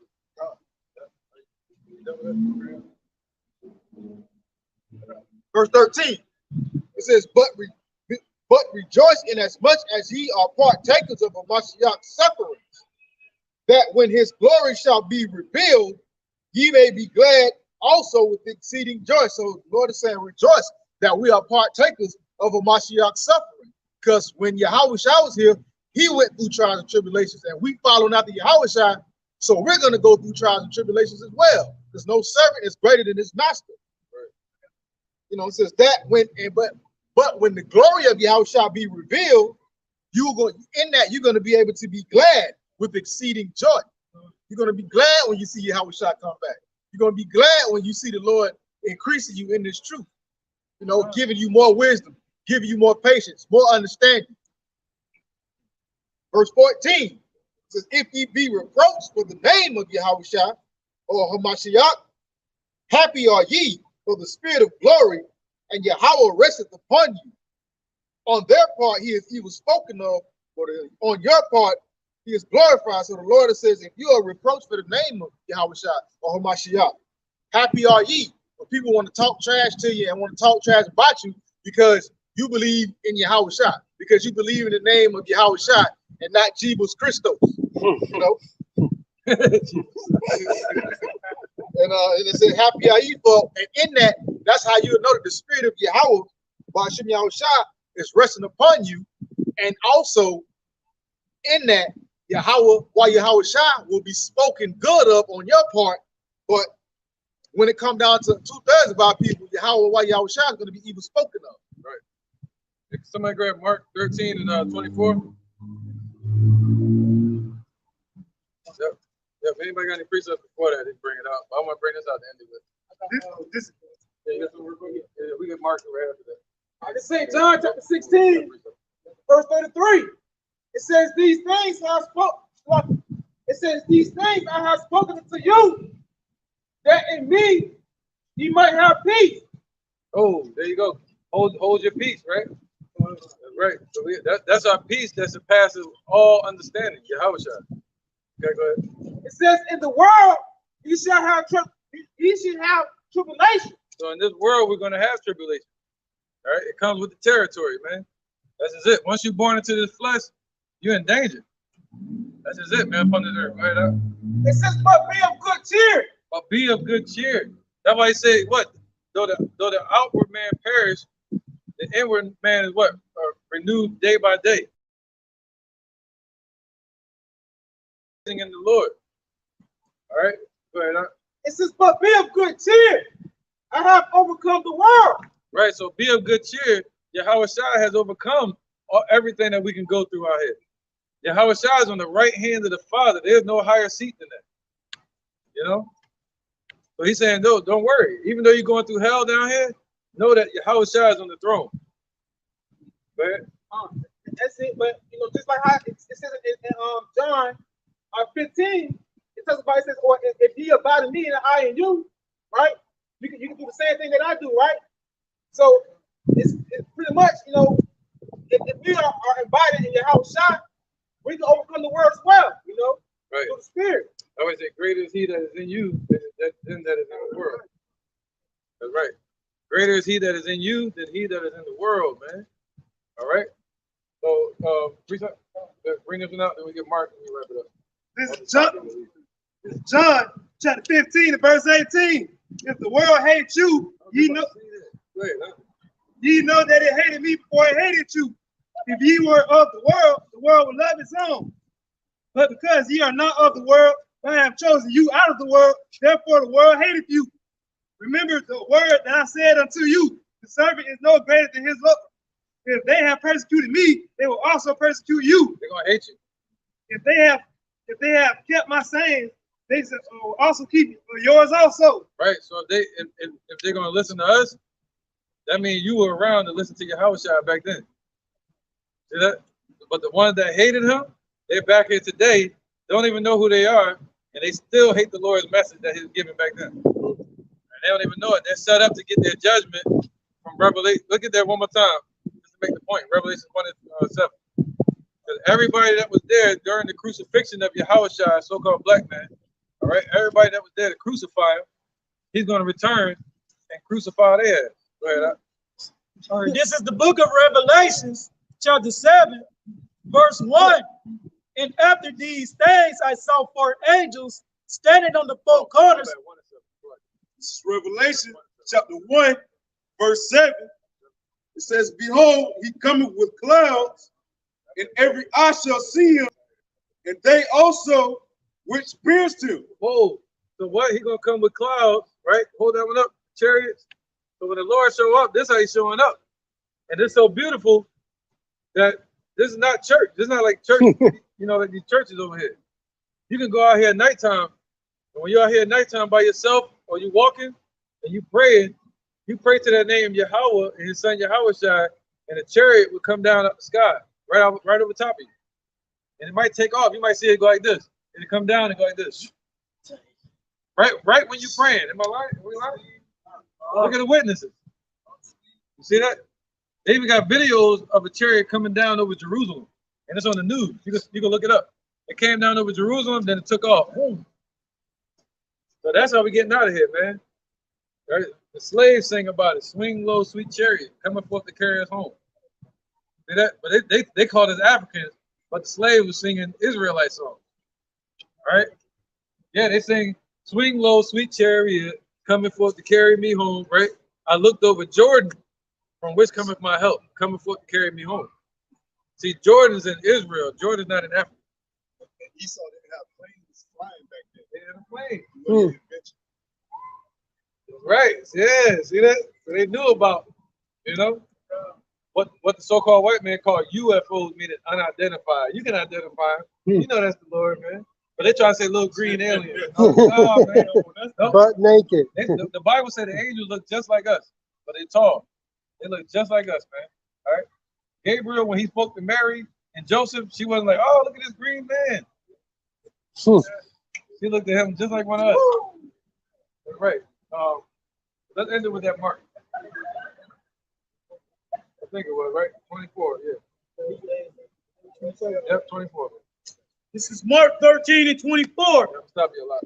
But after those days, well, in those days, after the tribulation, the sun shall be darkened, and the moon shall not give her light. That's right, man. So what's that called? A nuclear fallout. All right.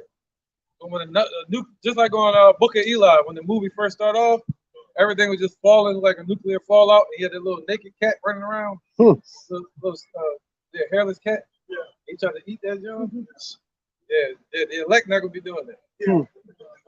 They're gonna shoot right past that, hit that little bird on the squirrel, yeah. Or damn locust. Yeah, good. And the stars of heaven shall fall, and the powers that are in the heavens shall be shaken. Right, the stars of heaven represent the missiles. All All right, so the missile's going to fall, and the earth is going to shake to and fro. Right now, the Most High got the earth sitting on nothing, meaning the waters.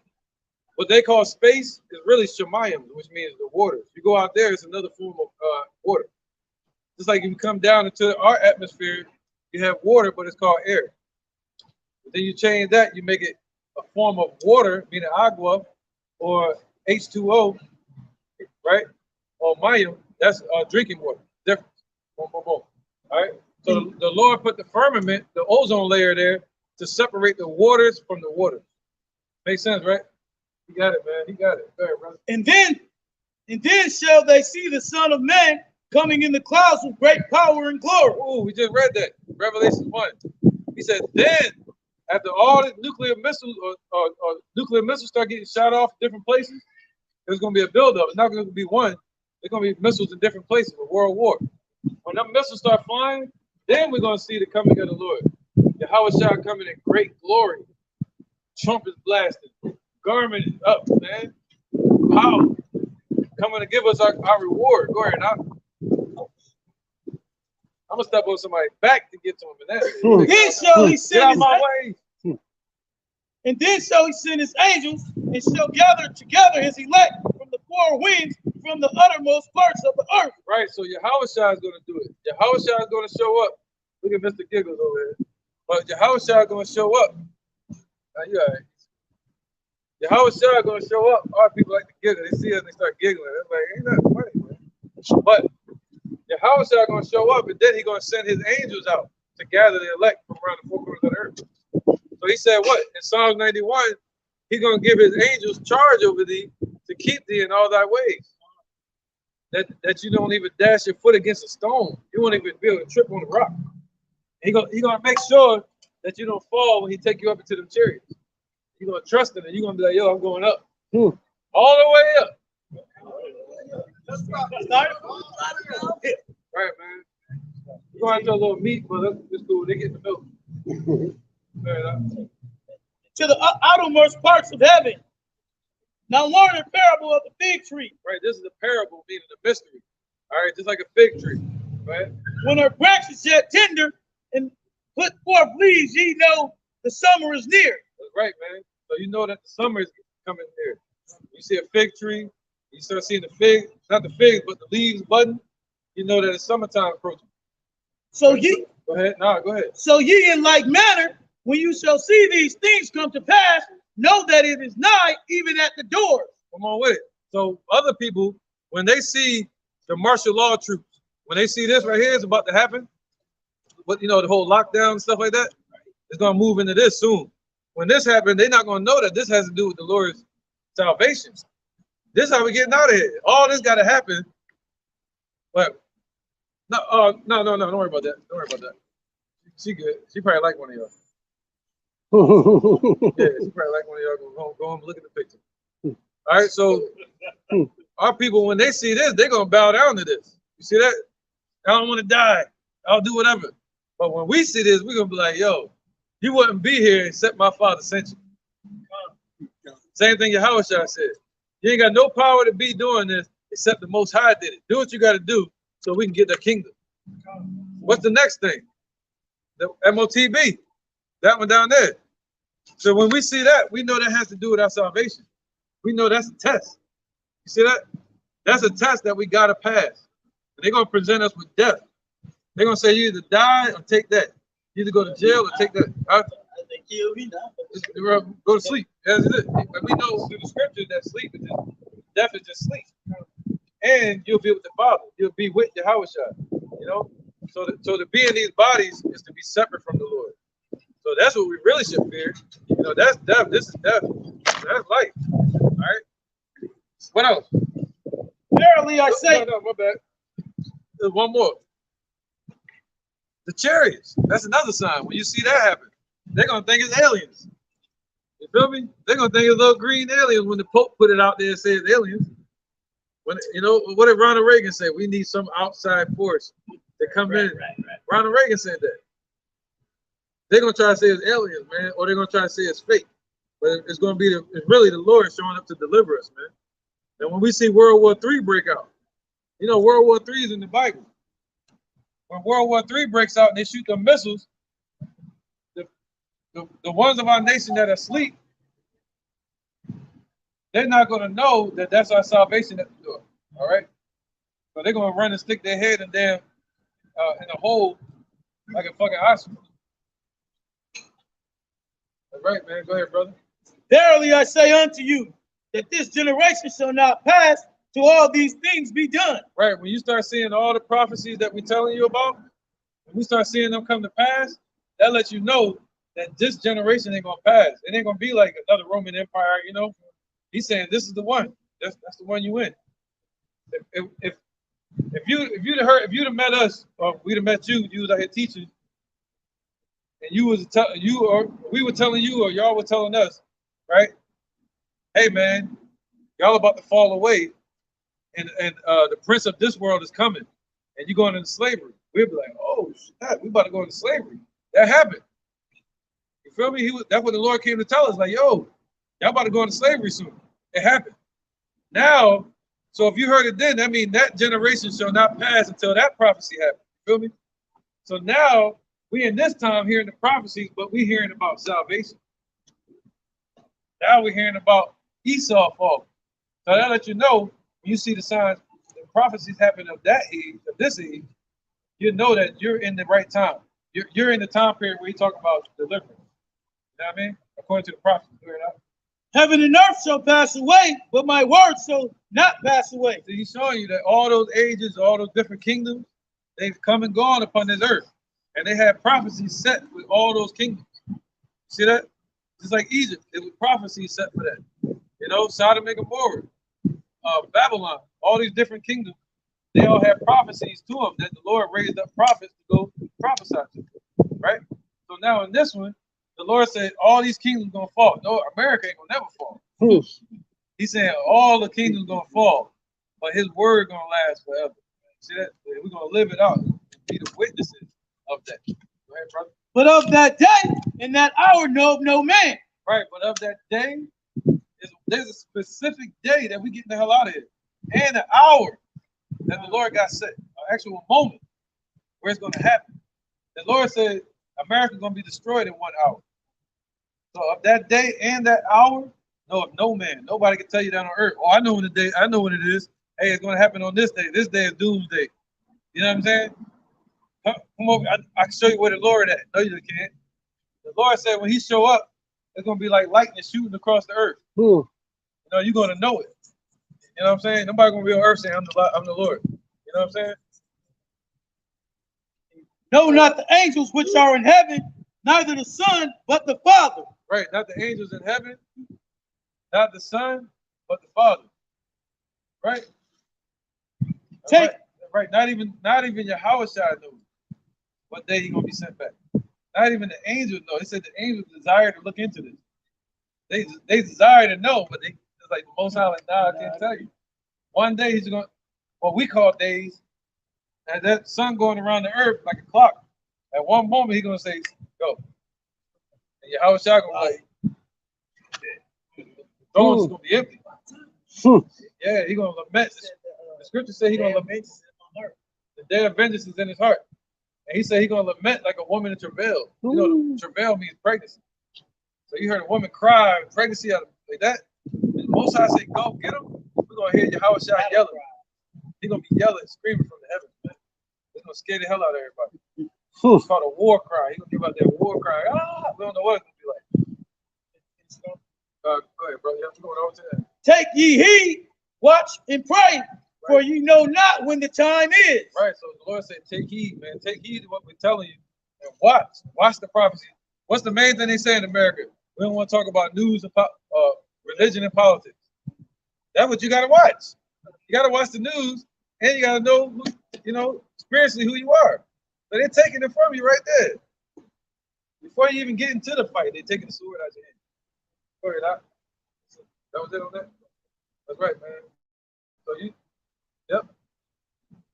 I was about to say, interjection real quick. It's the book of 2nd Ezra, chapter 2 and verse 38. Arise up and stand. Behold, the number of those that be sealed in the feast of the Lord, which are departed from the shadow of the world, and have received glorious garments of the Lord. Take thy number, O Sion, and shut up those of thine that are clothed in white, which have fulfilled the law of the Lord. The number of thy children whom thou longest for is fulfilled. Beseech the power of the Lord, Yahweh Ba'ashem Yahushai, that thy people, which have been called from the beginning, may be hallowed. Right. Right. The same way Yahushua trusted the Most High to raise him from the dead is the same way Yahushua is trusting the Most High to raise us up and to present us before him when he appears, man. And the Most High gonna say, hey, I told you I was gonna give you the dew of thy youth. I told you they're gonna be there waiting on you when I send you. That's what the Most High is waiting for. Once he see that the number is reached, he's gonna send Yahushua. All right? That Yahushua has been longing for. He's been tilling the ground and working hard for. The Most High can say, all right, you've done it. Go take your kingdom. Just to add on, the reeling back of his sheep, man. Because his sheep hear his voice, man. So if you hear his word, if you subscribe to his truth, it's a blessing. You know? That's right, man. That's a blessing, man. All right, you want to be in that number. You want to be in the number, man. That's you want to be in the number. That's the point. This is Mark 13 and 34. Yeah. For the Son of Man is as a man taking a far journey who left his house and gave authority to his servant. Right, isn't that clear? Yahushua. He's like a man that took a far journey. What's that far journey? All the way to the outside of the space, which is out in the heavens, out in the spiritual realm, on the right hand of the Father, man. He's been exalted above everything, above angels. All right? So he took a far journey all the way to the right hand of the Father. See that? And he left orders with his stewards. All right? He left us in charge. Go ahead, brother. And to every man his work, and commanded the porter to watch. He left every man their work. He told the porters to watch as well. Okay, go ahead. Watch ye therefore, for ye know not when the master of the house cometh. Woo. You don't know when he about to show up. Come on with it, man. But even at midnight, or at the cock crowing, or in the morning, lest ye coming suddenly he find you sleeping.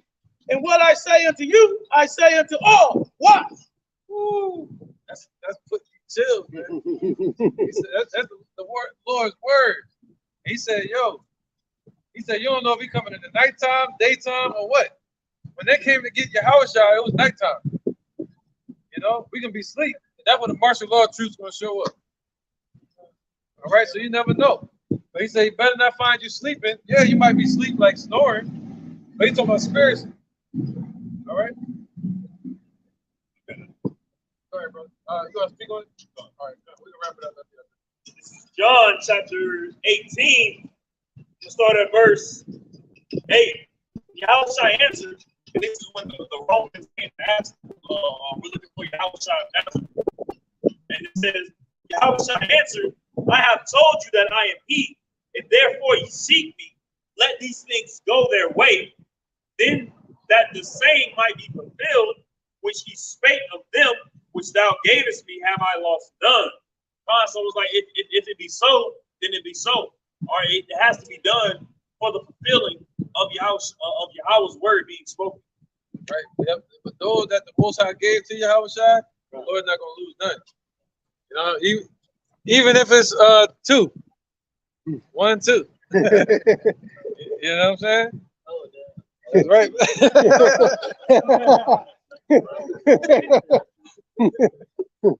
right, man. Any more precepts, Aki? Huh? Hey, settle on, brother.